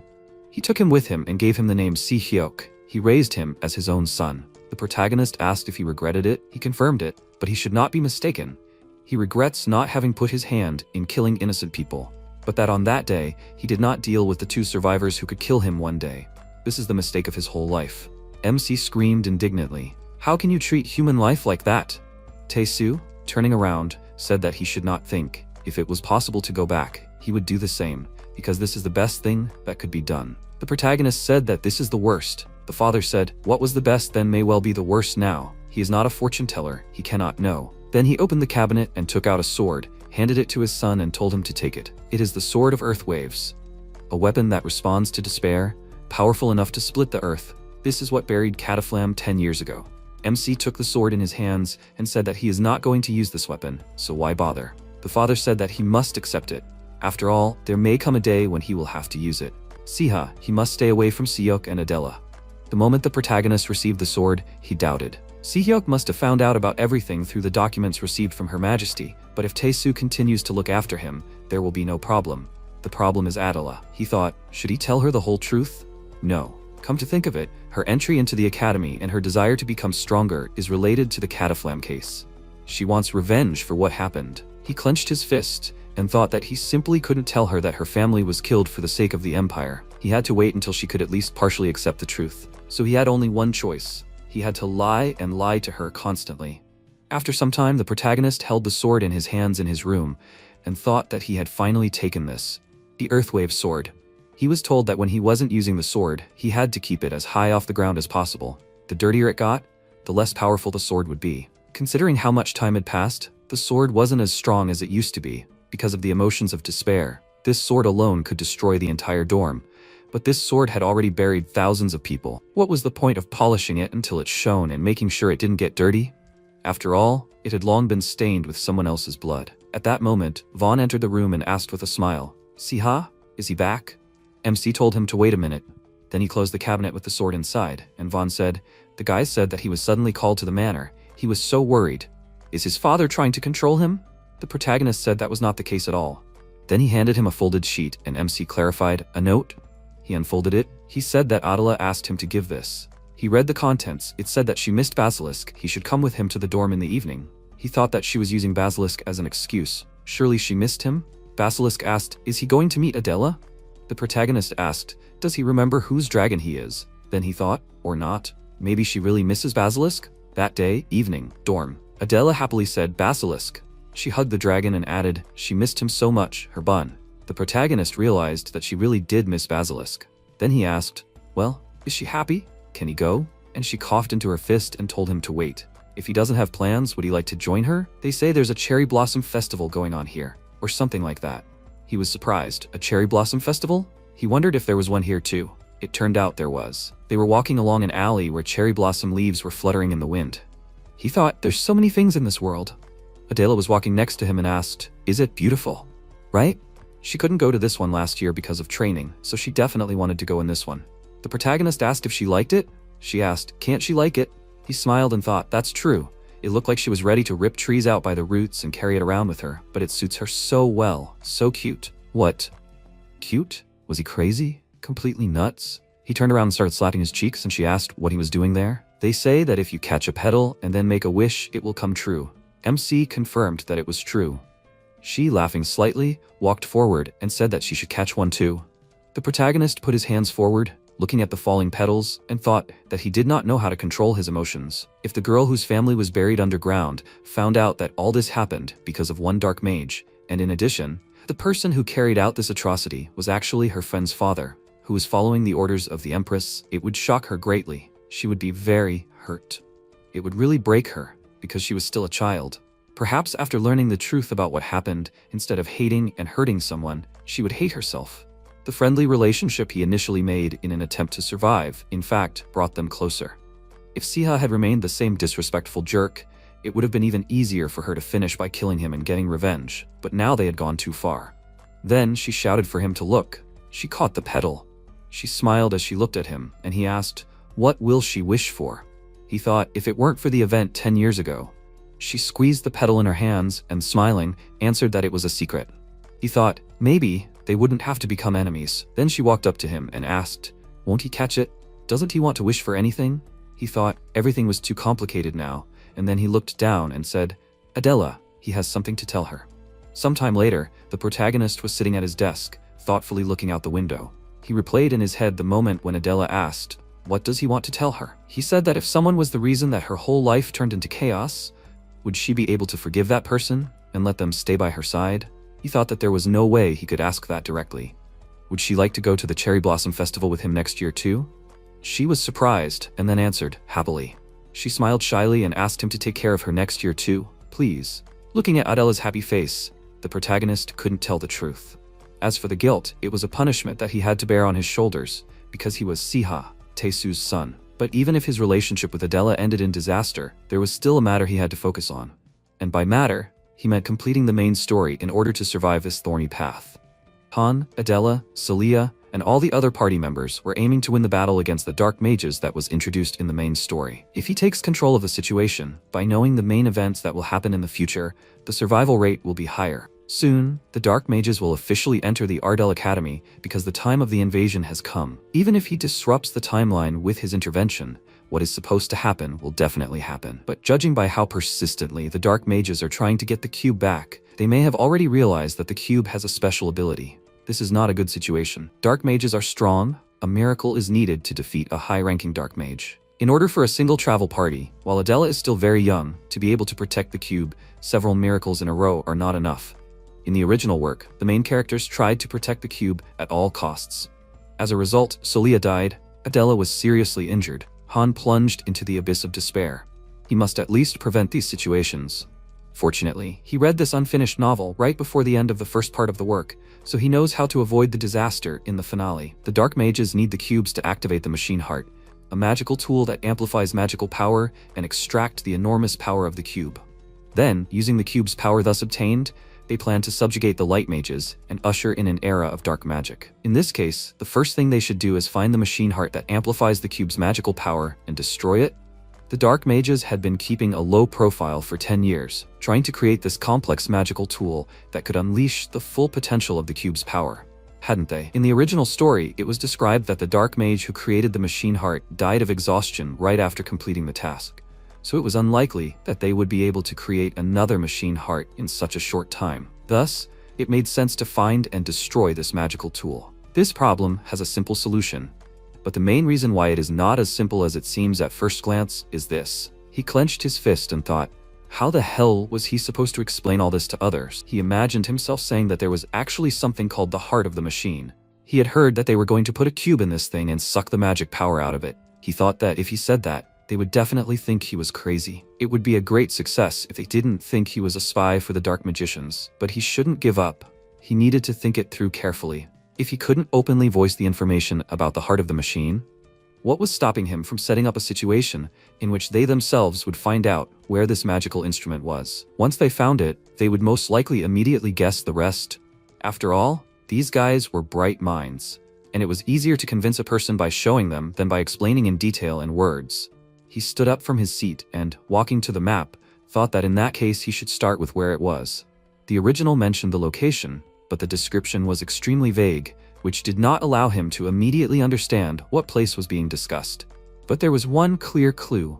The heart of the machine is in the main hideout of the dark mages, he thought.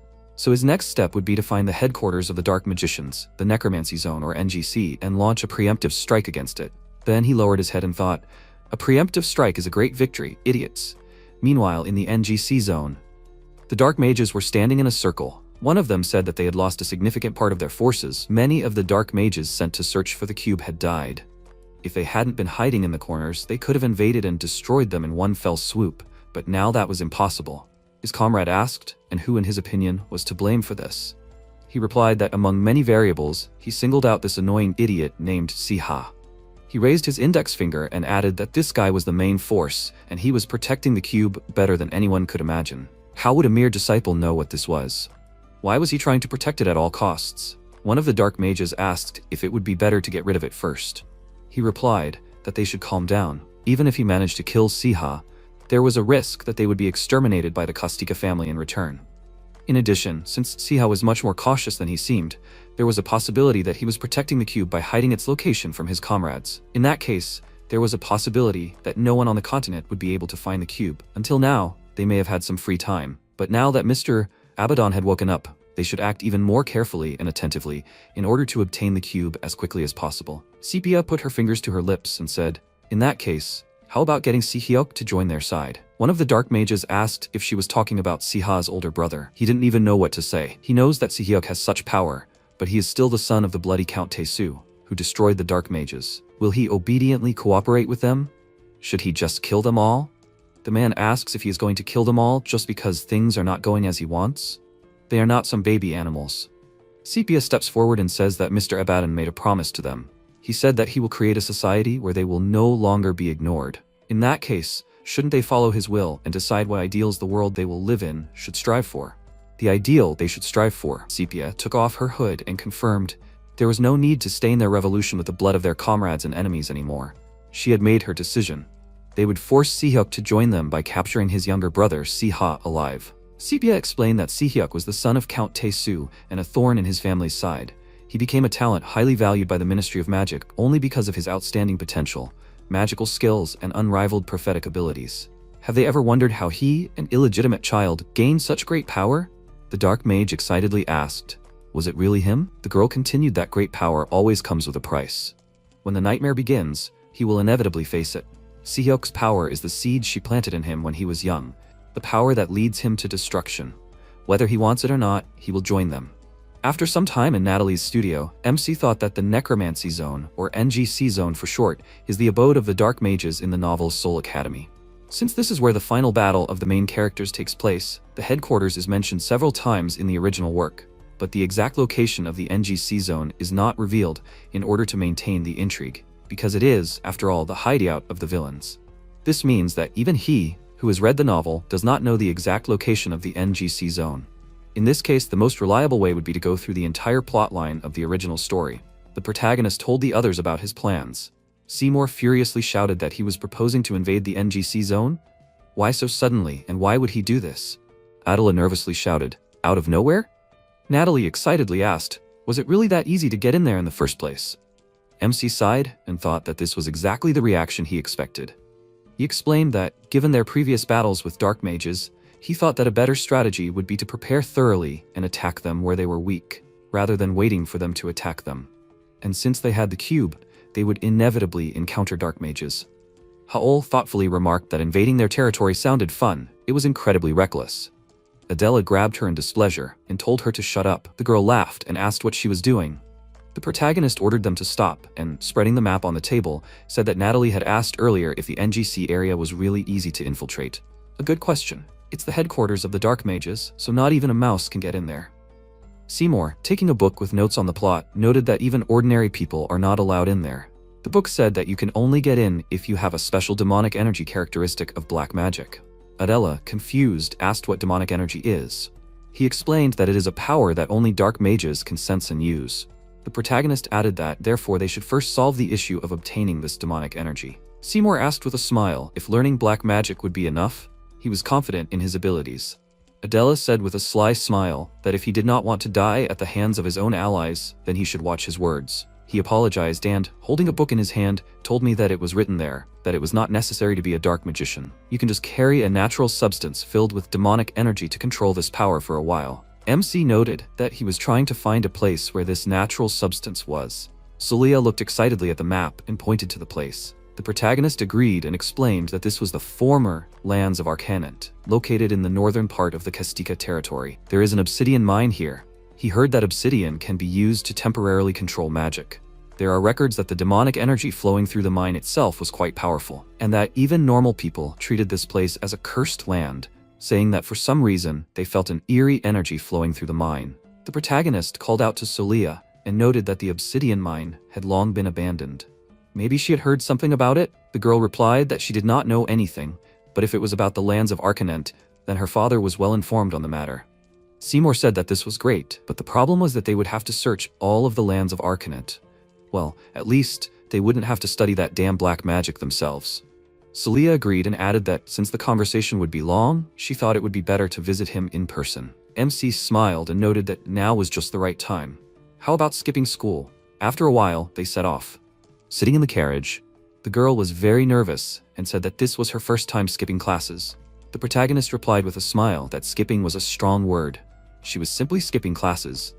Celia excitedly asked how a student could come to class and then just leave.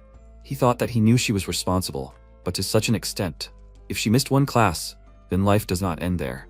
Once he skipped a whole semester of humanities classes. The protagonist said that she should not worry. She will not miss a single important lecture. And, fortunately, they deftly slipped away and were able to catch a carriage. The girl noted that his words did not make her feel any better. Suddenly, the carriage stopped, which meant that they had arrived at the former lands of Reincarnated. Celia, seeing the village, happily said that they were here. This is where she lived as a child.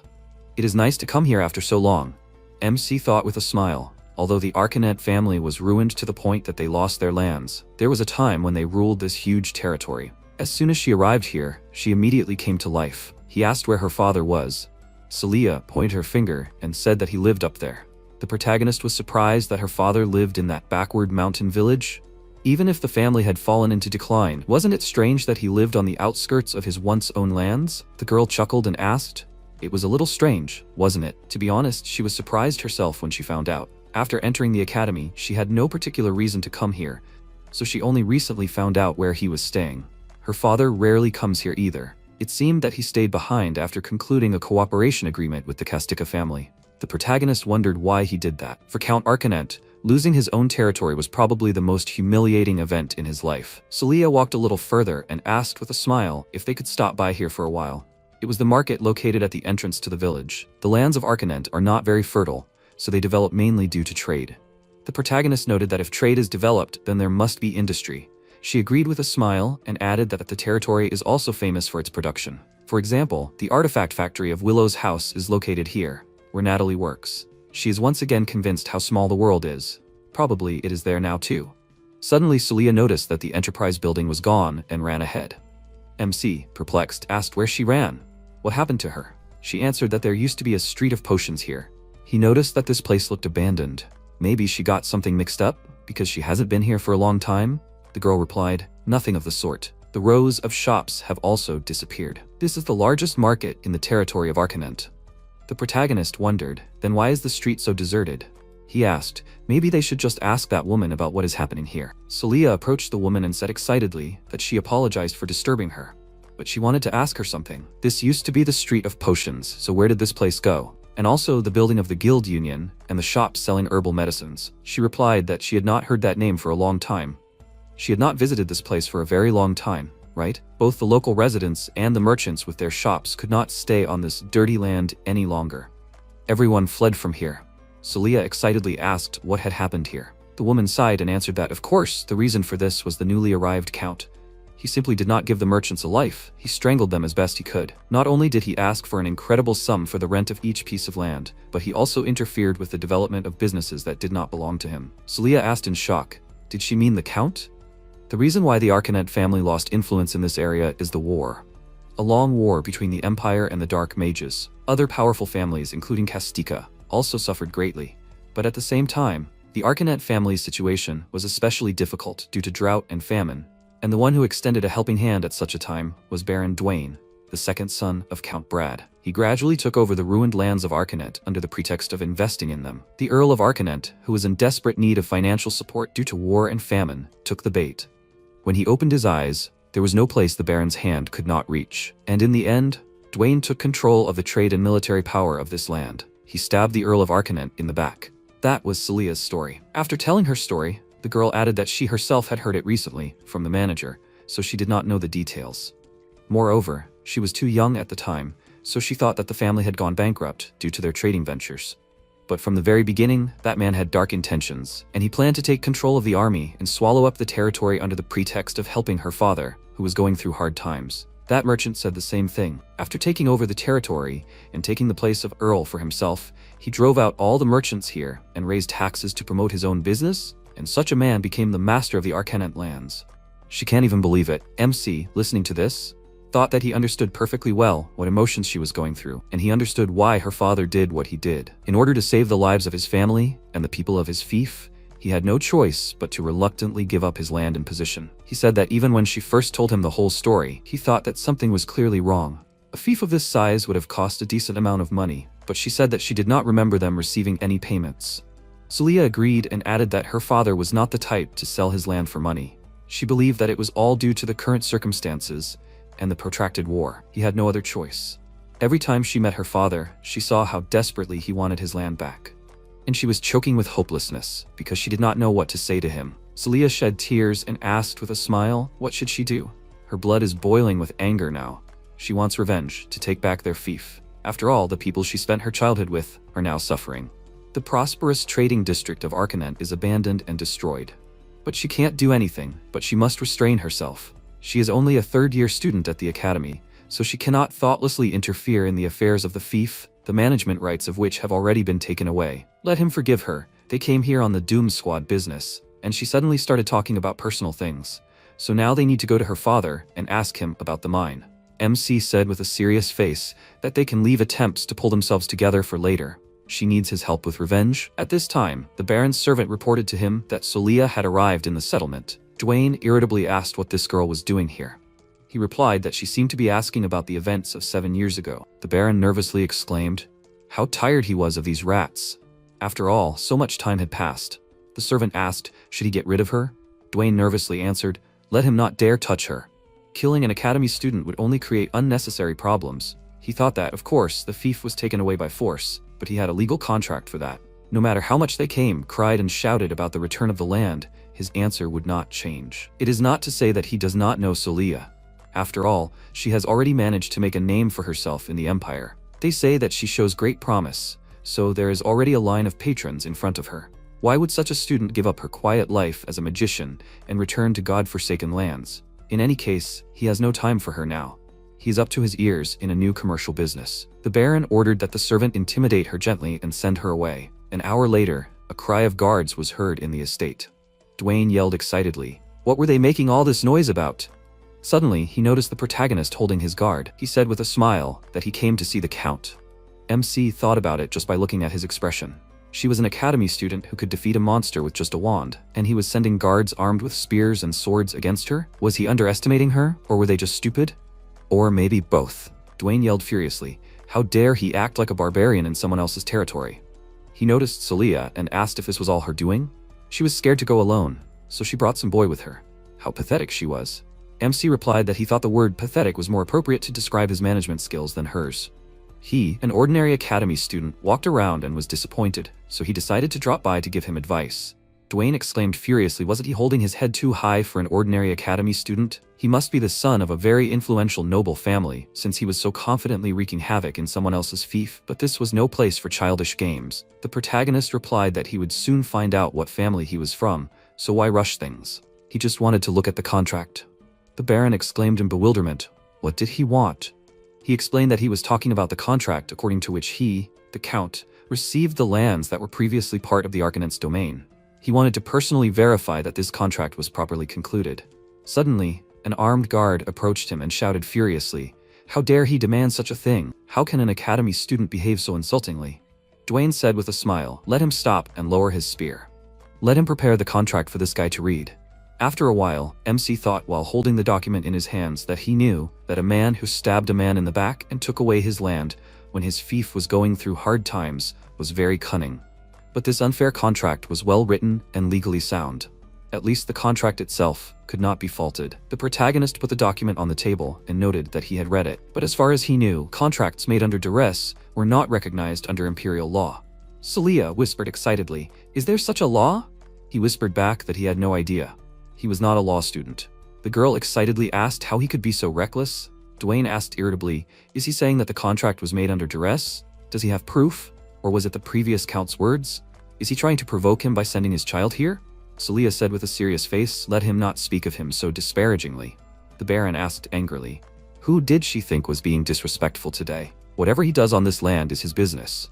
If they came here to find fault with his actions, then let them go. He had personally provided a contract to show them at least a minimum of respect, but there was a limit to how much he could tolerate the antics of little children. Let the guard put this boy in the dungeon immediately.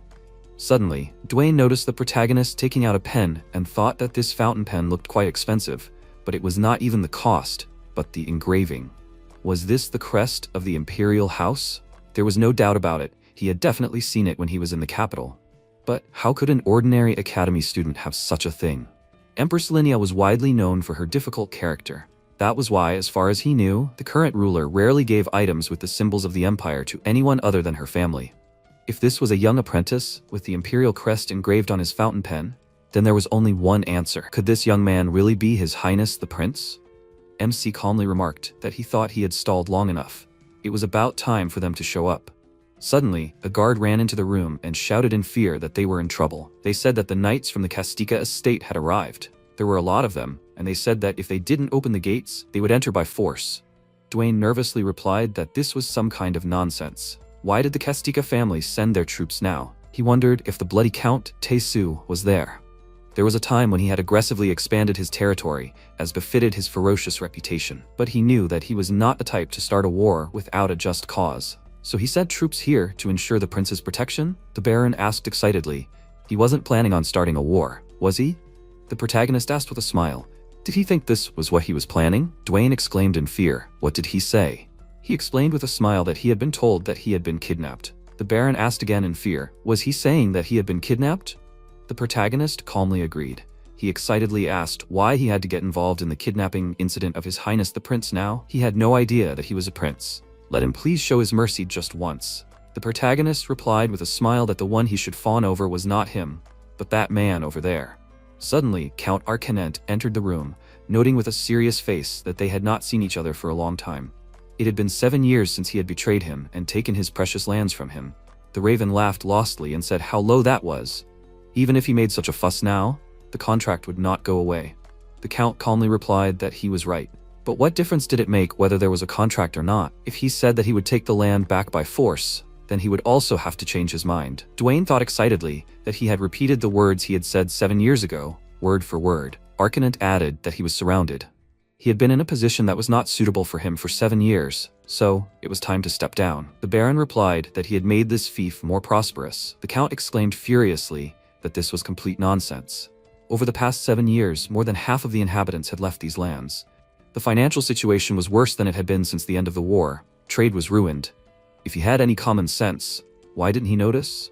Dwayne slowly approached and agreed that this was complete nonsense. Suddenly, he grabbed Solia and, holding a knife to her throat, shouted that he had put so much effort into this territory. Did he really think that he would give these lands back to him? Let him just try to get even one step closer, and he would kill this girl on the spot. Everyone present immediately fell silent. The Baron, with a malicious grin, noted that they had finally quieted down. Great, if they didn't jerk around. Suddenly, Solia used the lightning ability and in an instant pushed the Baron into the wall. MC asked with a smile, did he really think that such threats would work? In fact, in front of him was not a 10-year-old child, but a third-year student of the Faculty of Magic. Dwayne asked fearfully, where did this insignificant girl get such strength from? Solia approached him and said that no one doubted that he would look at her with prejudice.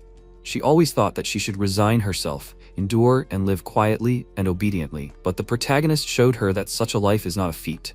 Let him return their lands to them. This place is not for him. The protagonist approached him and with a smile, holding a document in his hands, noted that he had drawn up a new agreement to terminate the contract. Could he take a look at it? This is a contract according to which he returns all his lands with the rights to them and gets out of here. How does he like this option?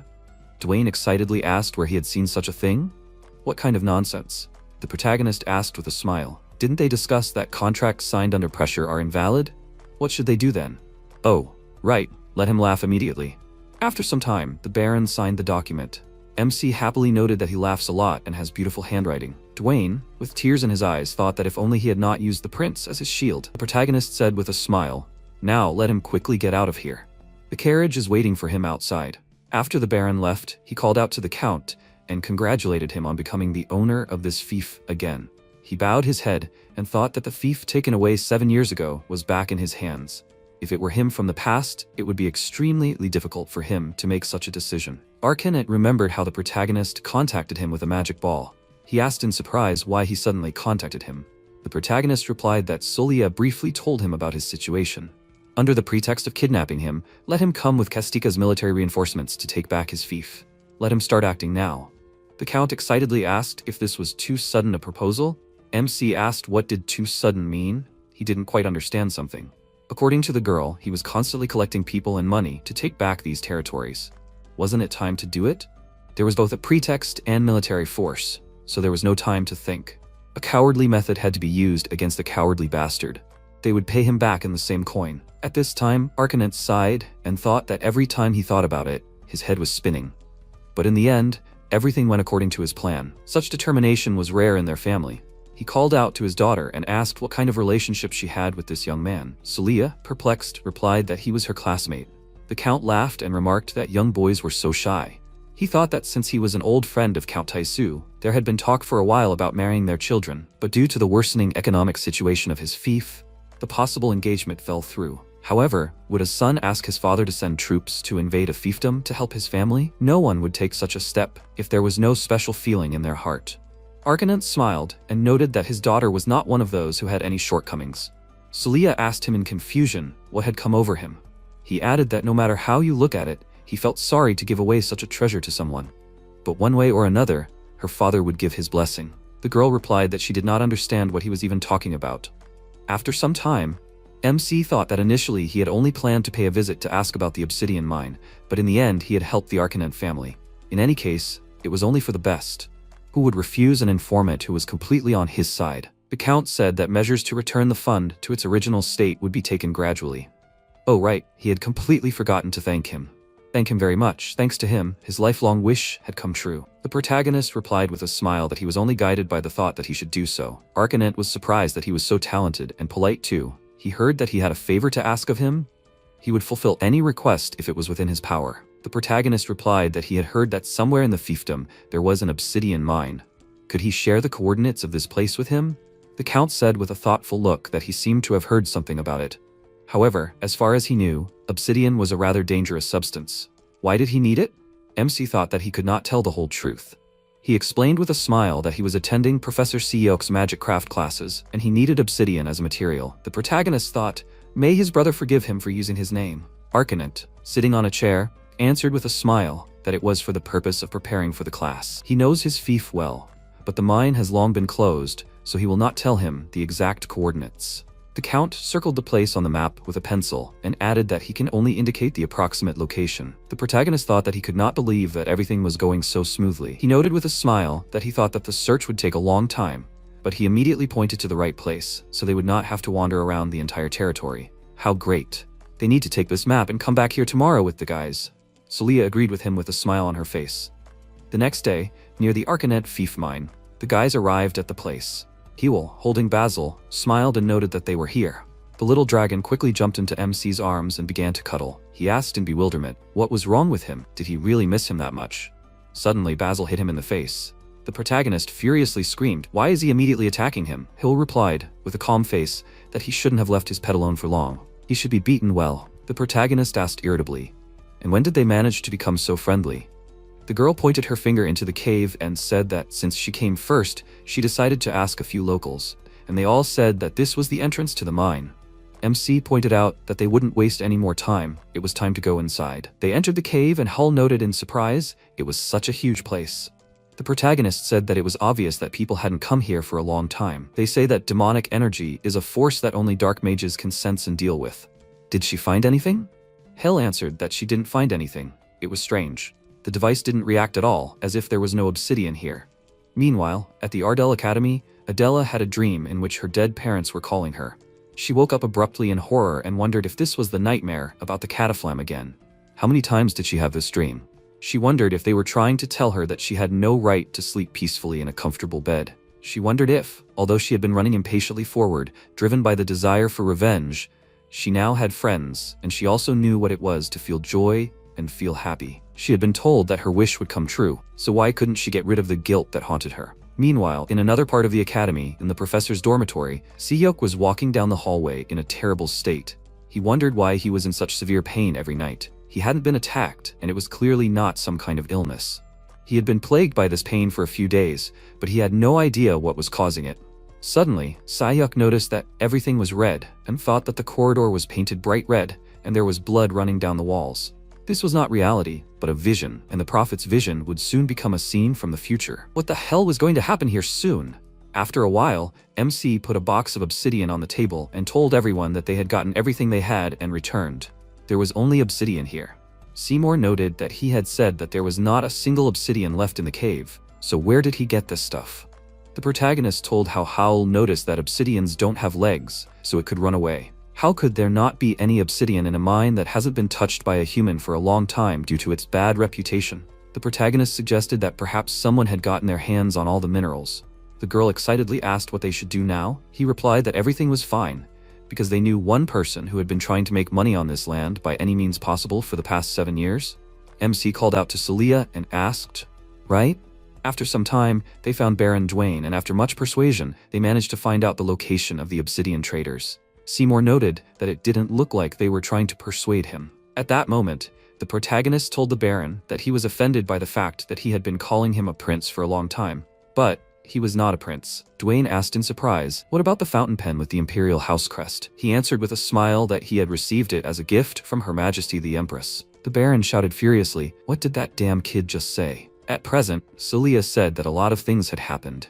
Anyway, according to his information, a few years after Reincarnated lost its true ruler, an unknown fence appeared near the Odrus Mountains, offering a high price for obsidian, and the residents of the fief, who had no money, even feeling something ominous in that mine, still went there and having dug up all the obsidian, sold it to him. Seymour pointed to the box and asked, "Then where did it come from?" MC replied with a smile that they raked in all the remains that were supposed to be sent to the fence. Natalie said admiringly that then, with the help of this obsidian, they can immediately make a detector or something like that. The protagonist replied that it could wait, because they had something more important, the midterm assessment. Everyone remembered it sadly. Seymour noted with disappointment that it was important. The protagonist wondered why life at the academy was so hard. He said that they would discuss the rest after the exams. Everyone agreed, only Adela remained silent. MC approached her and noted that she had not been looking well lately. Maybe something had happened to her? The girl turned away and replied that nothing like that had happened. He should ignore her. She wished him to prepare well for the exams. She would go first. She left, and the protagonist asked in confusion, "What was that?" Sometime later, in the corridor of the academy, Adela thought that she had lied to him. But she did not want to show him that she was still too attached to the past. She did not want to show him her weaknesses. Suddenly, she felt a sharp wind blow. The girl was puzzled as to why the wind had suddenly started blowing. All the windows in the corridor were closed at night. She turned around and asked who was there. Sepia appeared near the window. Adela, seeing her clothes, wondered if it was a dark mage. She smiled and noted that she would not harm her. The girl tried to scream for help, but the dark mage used her skill, and forcing her to remain silent, said that she had actually come to talk peacefully, so let her stand quietly. Adela was worried as she could not move, and she could not make a sound either. Sepia approached her and noted that she did not need to be so afraid. She just wanted to share one interesting fact. She was sure that she would definitely be interested in it, because she knew that she was from Cataflam. Adela thought fearfully that she didn't want to be labeled as the child who survived the cursed village, so except for what she told the protagonist, she had to carefully hide her origin. Then, how did she know about it? Sepia asked if she wanted to know who did this to her village. Adela asked fearfully, who was she? And what did she know about her village? Did she really do it? The dark mage replied that it was not her, but if she wanted, she would reveal the whole truth to her. Was she curious to know? The girl noted that for the past 10 years, she had lived in search of a formless object of revenge. No matter if she was lying or not, she had to listen to her. Sepia said with a smile that she was very susceptible to emotions. The family was destroyed, exterminated, wiped off the face of the earth. She must repay them with the same pain, especially if this is the work of her friend Siha's family, the work of the Kastika family. Adela, in complete shock, asked again, "What did she say?" After some time, MC, being in the carriage, wondered, what is the problem? He is haunted by the fact that they parted like this that day. And although he tried to talk to Adela during the exam, she continued to avoid him every time. Immediately after the exam, a carriage was sent from Kastika for him, and in the end, they were never able to talk normally. Now he himself does not know what is happening. After some time, the protagonist came to his father and said that he heard that he wanted to see him. He was told that the matter is serious, so what is going on? Taesu handed him a letter and indicated that he should take it. The protagonist, opening the paper, noted that this is the same invitation to the friendship banquet, held in order to strengthen the alliance between Kastika and Reincarnated. Father said that as the successor of Kastika, he also had a lot to prepare, so he called him. MC was surprised and asked, so suddenly? Taesu explained that the Reincarnated had just taken back their lands, and it was an event that needed to be celebrated. And also, why was that girl from Cataflam always hanging around him? Maybe that would distract him from her a little. After some time, Haol and Adela were walking down the hallway of the academy. They overheard some classmates talking about how the Kastika family, which Siha belongs to, and the Reincarnated family, which Solkia belongs to, were hosting a party together. Another girl replied that she knew about it. Father said that he had also received an invitation. She pointed out that in that case, she knew for sure that the two were originally engaged. Haol, hearing this, exclaimed, "Who decided that?" The girl wondered who would decide this if not the Count. She asked furiously, "But what about her heart?" The student asked in confusion what her heart had to do with it. Hale replied that it was because she briefly checked with Solia, and she said that the engagement was an old story, but who knows, maybe things have changed. In any case, they will find out the details at the reception next month. Adela, listening to this, thought that she knew that she and the protagonist could not continue to spend time like this. But But if the Saiha family really had something to do with that incident, then what should she do? No. If she kept making things up, she would end up not knowing anything. She should directly ask him whether what that dark mage said was true or not. Perhaps she was just a suspicious person who was trying to destroy their party. The protagonist might not know anything. What if everything he said was a lie? And then she would ask if the talk about the engagement with Celia was true. Adela ran into his room and asked if he was here. Finding that there was no one in the room, she thought that she was a little confused, because on the way she managed to tune into the conversation. Should she wait for him to come? Suddenly, the girl felt a familiar aura coming from the closet. She wondered if she felt a strange energy coming from that closet. It seemed familiar to her. Adela opened the closet and, seeing the sword, thought that even if her head could not really remember, her body immediately responded. The unique magical wave that this old sword creates. A unique pattern that, despite the blurriness of memories, occupies a place in her head. Even after so many years, she has not forgotten the living hell where the screams of people echo. The pain that binds her hand and foot every night in nightmares. She is sure that her home village, Cataflam, was buried thanks to this sword. At this time, MC, being in the corridor, thought that not only did he have exams coming up, but he also had to prepare for a family reception. Why was the to-do list only growing? Suddenly he noticed that the door was open and wondered if he had forgotten to close the door before leaving.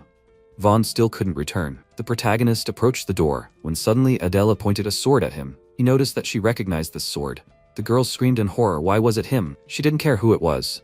Whoever it was, she could fight him. She thought she could take revenge. Be it Solia, Vaughn, or Han, she would be satisfied with any outcome. But why was it him? MC thought with a serious face that he didn't want to pick at her wound, so he avoided this conversation, but now it was too late. He should have put an end to it right away. In any case, he had become her enemy. As a third-rate extra, he had to go through a path in the end of which he would be killed by the main characters. And since this was his fate, then at least let her not look at him with such despair in her eyes. Adela said in horror that she would give him one chance. Let him say that he didn't know anything. The protagonist called out to her and only apologized. A few days later, the day of the reception came. Celia called out to the protagonist and asked if he had arrived yet. He asked with a smile. How could he not, since he was the host? By the way, she looked great. The girl was embarrassed and thanked him. MC thought that it was an event attended mainly by families associated with Castica and Arcanet. Some of his friends from the academy were also invited. Vaughn and Natalie were happy to make time for them to attend the reception. Hole firmly said that she would definitely come, even if it meant trouble, but Adela never showed up. Of course, he knew that she would never come. That day, she left without being able to raise a sword against him. And after that, he never crossed paths with her again. Suddenly, pets climbed on the protagonist and began to cuddle. He asked with a smile, were they comforting him? MC sighed heavily and thought that this was a reception organized by those who destroyed her home, so she would hardly want to come here. He saw a man approach his father and noted that they had not seen each other for a long time. He did not expect that they would establish friendly relations with the Arcanet family so quickly. Maybe they had some kind of agreement from the beginning? Taesu chuckled and answered that this was not exactly true, but he would not be against forming an alliance one day, because their children get along well. The protagonist was embarrassed and asked with a smile what his father and the man next to him were talking about. Suddenly, a loud scream was heard and guards came running to them, reporting that this was a surprise attack. The guards were powerless. They suddenly appeared out of the fog. At that moment, dark mages hung in the air. MC worriedly wondered why dark mages were suddenly here now. No, now he needed to think about the situation as a whole. Here are the bloody Count Taesu and Count Arcanet who fought with him in the war.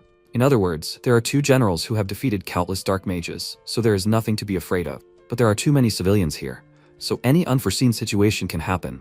One of the people present shouted furiously, "Who are they? How dare they come here?" One of the dark mages, using an ability, created an explosion and, pointing a finger at the protagonist, noted that here is the thief of the cube. Although Miss Sepia said not to kill him, but he thinks that this is the fastest and most effective method. Let him not worry, they will deal with everyone so that he will not be bored in the afterlife. The dark mages suddenly began to attack him with magic. MC, having created a protective barrier, ordered his pets to attack them. Basil covered the dark mages with fire, and Closty began to attack with ice spikes. The protagonist shouted with a smile that everything is fine. He wondered if those bastards were out of their minds. No matter how furious they were over stealing the cube, they were barging in here like that. Moreover, since this was a party hosted by Castica, there were many nobles here. Among them, there were many like Count Taesu, experts in exterminating dark mages. But they were attacking a place that was actually in the middle of enemy territory in broad daylight without any fear, and even sending such a large force into battle? What the hell were they planning? At this time, Celia, who had attacked the enemies with lightning magic, thought that this was strange. She was eliminating them, but there was no end to them. For some reason, she thought that this was it. The girl called out to the protagonist and noted that it was not that they were attacking with a large force. MC agreed and added that he also realized this now. Celia explained that they were constantly creating new units of power. This is one of the most difficult spells of dark magic. It is called self-reproduction, isn't it? The protagonist thought the longer the battle lasts, the more disadvantaged they are. But more importantly, there are people who have not yet been able to evacuate. If the battle drags on, they may also be hit. So what should he do in this situation? Suddenly, a system window appeared, which said that he received a reward for using the skill. His taming skill has improved. Object 1, Basil. Object 2, Closty. As a reward for taming at the same time, he receives a new skill, Taming Area. He can tame monsters in a certain radius for a limited time. Does he want to get this skill? The protagonist, having read this, pressed the agree button and shouted furiously, "Doesn't this see that he urgently needs it? Why ask stupid questions?" He started using the skill and wondered if anyone or anything would respond to the call. Suddenly, all the monsters in the area gathered around him. MC happily noted that they were just in time. Let them protect the civilians. He asked all the guests to follow the kobolds to a safe place. And let Basil and Closty fly ahead and clear the way for the civilians. Having given the orders, the protagonist thought that the situation was now more or less settled. But the fact that they were in the minority remained unchanged. Not only is the physical strength of people limited by nature, but they also expend energy faster than puppets. He must find the main body as soon as possible. Since the mage has to control such a significant number of doubles, he must definitely be somewhere nearby. In that case, he will make it come out of the shadows. MC leaned on a chair and shouted, "Enough of this hide and seek. Let them come out and talk to him." Or maybe they are so cowardly that they only know how to put pressure on the enemy with numbers? One of the dark mages noted that the rumors were true. He really is an impudent guy. He shouldn't worry. He's not going to kill everyone here. For the sake of the future that Mr. Abaddon promised them, they have to make some sacrifices. After all, they themselves have exactly the same policy towards them. In any case, all he wants is to catch him and find out where the cube is. How does he like that? If he goes with him, he will spare everyone else. The protagonist grinned and replied that this was a pretty tempting offer, but he refuses, because he was not born to be held captive. He struck and thought that this was also a double. The dark mages began to attack them more and more. MC thought that there were too many of them. How long can he hold out? Taesu called out to him with a serious face and shouted that he must hold out. The protagonist thought that he had lost too much blood. His head was in a fog. What was he even waiting for? Was he hoping that someone would suddenly appear and win the battle? Suddenly, Adela stood in front of him, armed with a sword. The protagonist thought that this was the reason he continued to fight. The person he had been desperately waiting for. The girl with a serious face explained that when she was alone, she held the sword in her hands and thought about what had happened for a long, long time. But suddenly, an emergency message came from the Doom Squad, and she immediately rushed here. He had saved her life so many times. He had helped her find the meaning of life. He had shown her that there were many things in the world more beautiful than revenge. So this time, it was her turn to help him. Let him not worry.